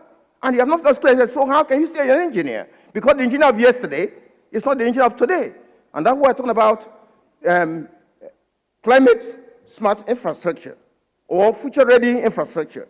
How we talk about it when we don't know what is happening today and what is going to happen tomorrow. So, next slide, please. No, okay, no, please. Go back. Yes, fine. Fine. Yes, here, yes. So what we discussed is that we have financial deficit, but which, of course, have been the subject for discourse in this our conference. But again, we have either neglected to talk about the competency gap. Though it has been mentioned, but I want us to go back from this conference to know that while we are thinking about financial deficit, let's also look at the competency deficit. Because today we talked about packaging contract documents. If we don't know the right way to package contract documents, then it's not bankable. And so you must have the knowledge to be able to make this bankable.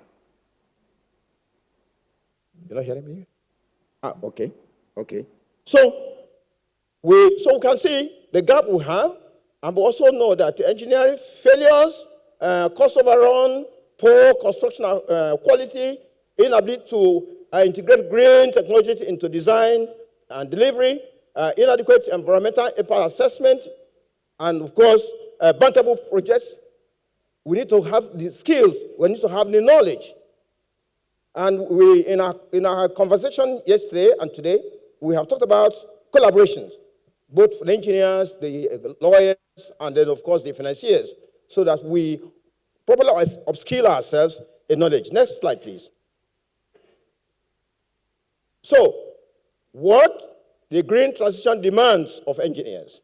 Of course, this morning, I had this very good answer when somebody asked a question, what do we do? How do we get, if we don't have electricity, enough in wherever we find ourselves? And so I said, smart grids, could also be solar, energy. can be made available in the local environment. So solar integrated design is important. Climate resilient construction, of course, design for projected climate scenarios, not, of course, historical, but baselines. But now, what is the situation now and going to the future? What impact is the climate going to have? We need to have this knowledge. And I can tell you, most of us, including myself, we don't even have the knowledge on how to compute carbon emission, carbon credits. These are knowledge that we need to acquire.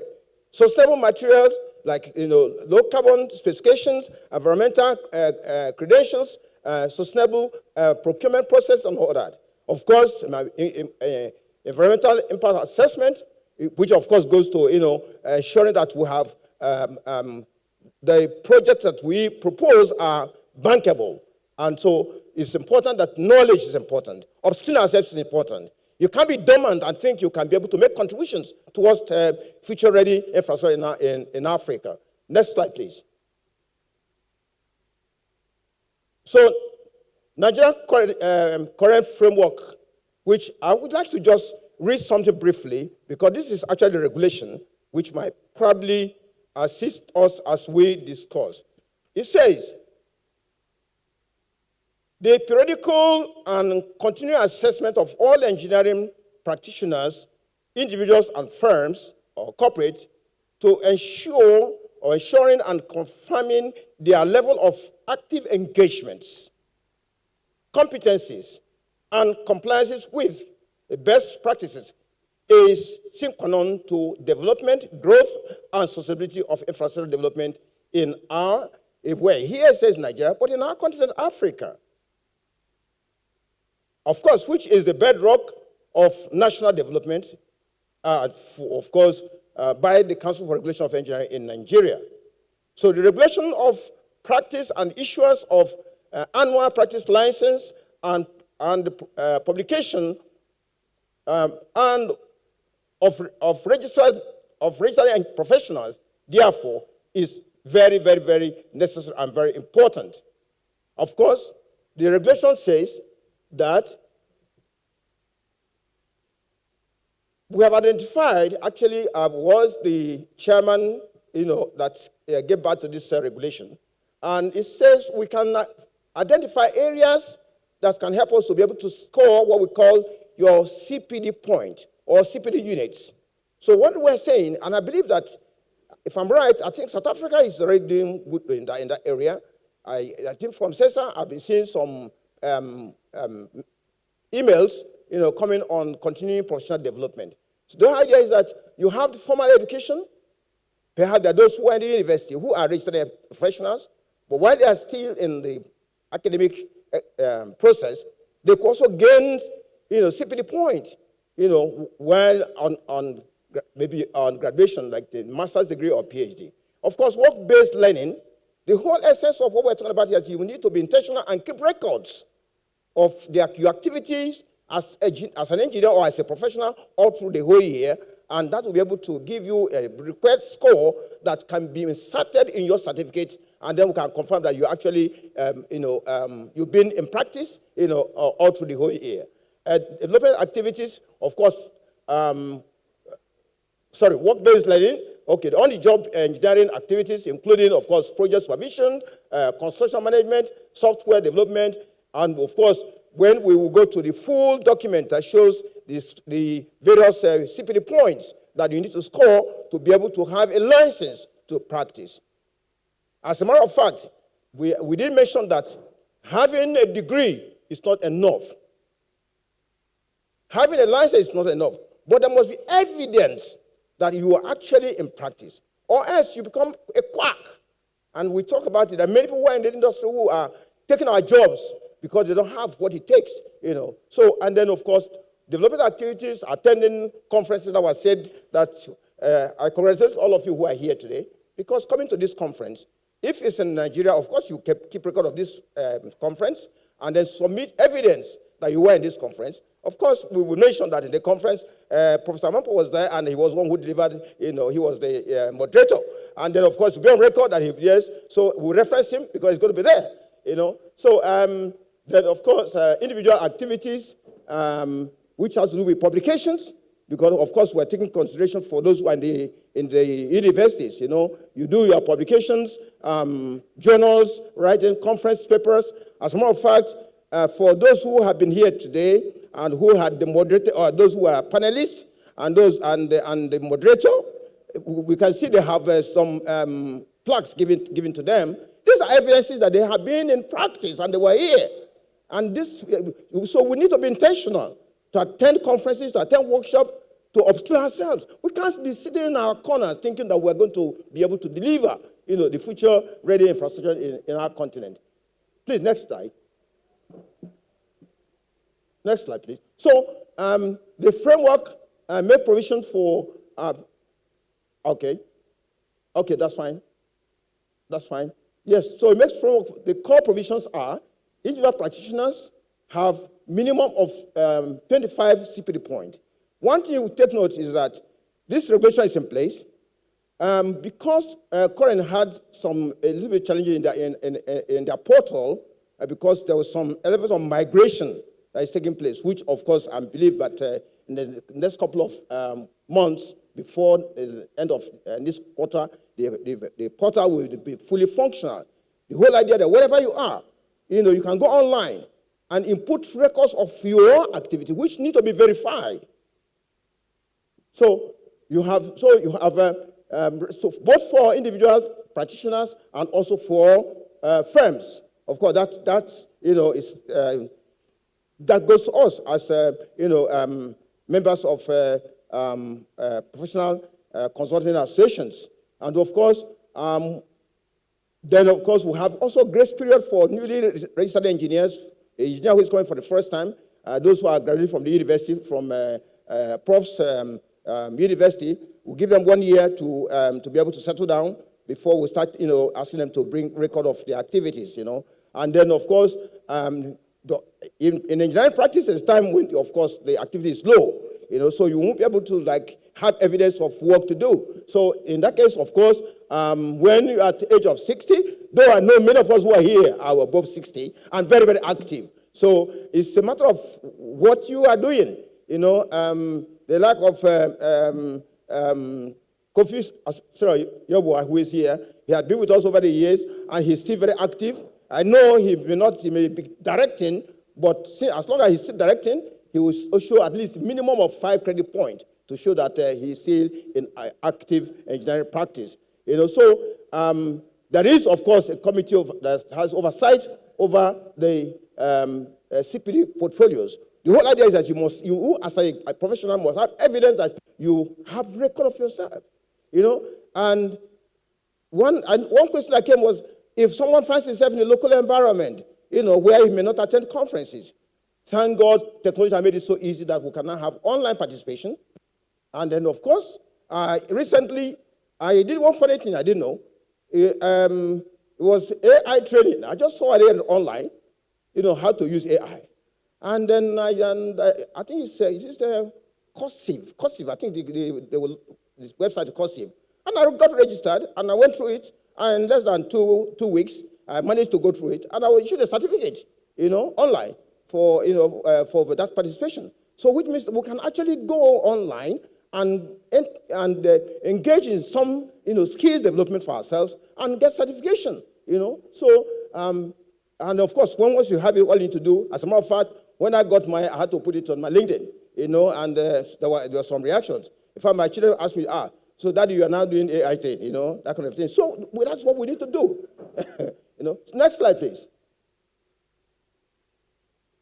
Yes, so the framework implementation process, of course, regulatory home, CPD site, of course, is seated within the current registration department. Of course, it's the regulatory authorities of all the countries should be intentional in setting up this regulation authority to be departments in their authorities to be able to have departments that have intention to ensure that all professionals are able to put their portfolio on their CPD.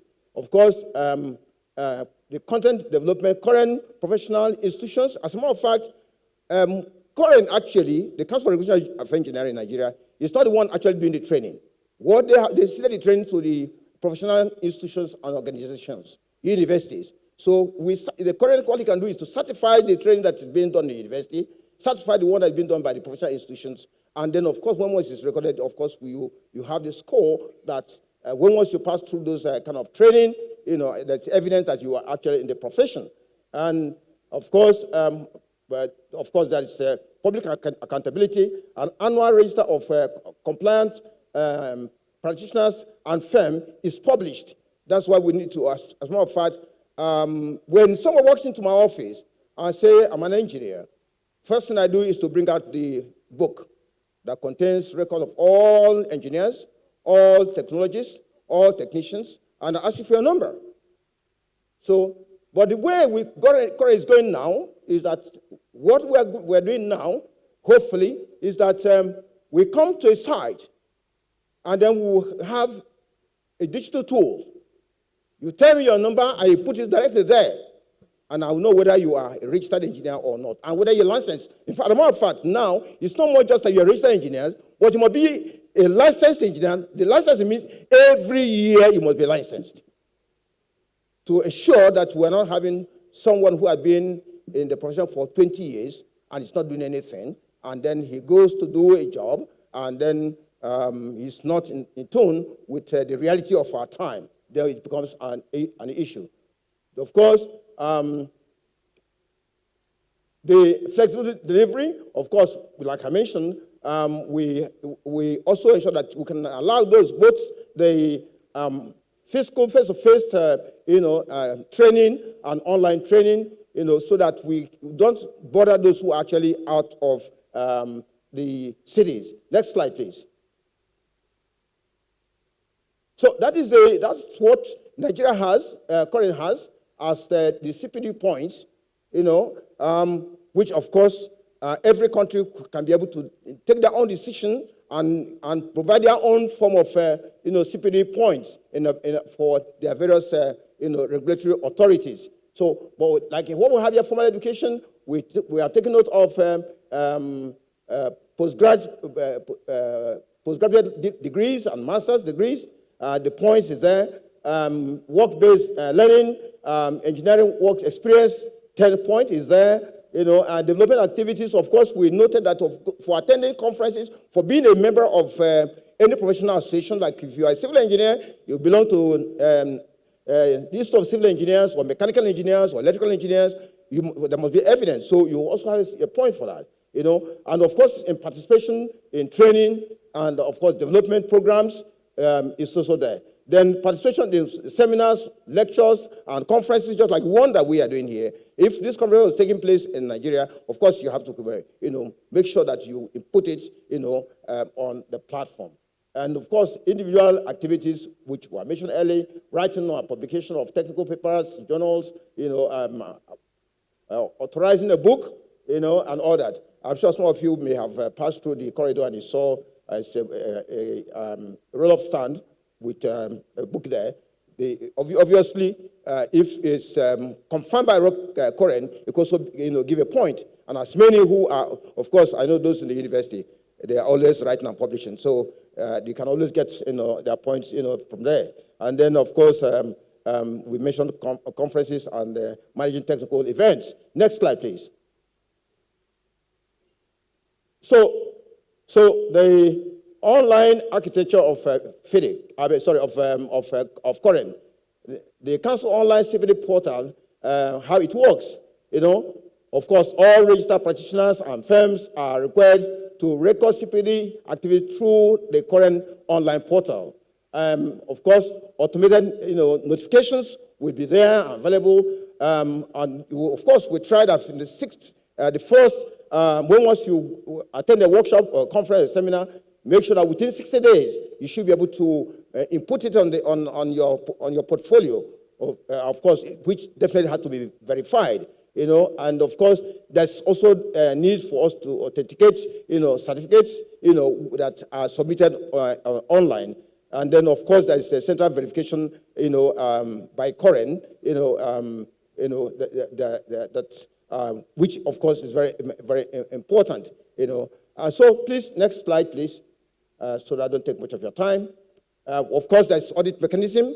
What we do, we are proposing that we take 10%, so it's not like you're going to go through all the entire, practitioners across the entire country. You could just take 10% and then and then you can do an audit on the 10%. So of course, that gives at least a workable, idea of how they have performed, in terms of ensuring that there are no, errors in their submissions. Of course, if there are, of course, there are steps to take. First step is remedial of CPD program. If we discover that submissions were made and they're not in line, of course, we have to call the practitioner to come back and provide evidence to support, the submission that has made. Of course, step 2 is the registration committee referral. So if after a period you're not able to close up, then we will have to send a referral to the committee. And then if at the end of the day, you have not able to justify that you are the one that actually had this training or had this submission, and there's no evidence, of course, what it means that your license will be suspended, and all that. Next slide, please. Key lessons that we may take home from this presentation: enforcement, digital infrastructure, access, governance, and of course, we'll talk about the green content. So regulatory enforcement is the single most decisive factor. Digital infrastructure translates to a mandate into actual engagement. And of course, we talk about blended delivery is not a convenience. It is a structured necessity. And multi-stakeholders governance produces more relevant CPD points. What it means that, of course, the participation of the university, the participation of the professional associations, and of course, it could also be not only professional association, it could also be some political meetings, government meetings. Maybe lawyers are having a conferences or whatever, or financial discussions are going on, and you can attend and provide evidence. It shows that. Because the whole thing is not just about engineering. We also have the cross-border knowledge, to be able to function effectively as engineers. And of course, CPD must be designed with green content, of course, from the onset. Now we're talking about green transition. We need to learn. We're talking about carbon emission and carbon reduction, calculations and all that. Of course, Fidic has the school called School of what? Credentialing, right? So there's also training going on there. So there's a lot of opportunity for us to upskill ourselves. Next slide, please. Well, key recommendations. I'm recommending that we adopt mandatory CPD tied to license renewal as a continental standard. It's doable. If Korea can do it more, especially, because now it's important for us to, as a country or as a continent, for all our countries to become part of the International Engineering Alliance, the Washington Accord, the Sydney Accord, and all that. They are the conditions for you to get registered, to be a member of the international engineering community, of course, so it's important. Of course, develop a pan-African CPD content framework on green infrastructure. So much has been said today, or yesterday and today, about green transition. But we need to have evidence of what it's all about. We need training, we need skills to upskill ourselves. Of course, we invest in digital CPD framework built for low bandwidth environment, that's the local communities. Of course, not the hybrid network, but small network for the local environment. Established of peer learning and mentorship. One important thing for the young professionals, mentorship. We need to mentor these young people. And one of the things I think that is very important, how they need to grow, because they're the future. Well, like we said yesterday, they're not just the future, they are the present now. So we need to upskill them and then provide opportunity for them, so that they can better manage our firms and build our continent, Africa. Align CPD requirement with ISO 1401, UN SDGs, and of course, Fidic sustainable guidelines. And all I am bringing out to us this morning is just simple. That there's a gap in infrastructure in Africa. There's a gap in financing. But there's also a gap in knowledge. And that's one of the things we've spoken, almost all the presidents have done throughout yesterday and today. So how would we close this gap? Continuous learning, continuous improvement. There is a slogan. He who fails to study because he feels he has graduated from the university or a high school is forever hopelessly doomed to mediocrity. The way to success is the way of continued pursuit of knowledge. And I ask all of us to keep pursuing knowledge, because that's the only way we can take Africa to where it used to be. Thank you.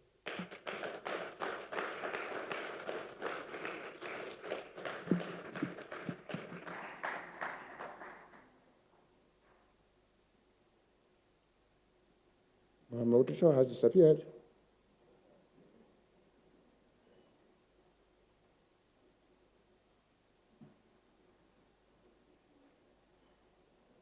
So I took less time than you expected. Thank you very much, Engineer George Okoroma. We are going to move straight into our panel discussions so that some of the questions, when they come and there's a need for you to answer, to bring you on board. So thank you very much. Thank you. Let's put our hands together for him. Okay, well, our director of ceremonies is just about coming over, so I'm going to yield to him, and then he will take over. He's currently training me, and very soon currently I am a student of ceremonies. Thank you very much. Please help me to appreciate Engineer one more time. And so we're up for our final panel session for the day, and indeed for the entire conference, after which we'll proceed to lunch. And then after lunch, we would have our rapporteurs give us a little bit of an output for the 2 days that we've been together. And that will then usher us into our field trip to formally wrap it up for us. I'm told yesterday was good fun. How many of us had some good fun yesterday evening? Yeah, it shows on your faces. It shows on your faces, yes. So congratulations, and carry all the good memories back to your bases as well. So at this point, we have our very final session, and respectfully, I would invite Engineer Harriet Emisa Arthur to please join us. She will be our moderator for the last panel session on sustainable energy and water systems for inclusive growth. Once she joins us, she will then introduce us to her panel members. Please do the needful for us. A round of applause, a round of applause.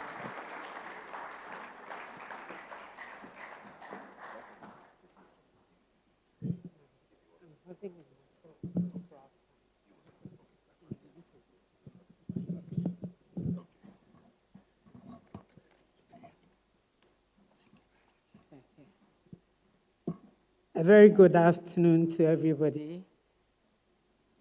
It's an extreme honor for me to moderate the final session for this very important conference.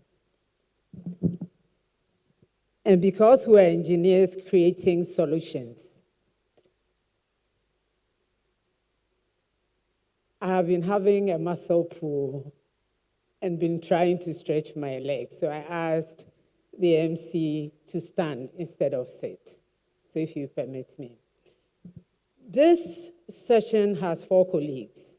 I have 2 ladies. I have Natalie, Seriam, And then I have two gentlemen, Engineer Sekou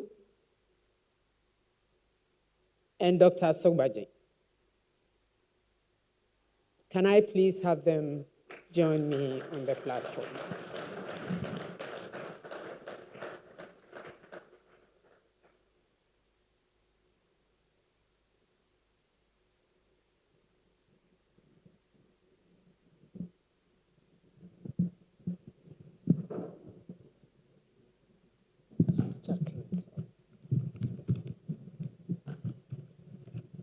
So not Natalie, but Jacqueline.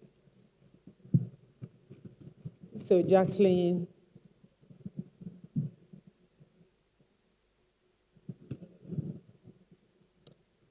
is Jacqueline in the room, please? I think we'll start and hope that she joins us soon. Is Jacqueline in the room? Okay.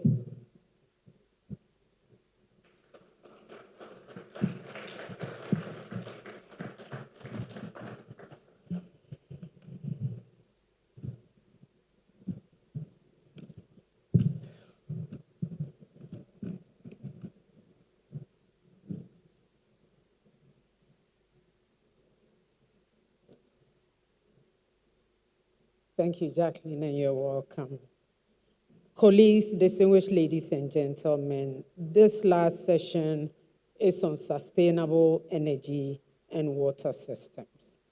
I think you've heard a lot over the last 2 days, and what I'd like us to do in this session is to quickly move from ideas to some of the actions we can take as engineers to move our countries, our continent forward.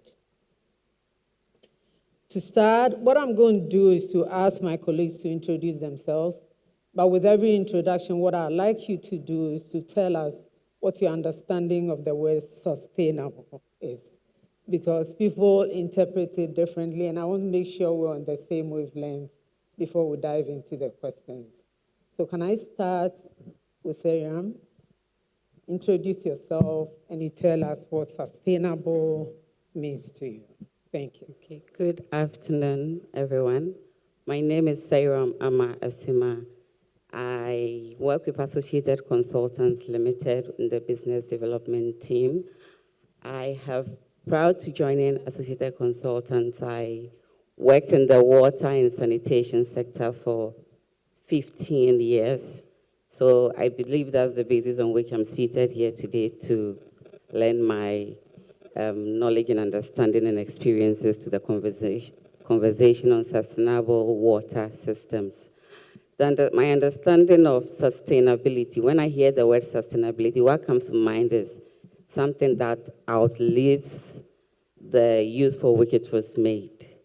Like, it does not just end or die. Its usefulness does not end before the time that it needs to end. It actually outlives the period of time that is required to be of use. Thank you. Okay, thank you. Engineer Sekou. Thank you very much. My name is Harold Eseku, and I'm a water and sanitation. So the president of GCA said I should emphasize the fact that my specialty is on toilets. I've done a lot of work when it comes to anything to do with toilets. And before I come to sustainability, I remember back in the day, there's like 25 years ago when I was doing my master's. In those days, you had to go to somebody to help you print. So I'd gone to my sister's office, and then my work was printing. What is this? Types of human excreta. Oh!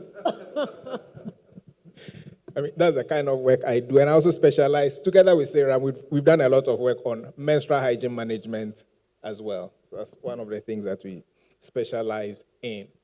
And when we talk about sustainability, I recollect some students coming to my office during their masters, and they asked me, how do you incorporate sustainability into the work that you do? I told them, I don't incorporate sustainability into the work I do. The work I do is sustainable development. Sustainability is part of what I do. If you say you are adding sustainability to what you do, there's a problem. If you are doing something and then after you want to add sustainability to it, there's a problem. The original thinking, like the definition she gave, must have the sustainability as a core part of the thinking of what you are doing, so that it doesn't become like it's an afterthought. It is something we are adding. But it should be what you are doing, which will benefit the present generation, and the future generations will not be impacted negatively by what you are doing. Thank you. Thank you very much.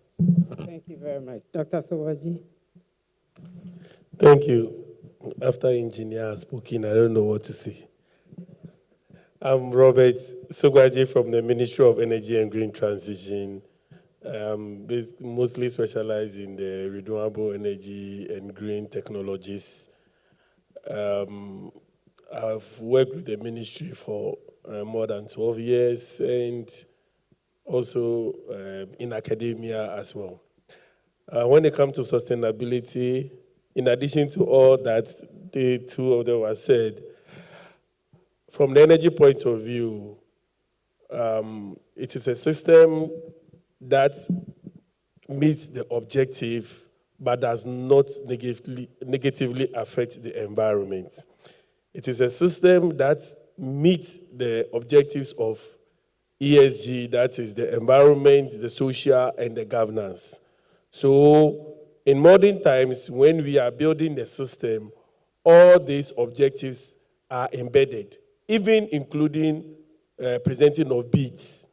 So even in the energy sector, when we say submit a bid, inside the analysis of the bid, we are looking for the environmental, the environment, the social, and then the governance structures of your bid to make sure that the system you are bringing out or the system we are making is already sustainable, as my brother here said. Thank you. Thank you. Yes, Jackie. Okay, thank you, and thanks to the Fidic team for the opportunity to be here once again. My name is Jacqueline Sampaeje. I work with Fidic Africa, a consultancy firm based in Ghana, here in Accra. So from WASH perspectives, as my colleague have mentioned, sustainability to me, I'll just use a scenario. For example, if you are developing a WASH infrastructure, a water supply system for a community, what are the things that are coming into it? Is the system able to regenerate itself? Is the system able to serve the community well? And finally, is the system boosting economic development as well? I think that's sustainability for me. Thank you. Thank you, Jacqueline. I'd like us to quickly move into the discussion, but before we do, I'm going to give my definition of sustainability for this conference. I think for a continent that hasn't covered everybody yet, sustainability in the narrow sense that has been prescribed to us creates a problem. So I'm framing it as sustained, excellent delivery of services. So when we talk about sustainable energy water systems, I want us to take our minds to what is it that we need to do to be able to provide sustained, not one time, not interrupted, but sustained, excellent service delivery in our water and energy sectors. And so I remember the first question for this panel was supposed to be, if Africa has so much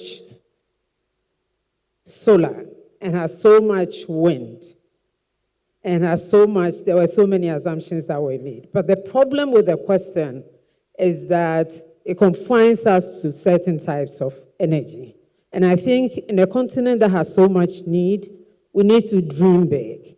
Now, the other reason why I'm opening up the definition of the word sustainable is the fact that recently, nuclear was added to renewable energy. At a time when the West saw the need for it, they redefined the word sustainability. I think that Africa needs to define what sustainability is for ourselves. And what it means is that we're looking for solutions. We have to be intelligent about it. Yes, we have to look at our environment, our climate, everything that goes into good decision making. But we need to define this for ourselves. And whilst we're at it, even whilst nuclear has been added, a lot of times when we talk, we exclude the nuclear technology. So I'm just giving you a background to where I'm coming from. My question then to Dr. Sogbaji is, where exactly is the system breaking down? Take everything into consideration: resource choice, financing, execution, governance, everything. Where is it breaking down, and how can we prioritize the most important in the next 3 to 5 years so we can begin to really provide good services to our people? Thank you. Thank you very much. Before Europe, based on your pyramid, before Europe even added nuclear to renewable energy, in 2012, nuclear was part of Ghana's renewable energy systems already. So when you look at Ghana, we are thinking far ahead, but sometimes you don't know where the bottlenecks are coming from. And this is where I hate it. It is policy. Or let me even narrow it, policy implementation. Because when you look at us, we have all the documents that drives, or that when the country takes and implements, we should not have problem with water and electricity. But the implementation is one thing. We are not intentional about certain aspects of our policy implementation. One, when we look at capacity building, the educational structure of how we want to create the workforce is one thing. It's about creating them and let them work. But when we look at our local content, we need to tweak it in such a way that the local content leads to manufacturing. Because all the solar, wind, or other technologies that we intend to bring here, we intend to add to the energy mix. The idea is we are importing. And there is no specific timeline that by this time, Ghana should be manufacturing 8 wind blades or wind turbines or nuclear power plants if we want to. It's all about getting the workforce ready and making them work. So we have to be intentional about this policy implementation to manufacture our own systems. That will be the fundamental base for us to create more jobs for the youth and the upcoming generation if we want to make sure that we sustain our energy generation. Energy and water, I say, it's an chicken and egg situation. Because we use the water to generate electricity. Use the electricity to purify the water and distribute. And now we have issues of climate change also coming in. So if you don't get sustainable energy sources where we are intentional about it, then that is where the problem, and that is where we are heading to. Dedicated financing is another thing. Sometimes our energy system is too over-reliant on counterpart funding or, let me say, our development partners. They have to come in to bring in funding for us to even add the little. That is even another problem. It is our priorities. We have to create dedicated funding to address particular problems. For example, mini-grid infrastructure for the last mile electrification. There is no dedicated fund. Until recently that we created the Renewable Energy Investment and Grid Transition Fund, there was no dedicated fund. And this fund is now growing to make sure that those on the island will be able to give them sustainable energy, and they'll be able to have productive use of energy. So these are some of the fundamental things: policy, implementation, being intentional about our local content and manufacturing, and also making sure that the job market is ready for the financing. We have to make sure that there is real financing from the Ministry of Finance. Thank you. Thank you, Dr. Sogwaji. I heard a few things. Policy. Policy implementation is one of the issues. I want you to hold these two questions whilst I go to our colleagues and come back. Is manufacturing really the bottleneck? There's so many things we do in this country. We buy, and even the Western countries buy from others. And yes, they are able to put it together and deliver service. So, no, I'm asking you to hold it, because I'll come back. I'll come back to you on that. Is manufacturing really the problem, is the question I'm asking. The other question I want you to hold: do we need dedicated funds for mini grids before we do mini grids? So that's the other thing I want you to just hold whilst I go out and come back. I want us to turn to water.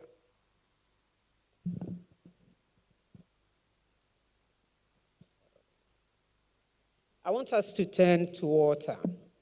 The question I have here is about what innovations and emerging technologies in water treatment we should be looking at to be able to solve, to be able to get sustainable systems for our water delivery in our countries.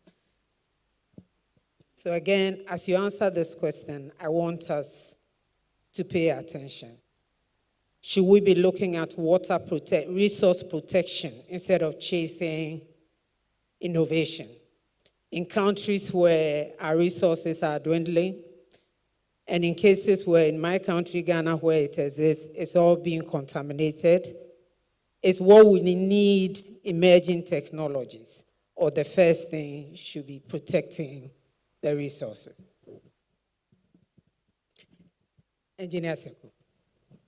Thank you very much. In fact, when I looked at the question, I was wondering, and you've taken us to the right direction. Looking at Ghana is currently not water stressed, especially because those in the Volta Basin, there's adequate water to meet the needs of Ghanaians, even as we industrialize. And I just want to chip in the point here that virtually every industry you can think of needs water to survive. Virtually every single industry. As somebody put it, even when they want to cool the data centers, without water, you cannot cool a data center. And the impact of water to make sure that the AI we are talking about, or even those who are just using TikTok, the servers that are keeping the information, we need water to cool. In Ghana, we have adequate water, but the issue, as you have rightly mentioned, is pollution, and then the impact of climate change. And that is both surface water, and then now our groundwater resources are also giving us some results in areas where we thought the water quality was okay. And it can be attributed to the same thing. If the sources where the water come from, in the forests, in the hilly areas, if those sources are being polluted, we're in trouble. Then we have a good buffer zone policy in place, which directs what we should do to protect our rivers and water bodies. He mentioned it rightly. The policies that are there, excellent, brilliant. If you are presenting the policies, where's Prof. Ampedu? I'm sure we'll score A1. When it comes to implementation, he says 7%, I didn't say it. So that is where the challenge is. If we put in the effort to ensure that the quality of the water remains what it used to be, I don't know if our colleagues from Ghana Water are here, but they will tell you that there are certain seasons when the cost of treating water from pond from pond is almost negligible. The chemical costs, etc. But when you go to other areas, I think right now, overall, the cost, Ghana Water, the amount, their total operational expenditure, 20 to 23, 24% is spent on chemicals. And we have graduated from using ordinary chemicals like alum to special polymers which can actually help treat the water well. And we have standard operating procedures in place to help us treat properly, meet the quality that is required, so that, in principle, we can drink and use it for everything. So what we require is ensuring that the quality first. Otherwise, we go to the super expensive polymers, which we must ensure that, we have in place to get a good quality, and then even the more expensive one. If we try desalination, whatever it is, whether it is a reverse osmosis or whatever, the costs are so high, it just doesn't help us. For technology, it is there. There are so many different, innovative, brilliant technologies which can be used. I mean, there's some places they use silver to extract the water from the atmosphere to drink. But by the time you finish, the cost is way through the roof. So what we need to do is to ensure that we maintain the quality of our water first, and then the technologies, they are there. There are many of them, but let's be careful the direction we head when it comes to that one. Thank you. Thank you very much, Engineer Seku. So again, I want you to hold 2 questions when I come back around. Maintaining the water quality. When I was a child, I come from a village just about 30 kilometers from Accra. And when I was a child, we used to go to the stream to fetch water. I don't remember us having even to boil the water before drinking. We put them in these earthenware pots with a damp cloth underneath, and the water got very cool, and we drank it straight away. The question I'm asking is, at a time in the world where competition is more than ever, can we afford to contaminate and then spend money to treat? And if we do that, as you have already said, at the cost of treatment and therefore the cost of service delivery, are we going to be able to attract industries? If what you said is correct, that every industry is going to need water, then how does that affect our job creation drive, attracting investments, and so forth? So a little bit about that, and what I'd like you to focus on is how do we maintain the quality? How do we maintain the quality so that we do not spend that much money? So, Engineer Seku, we'll get back to you with that. Now, on this panel, I have 1 energy person and 3 water experts. So I'm going to have to get them to talk. Once I do this round, everybody's going to talk some energy as well. Sarah, our water. I know when Engineer Seku was talking, he did talk about the fact that in Ghana, there's a basin, the Volta Basin, where for now we have enough water supplying everybody. But what we have to remember that our food supply is from all over the country. So if you're seeing contamination in our groundwater, our food may be already contaminated. So we're not talking about water only for drinking or bathing. We're talking about water, period. Water for everything. So, Sarah, I'm coming to you, and I'm starting the round on where are we? Do you come from Ghana? Do you come from Ghana? I won't be sure. Okay. So, Sarah, my question to you is that what are we going to do to maintain, to protect the resource or to maintain the quality of our water supply? What are some of the things we can do? And feel free to introduce some of the technologies you know and you're already using in the sector. The question is, how can we use those technologies to prevent damage instead of waiting for them to be damaged before we solve the problem? Thank you. Okay, thank you for the question. So what can we do to maintain the quality of our water supply? The way God created it, the environment is self-sustaining. It is our human activities that are leading to pollution of our groundwater sources, except for instances where you have chemical contaminants like in Bongo in the Upper East region, where we know they have an issue with fluoride, and then there are areas where we have issues with iron. Those are naturally occurring contaminants in the water. But for the human or induced contaminants, I believe the lowest hanging fruit to address it would be public education, where we sensitize people to understand the need and the impact of their negative activities on the water quality. I know in Ghana we have the elephant in the room of Galamsey, and going to educate people on it would not solve that problem. But I'm talking about other activities where, for example, we have farmers using some chemicals, pesticides, weedicides that are contaminating water bodies. We need to educate them on the right way to use this. Another thing that we've not been doing is, Engineer Harold mentioned the issue of buffer zones around our water bodies.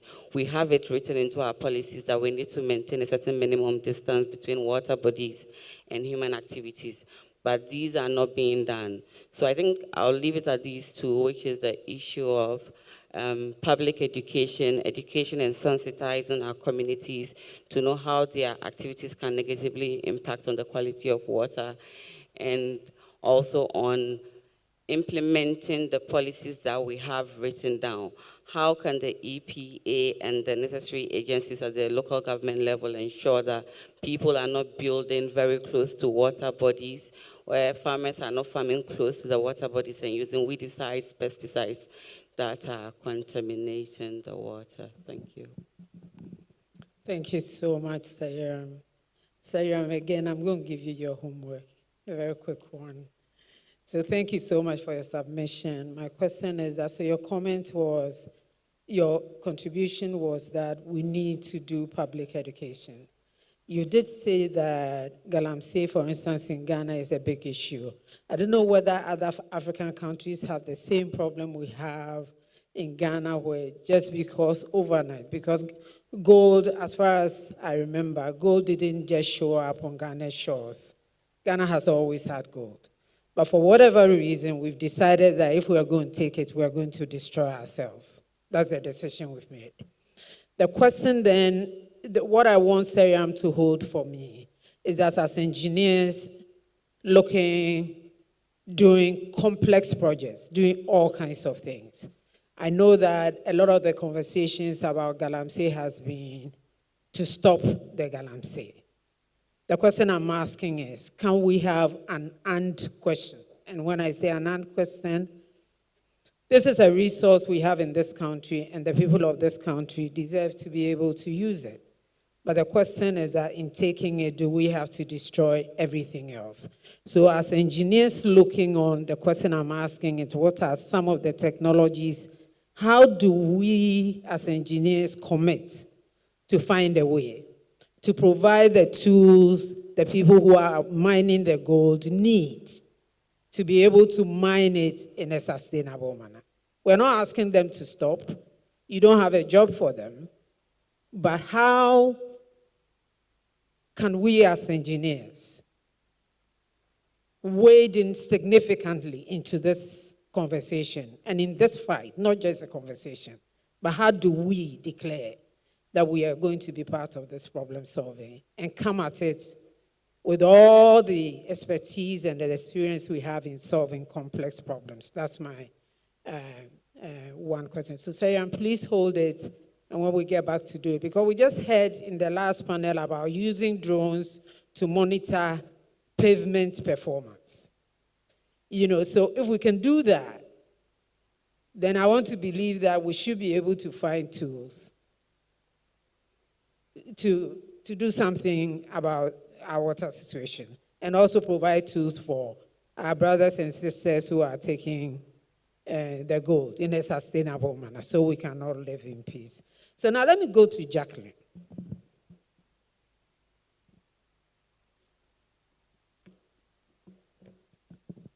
Jacqueline, my question to you is, all of this is going on every time we're talking about the energy service delivery in this country is very poor. We know that. Water is equally poor because, Engineer Sego, I know that, sorry? It is worse, right? Because even in the city of Accra, I know that Laboni hasn't had pipe-borne water, continuous, sustained pipe-borne water, even when everybody had for many years. You know, so I saw the word inclusive growth, and my understanding of it when it's been used is that we go to the rural areas, but we don't even have it in Accra. So I'm not under any illusion that it's going there any soon.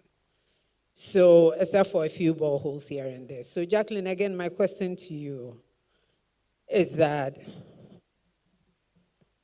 who is responsible for making sure that the energy and the water sectors really work and work properly? And what is stopping those from doing what they know how to do well? Right, this is an interesting one. So I believe it's a collaborative effort. Sometimes we do developments in silos where the policymakers meet in a setting like this, then they will come up with a policy and they expect everybody down the chain to also comply with it. So I will go in this direction as engineers. We also do have a role in making this possible. For me, I've been advocating over and over again for the past 5 years since I joined this industry for us to develop in a circular economy manner where we don't just take the water or we don't just build the toilets in silos. So you see a wash project which focus only on water, and you see another project which focus only on toilets, but you can't do water supply without providing the toilet facility. They are linked together, as well as energy. So if we bring all of these three together, we could reuse water from the water we use from our homes. So once you generate water to the various homes, people use it and it's channeled into another system where it can be reused for other purposes or non-potable purposes like flushing of toilets, even agricultural purposes, and industrial purposes, which does not require water of very high quality. And we can also extract nutrients from it for agricultural purposes. We all know that in Ghana, and I don't know if that's same for other African countries, agriculture forms about 50% of our economy. So if we are able to extract nutrients from that, then we will reduce reliance on inorganic fertilizers, which are also very expensive. We are importing over 100 million USD of that every year in Ghana. And then you can also generate energy from this same system. We often focus on renewable energy as maybe solar, wind, nuclear, but there's also the energy aspects from sanitation facilities. So once we are all human beings and we take turns in the washrooms, we are generating all that kind of waste. It could be channeled into generating biogas for reuse. So I believe it's more of a collaborative effort coming together. So in myself and my colleagues put together a little framework that we believe if organizations or implementing agencies rely on that could yield better benefits in development. So the framework is hinged on 3 pillars.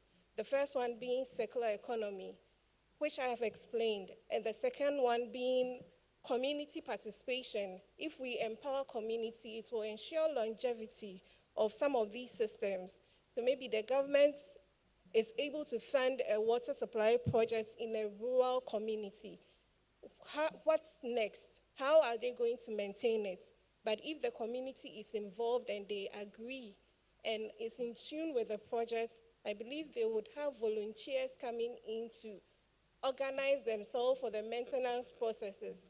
And then technology embedments, digital too. You can't do all of this without thinking about how to digitalize everything, because the world is moving very fast. We need systems where we could actually sit maybe in Accra, the head office, and monitor when there is need for maintenance. Is it performing well? Is it serving the community well? So those are the three things I believe that all of us can come together and put it together and implement better wash infrastructure that will last for the long run. Jackie, thank you very much. Thank you very much. And I think the clap was very appropriate. My panelists have done very well.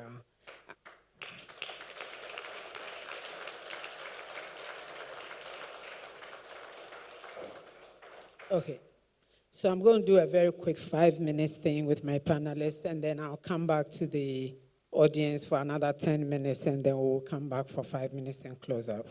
So quickly, going back to Dr. Sogbaji, who talked about policy, its implementation. You spoke about the dedicated funds and the mini-grids and so forth. A very quick one. I'm going back to policy. The Ministry of Energy is a custodian of Ghana's energy policy. So my question to you is, what is it that we need to do, that you, Dr. Sogbaji, and your colleagues need to do, should have done, but we're giving you another chance, need to do right now to be able to implement the policies you put in place? Thank you. When you look at the energy policy, there is an implementation part, and every implementation part has an institution which is supposed to implement that implementation objective. The problem is whether the institutions are allowed or have the flair to be able to implement the policies to the latter. We take the Energy Commission, for example. It is there to make sure that they plan our energy systems, they predict power requirements in the next year, next 5 years, so that we don't encounter any problem when it comes to demand and supply. What do we see? We don't follow the rule.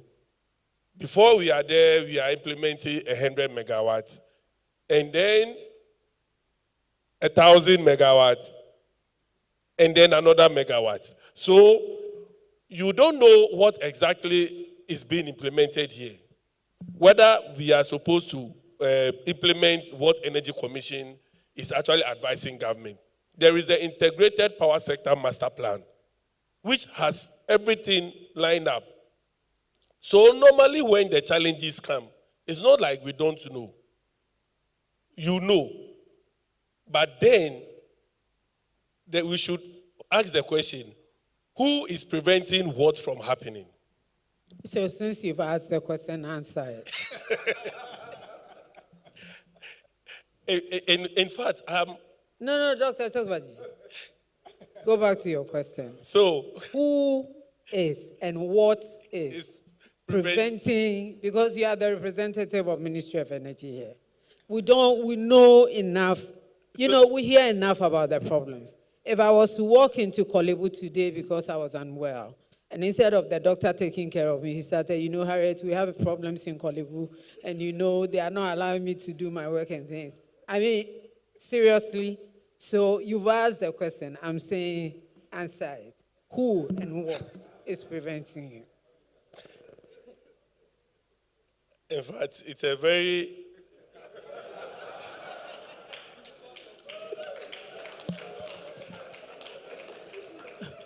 But Dr. Sobaji, I'm putting another question to you. No, Dr. Sobaji, I'm putting another question to you. Because a lot of times in our parts of the world, the reason why we don't perform is always the politician. Newsflash, these guys are here to stay. They're not going anywhere. They are part of our countries. It's a system we've built for ourselves. They are citizens like us, and so forth and so forth. The question becomes, as engineers who are running systems, sensitive systems like this, how do we manage this group of people and still get some of our work done? So that even if you don't get 100 and what you get done is 60%, the service quality is not so poor, is a question I'm asking. Because otherwise, what we're saying is that till the politicians are taken away, we cannot provide the service. Is that the answer? Is that what we're saying? So if that's not what we're saying, then as engineers, as consultants, as service providers, as professionals in our countries, what is it? How can we? You live here today, Dr. Sogbeji, and you go back to the ministry this afternoon. What are you going to do differently? For me, I'm always implementing to the latter. The issue is about regulation. Now, how we structure our regulatory system. This is Energy Commission. Who do they report to? They report to the minister.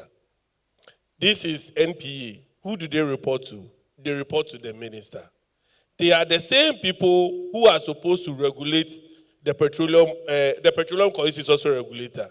They are the same people regulating the other agencies. So sometimes I think the regulators must have a different reporting line to their ministers. Because sometimes when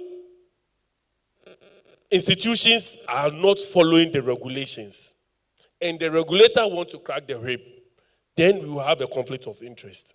But Dr. Sobadi, I'm just going to do a last one because I said it was going to be short and you're letting us go on for too long. But I just want to say this. I'm just asking you. You're going back to the ministry this afternoon. And You're going to make a recommendation. Imagine that you're going to write something to the minister. Forget about, assume that he's going to take it. And if he's not going to take it, that's not your problem. But as an engineer working in that institution, you owe it to the people of Ghana to make your recommendations. The question I'm asking you is that what recommendation? You know the system, you know who is the problem, you know the reporting lines that are not working, you know the regulation. What are you going to, the one recommendation you're going to make to your minister? I do it every day. No. Mr. Dr. Sobaji. Dr. Sobaji. I know you've done several, but we're here where we are today. The question I'm asking is, this afternoon, as a result of this conference, what's the one you are going to make, in addition to the several you've made? And how are you going to make it differently so that it works? You hold it right there for me, because it will be your closing. Dr. Sobaji, it's going to be your closing, because I want to know what you're going to do when you walk out of this conference today. Because, look, colleagues, the thing is, we have conferences all over the place. And I know other people can afford it. The people in the West who have power they don't need and they're trying to drive down efficiency can afford to have a conference every day. We have real needs on this continent. So when we come together like this, it better be that we're going to do something differently. Otherwise, we just finish wasting our money. So that's why I'm asking, walking out of here, you've done it before, you've done it different ways. What are you going to do differently? You cannot give up. You cannot afford to give up when we are looking up to the ministry to lead the way. That's what I'm saying. So hold that so that you have a closing thought for us when we go to the audience and back. Thank you. Okay, now maintaining, Engineer Sekou, maintaining the quality of our water. Maintaining the quality of our water. What is it that we should be doing? Yeah, so she mentioned the first one, which is education. And I think education, the regulation, education, and then sanctions. Sanctions must come in place after the relevant education has been done, after the messages have been sent across, if people do not abide by what the regulations are, the relevant and necessary sanctions must be put in place. I recollect at one of our, this is GHIA conferences, somebody talked about, one of the past NSC presidents talked about when the seatbelt was introduced. He decided that, I won't wear my seatbelt. But after being fined 3 days continuous, he repented. Yeah, because if I do the wrong thing and there is no sanction for me, and I know I can go and beg, then what is the point? I was in this very auditorium where we had a discussion where there was a politician on the stage, and I was in your position at the time, and I asked the politician, what is the major challenge you face when it comes to some of the enforcement? And he started, you see, we have the police. I say, hey, you're a politician. What are some of the practical solutions, challenges you face? What do you think can be done? Then he said, Harold, so you're asking me to tell you the practical things. Okay, so we caught some people who were doing something at the beach and were doing the wrong thing. And I decided that we are taking them to court. And we took them to court. I'm there, and then a bishop in the church down there called me and said, these are my boys. Why have you taken them on? And I was telling myself that look at what the churches are doing in the place. Then the next day we caught more people and we said, me, I'm a Muslim. Then me to my imam called me from the mosque and told me that these are the boys, you pray with them. How can you take them to court? So now me, I'm a politician, I need vote. If the Malam and the bishop have told me this and they tell them to vote against me, what will I do? No. You're not getting away with the Malam. Yes. So that is what he saw as a challenge. And I think that is one of our major issues that we have. If somebody has a problem, the person comes to see me, then I call, and then I try to beg. All of us here, we must make it a policy on our side that if somebody does the wrong thing, and we're in a position to ensure that measures are put in place to reverse it, we ensure that we do it.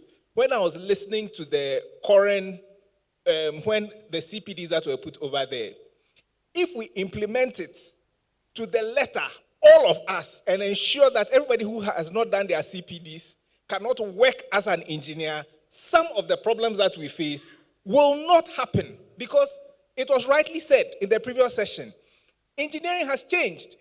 I didn't use slide rule, I use logbook. But times have changed. And we sit back and we always want to, it doesn't matter, gradually. That's why I built on what she said, that the first step is education. But after the education, the sanctions must be applied without fear or favor. Engineer Seko, I completely agree with you, except one of the things, and I think I may as well go to Sayram, because one of the words she used was the water delivery service is a collaborative effort. And that is true. But somebody has to lead the charge. It's somebody's primary responsibility before you collaborate. And I want to take our minds back to what happened just 2 weeks ago. When the substation, Akosombo generating station substation, got burned down. If we had left it as a collaborative effort, we would still be in darkness by now. There were people responsible for it. They got all the help they could from others, but somebody led the charge. The question I'm asking and what I'm trying to prove here, colleague professionals, is that our continent has invested in us. And we must see ourselves as people who lead the charge from the various places where we sit and the mandate we have, both as individuals, as institutions, and as a professional body. And so the question I'm asking is that, because I hear you about the education, but you know the water processes. And so if you're going to educate the ordinary man as to how you get water from the hills somewhere to get it to my house, and what if I did makes it difficult, and what if I did makes the cost go high and so forth, you are in a good position to put the first script on the board before others look at it. So I'm looking for responsibility here. And I know the politicians have their issues, but I think underneath that, I'm almost feeling like we're beginning to dodge, because they are doing such a good job covering us up that we no longer show up. And that's what I'm trying to get to. So I'm going to Sariam when I talk about collaboration. Sariam, who is responsible for delivering water services, protecting our water bodies, and delivering water services in this country? Okay. Unfortunately, it still is a collaborative effort. The way things are set up in Ghana, urban water supply is the mandate of Ghana Water Limited. Rural water supply, rural and peri-urban areas is the mandate of Community Water and Sanitation Agency. We have the Water Resources Commission, the Environmental Protection Authority, who have got to do with maintaining, ensuring that these resources are there for the utilities to abstract, to treat, and to distribute. So you mentioned that you live in Laboni and there has not been water for the longest time. And then one thing I'm going to bring in here is the issue of non-revenue water.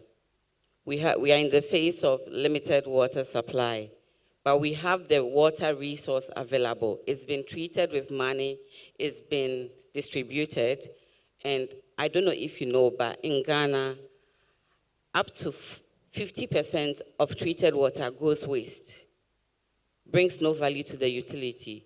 So Ghana Water has abstracted, treated, distributed, but the water has gone waste. Sorry, I'm stopping you right there. Okay. The water did not go waste. Somebody is losing it. Mm-hmm. Because like everything else, who is accounting for the water, the money we put in the water, the resources that went into it, how much of it did you supply, where did it go, who metered it, who is collecting it. So again, that's why I'm coming back and I'm saying there's somebody responsible. Even though you split it amongst community water, Ghana Water and so forth, they have a mandate. And if everybody was taking care of their mandates, we will be somewhere else. So the question again, as I come around, is that you know what's happening with the collaboration, what's working, what's not working. Mm-hmm. Do you work with any of those agencies? No. No. But then if you were making a recommendation to one institution of choice, I want to hear what you would suggest, because you know what is going on with water services in Ghana. Because my point is, the question I had for the panel said, politicians are making promises, they are not fulfilling their promises, what should we do about it? But here we are, engineering institutions, our engineers are embedded in there, and it's not delivering. We haven't said anything. I think my suggestion to the professional institutions to allow members to bring issues beyond them to the institution, so that as a body, we can talk about it and maybe submit. I know it's a sensitive thing, one individual going to submit something that doesn't work for the politicians. But if as an institution, we actually deliberate on something and present something advising to improve it, then there's no one single person involved, and maybe the sensitivity issues will go down. My last panelist before I can. So Jackie, where do we go from here? You were talking, Jackie, you were the one talking about collaboration. Oh my God. So, but then you're going to talk about Galamsey then. Are you okay talking about the Galamsey? Talk about your collaboration, what you were talking about, and why, even though it's a collaborative effort, we can't nail one institution who is responsible, how do we make this better?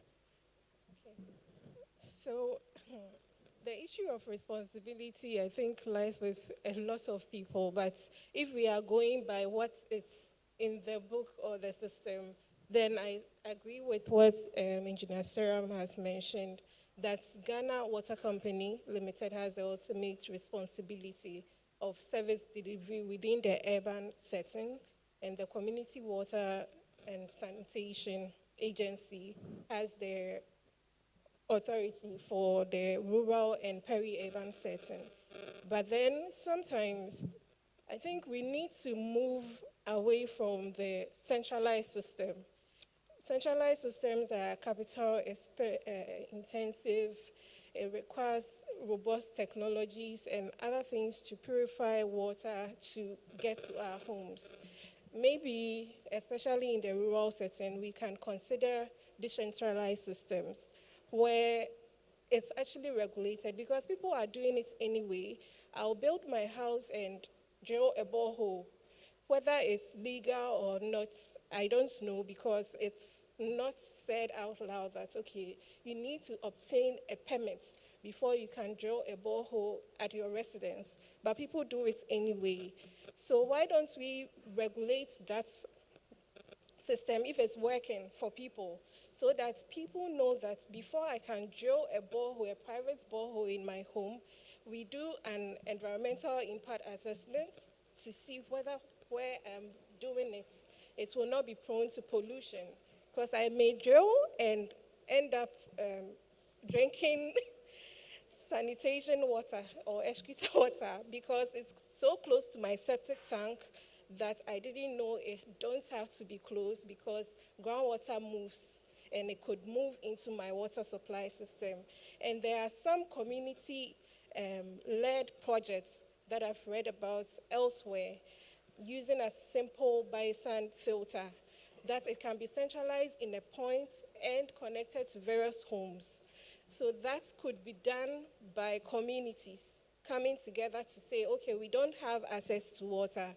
This is how we can contribute to make it better. And it all comes down to the community engagement or education.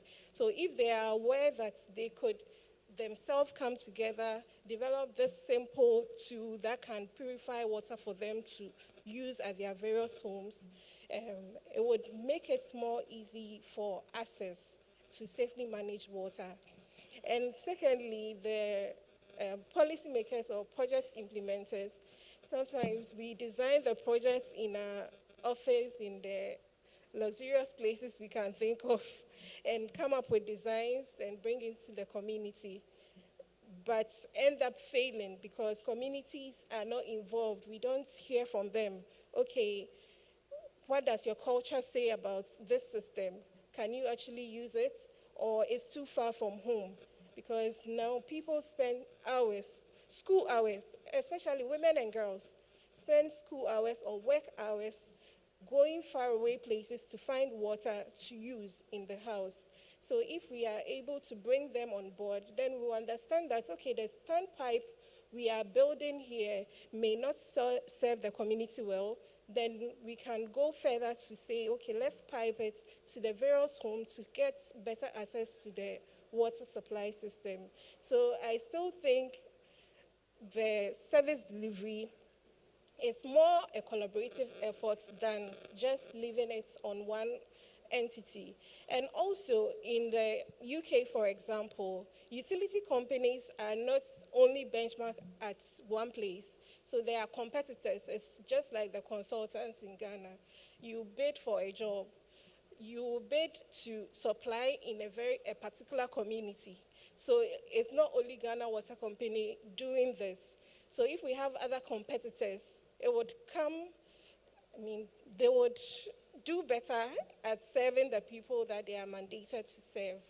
Thank you. Thank you very much, Jackie. I think I'm going to ask, these are very interesting conversations. These are conversations we should be having at the Ghana Institution of Engineers, exploring the ideas that come up and really making some serious presentations. Because my point is, we're where we are today, but I strongly believe that there's a lot more we can do and improve it if engineers thought they were responsible for what's going on. most of my panelists, not most, all my panelists were Ghanaians, and therefore I'm opening the floor for 5-10 minutes, and I don't want any Ghanaian contributing. Because these people have contributed on your behalf, and we need to hear from the other countries if they're having the same problems as us, or they are doing extremely well, so we know where to go and ask for some advice. Yes, please. Yes, the gentleman in the brown outfit. Yeah, you. Okay. Thank you very much. My name is Ibrahim Abdulkadir Kawu. I'm from Nigeria. I'm a civil engineer and a consultant. I'm also serving currently as an ESCO member of the Future Leaders for the Association of Consulting Engineering in Nigeria. My question, I think, will go to Mr. Robert, because in his talk he made mention of policies existing, but the implementation is the bottleneck. Having heard what my friend Jacqueline has said in her initial talk, where she made mention of integrated systems from the water supply to generating, recycling the water and probably using it as source of energy generation and all that. That may suggest agencies in the energy sector and then in the water sector to work hand in hand or to fully integrate. My question is whether or not policies that are available now will support such a scenario. And my second question is that, or contribution rather, having had the two contributions from Jacqueline, is really suggesting that the old way, which has been thoroughly evaluated during the discourse, is not really working.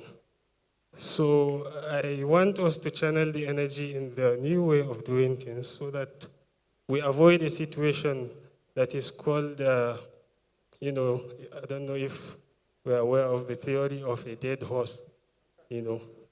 When already the horse is dead and brainstorming, trying to find ways rather than accepting, and then the reality that the dead horse is dead, and then moving forward.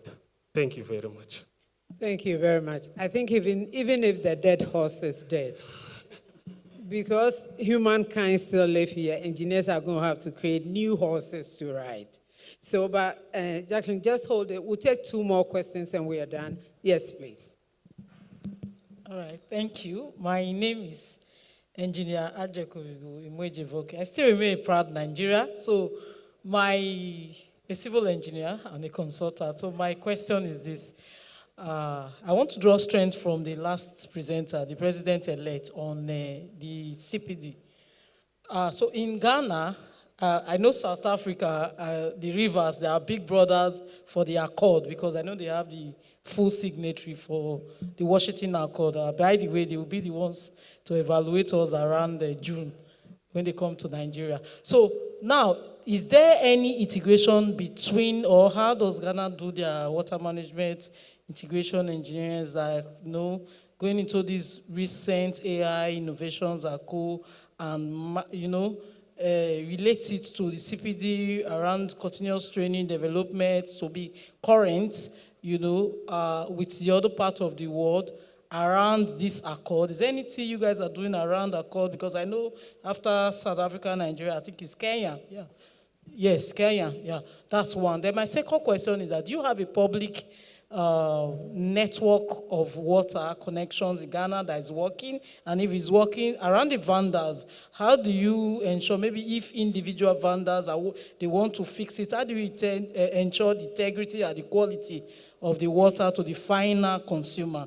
Then the last one is that we just talked around the primary and the primary education of the water pollution body. Now, the secondary and the most contributing is the industrial activities that impacts the water body. For example, in a company, you have the companies that does with maybe oil spillage.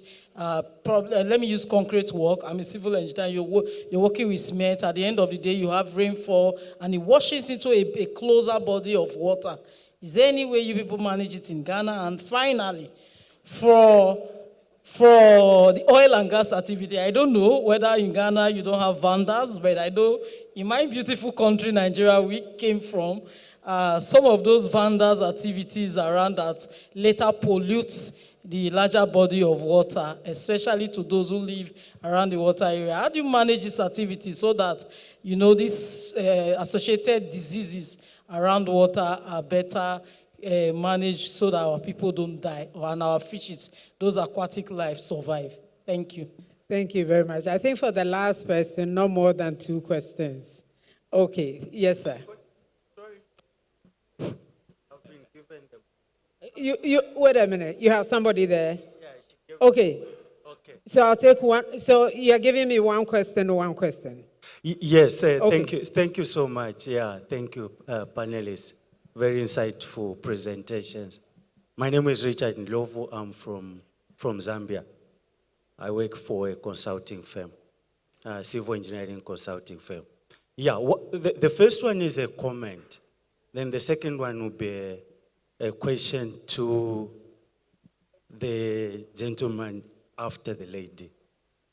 Yeah, I don't know how we are so comfortable in Africa to come up with data, analyze that data, and flash it. And that data is always, in most cases, negative. And when we analyze negative data, we stop at analyzing it, and we don't do nothing.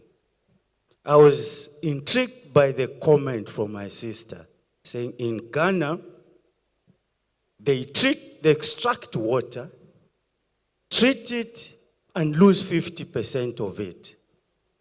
And she seemed not to have the answer going forward. And it's general. It's not only Ghana. It's a general, very, very dangerous trend in Africa. The average of 50% non-revenue unaccounted for water. I don't know whether you have researched on one Singapore did.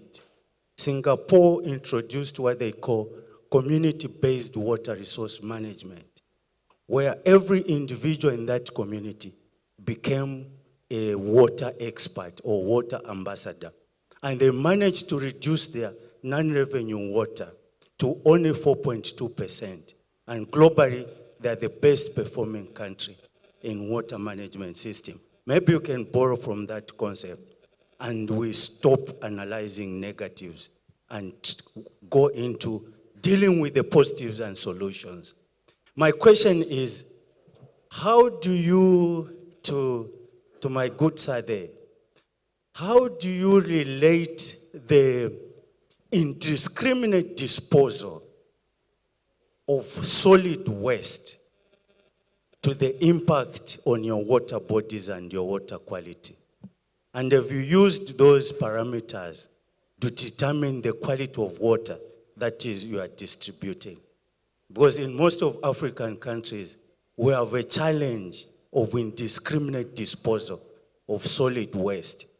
That solid waste ends up finding itself into water bodies and they contaminate the water bodies.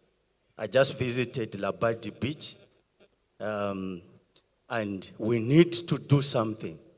Let us deal with some of those issues. Thank you very much. Thank you. I should have asked you to ask 5 questions, right?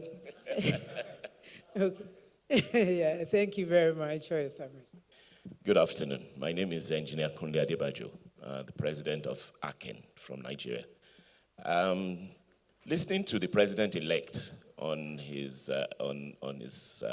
presentation about CPD, I think something that kept going in my mind was the fact that I am sure almost all countries here have gone through something of this scheme.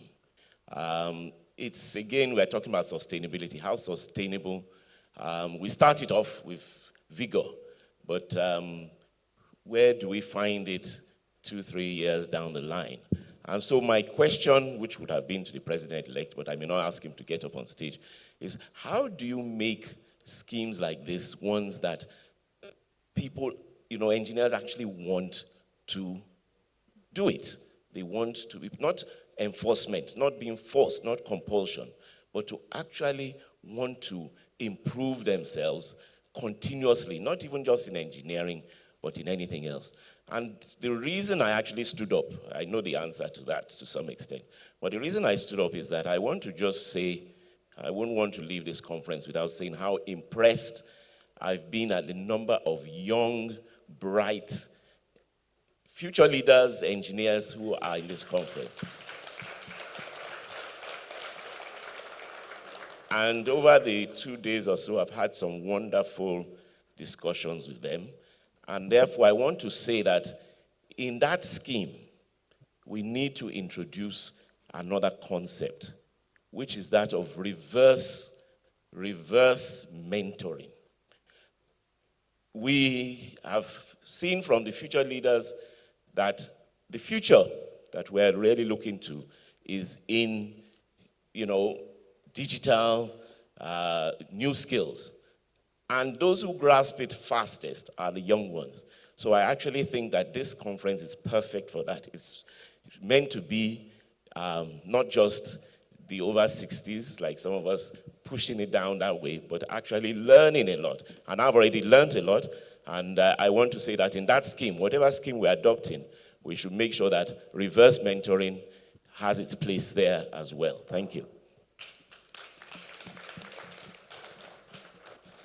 Thank you very much. This is what we're going to do. I think we're going to take a very quick round of contribution comments. Some of it may be the answers to the questions you've been asked. But as you answer it, I just want us to think about this. What would success look like if we were to imagine it? And what would it take to get there? So, and very, very briefly. So if you can give me that in about 3 sentences each, I'll be grateful. What would success look like? And what would it take to get there? Yeah, you want to start? Yeah, so maybe briefly, what the questions you raised. In Ghana, we have the Public Utilities Regulatory Commission, which is responsible for regulating both electricity and water, but provides the necessary standards which are required. And then we have the Ghana Standards Authority, which sets the standards for production of water in Ghana. And the Ghana Water, she's already given the detail about Ghana Water and then CWSA and WRC. But we also have the Environmental Protection now is Authority, which is responsible for effluent quality. And the point you made about data, I think without the data, we don't know where we are going. We need to find out how good or how bad we are performing, and then not leave it there, but try to improve upon it. Ghana Water had non-revenue water over 60% a few years back. They moved down to 45. They are back to around 50. Work is going on. They've created district metering areas, a telemetry system. They are monitoring. There are experts there who, to a large extent, I would say, know what to do. There are challenges in place, as we've enumerated. But as we speak, some work is ongoing. The data is being analyzed, and some work is being done to improve on the situation that we have. This time around, it should be something which should be done to the end. The policies they've developed and launched recently, standard operating procedures, this is what should be done. He mentioned it, the policy, the structures, the strategies are in place. Now, they are trying to work on the implementation. As you were asking the question, my thoughts were, the strategies have been well articulated. How do we get it to work? We'll support our colleagues, and if there are any challenges that they are facing, GCEA president is here. They'll come and see you so that you back them to And Engineer Sekou, that question is to you and where you sit on water and sanitation. If you will take the lead, your other colleagues will also come and support you. So can I have Senyam? Okay, so and please talk briefly about Galamsey. I should have let you talk about. So what is it that we can do? When you asked the question that came to my mind is how are the large mining firms able to do it sustainably and not pollute the environment? I believe when we start from there, we can learn and see how we can replicate what they are doing at a small scale level so that they can also do it more sustainably. But I think this is a mandate that the Ghana Institution of Engineers should take up. I mean, we've talked about it for too long. We cannot sit around and have conferences about treating water when very soon we won't even have the water to treat. So I will ask that we do that. Yeah. So now to what success looks like.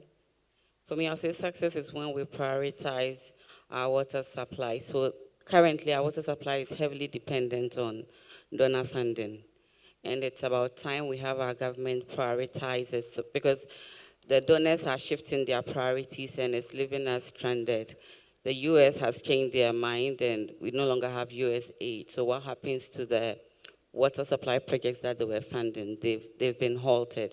So it's about time that our governments prioritize it. We've said it so many times throughout this conference, the need for innovative financing models to be able to sustain our utilities to do the work that they've been mandated to do. So success is when we prioritize it, and then every Ghanaian has potable water at the household level. Sorry, thank you. And I wish I could tell you that I can see that happening. It's not. And I'm one of those people that's very happy that the Western countries stopped giving us money. If you run an institution that loses 50%, you shouldn't be getting money from any investor. So I think it's about time we looked inwards and capture that loss and invest in, so that we see where we're going with it. But Sarah, I'm going to hold you to it. I hope that beyond this conference, you've made some very solid suggestions. That where do you take it from here? Because we need to initiate something. Nobody's going to do it for us. Dr. Sogbaji.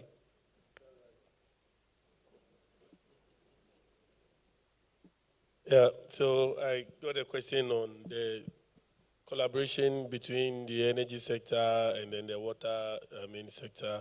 I mean, we all go through the Water Resource Commission because they are, in charge of water. But I remember we have a program with the Ghana Water to be able to use some of their water systems to generate electricity for their own consumption. And this is where I come in, that we need to have some manufacturing-based systems, because I realize that the engineers in Ghana are woefully underutilized. And sometimes most of them end up in administrative work rather than utilizing what we learned in school and making sure that we implement it to the latter. And if you go to a country, let's say India, you see a little creek just going through and there are small turbines that has been put there. They are like toys, but they are powering a village.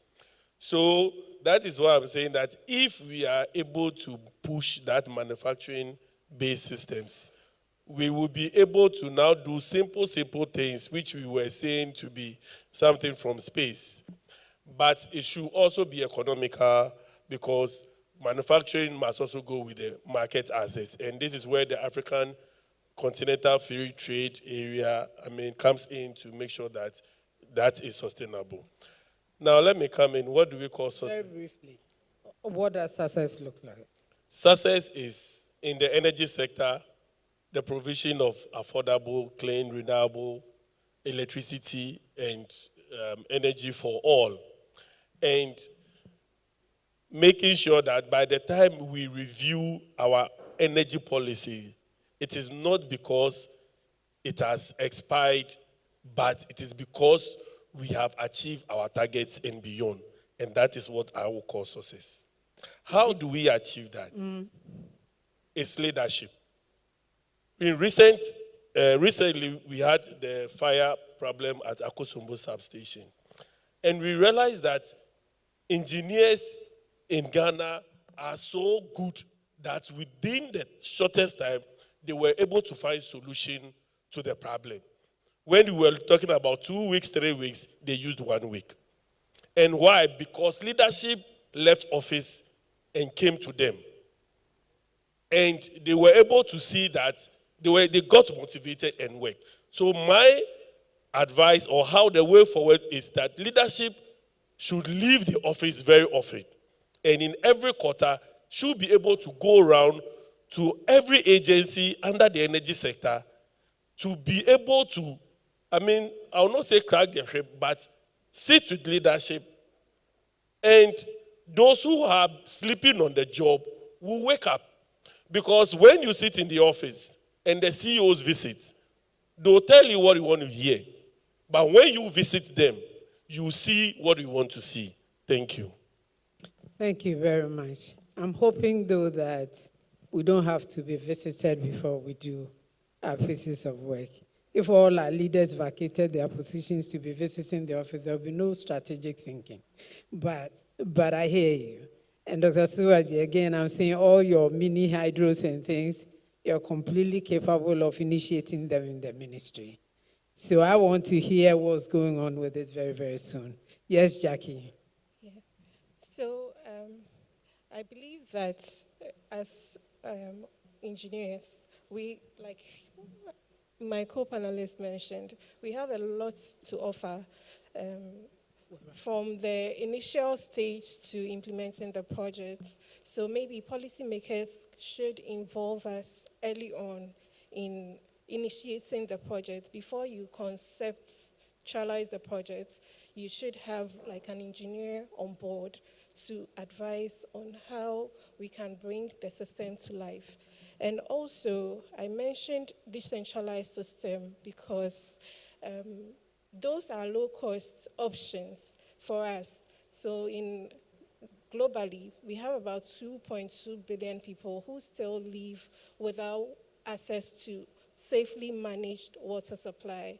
So if we have decentralized systems which are low-cost, and even the capital can be borne by the community members themselves, then we can contribute in the little way we can before we can put in place the high-tech centralized systems that can serve multiple people at the same time. And to conclude, I would like to say that we often cry about financing some of these projects, but then as community members within communities, we build or we drill boreholes for ourselves in our homes without seeking for funding from the government. It has been done elsewhere where people come together to build a community-based water supply systems for themselves. It also saves our dignity from drinking water we are not supposed to and ending up having public health crisis. So thank you all for listening. Thank you very much, Jackie. Thank you very much. And thank you so much, colleagues, for your contributions, for making this session an interest. I just have two things to say. Distinguished ladies and gentlemen, I joined the energy sector in Ghana a little over 40 years ago. And I keep telling my colleagues that this sector, the energy sector, has worked before. When you speak to some of the young people about it, they've never seen a functioning sector. It's worked before. And what I will suggest, I think clearly from the conversations we've had, the problem we have is a human problem. This year, as I was thinking about one project to launch, I'm coming out with a project called the Human Energy Project. And I'm bringing it up because there's no conversation we've had here that is not within our remit. Just thinking through, articulating the idea, getting together with colleagues, discussing it, the case studies, whatever it is, we've got it. And if you hear our colleague from Nigeria and what he said, you go to Labadi Beach, we put the debris there for it to go into the sea, then we go and collect it. I mean, what kind of human being does that? But we do. and we do it on a daily basis. So I'm asking that as engineers, as individuals, as professional institutions in our countries and across the continent, we owe it to our continent to get up and lead. We need to say it's not okay to ourselves and to what is happening around us. The gentleman just talked about, sometimes you go into fora, it's embarrassing to talk about what happens in our countries. So I'm going to ask that we look, I'm charging the Ghana Institution of Engineers, and by, Engineer Bimpo is looking at my face because I'm charging the Ghana Institution of Engineers, and by association, the Ghana Consulting Institution, to create fora where we have these conversations and come out with suggestions. Sometimes before we even test the politicians, we assume that they won't do it. Let's do our part and give it to them and let them refuse to do it. But to sit back and not do anything, and for people in which our countries have really invested in, watch what is going on, I think it's irresponsible. Lastly, I just want to remind us, I don't know about every country, but I know in Ghana and in Nigeria, we have what we call the market women. And I like talking about the Makola woman. In Ghana, this woman is typically called the Makola woman because it started in Accra, or I don't know what it was. And I do because my mother was a Makola woman. And yet, from that nothing, she didn't have capital. She lived, she looked after children, and she gave no excuse for non-performance. And we have had so much invested in us. And we have all the excuses in the world why nothing works in our countries or on our continent. My plea to all of us today,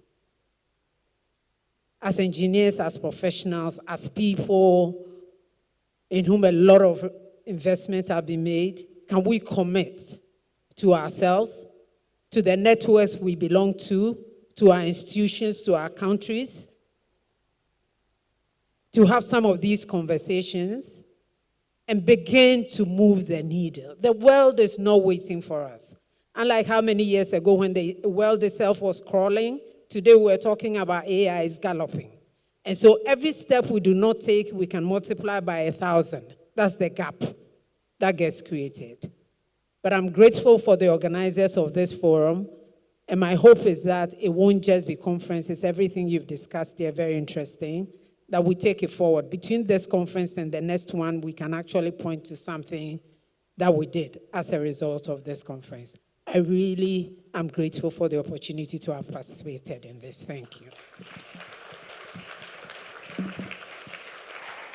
And so we would ask our panel members to please rise together with their moderator for a photo opportunity. And then, of course, we'll do the presentation of our plaques to our moderator and to our panel members. Thereafter, we'll proceed for lunch, and we're about an hour behind going for our field trip, which is very, very key to us. And so we will be proceeding to lunch, and then we'll come back very briefly to have our conference resolutions. We'll come back very briefly to conclude with our conference resolutions, and then that would be the send-off. Please tarry a moment. Well, thank you. Yeah, where's it? Oh, sorry. Engineer moderator. She says this as it should be said, and we are grateful for very excellent moderation.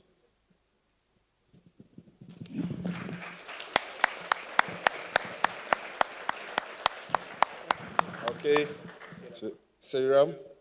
Oh, sorry, you do that. Seiram. Then engineer.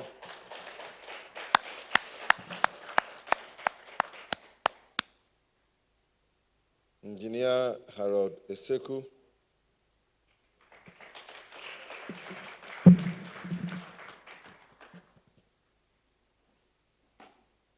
Dr. Sogwaji.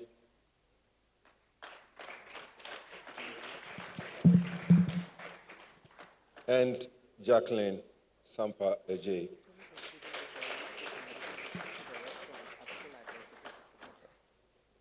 Watch. Okay, thank you very much. And so with that, another final round of applause to all of our panel members. Thank you so very much. So respectfully to all of us, if you check your time, I think we're about 22 minutes after 2. That means we have just a little over 30 minutes to return because we're back here at 3 p.m. It is very important we're back on time because we need to complete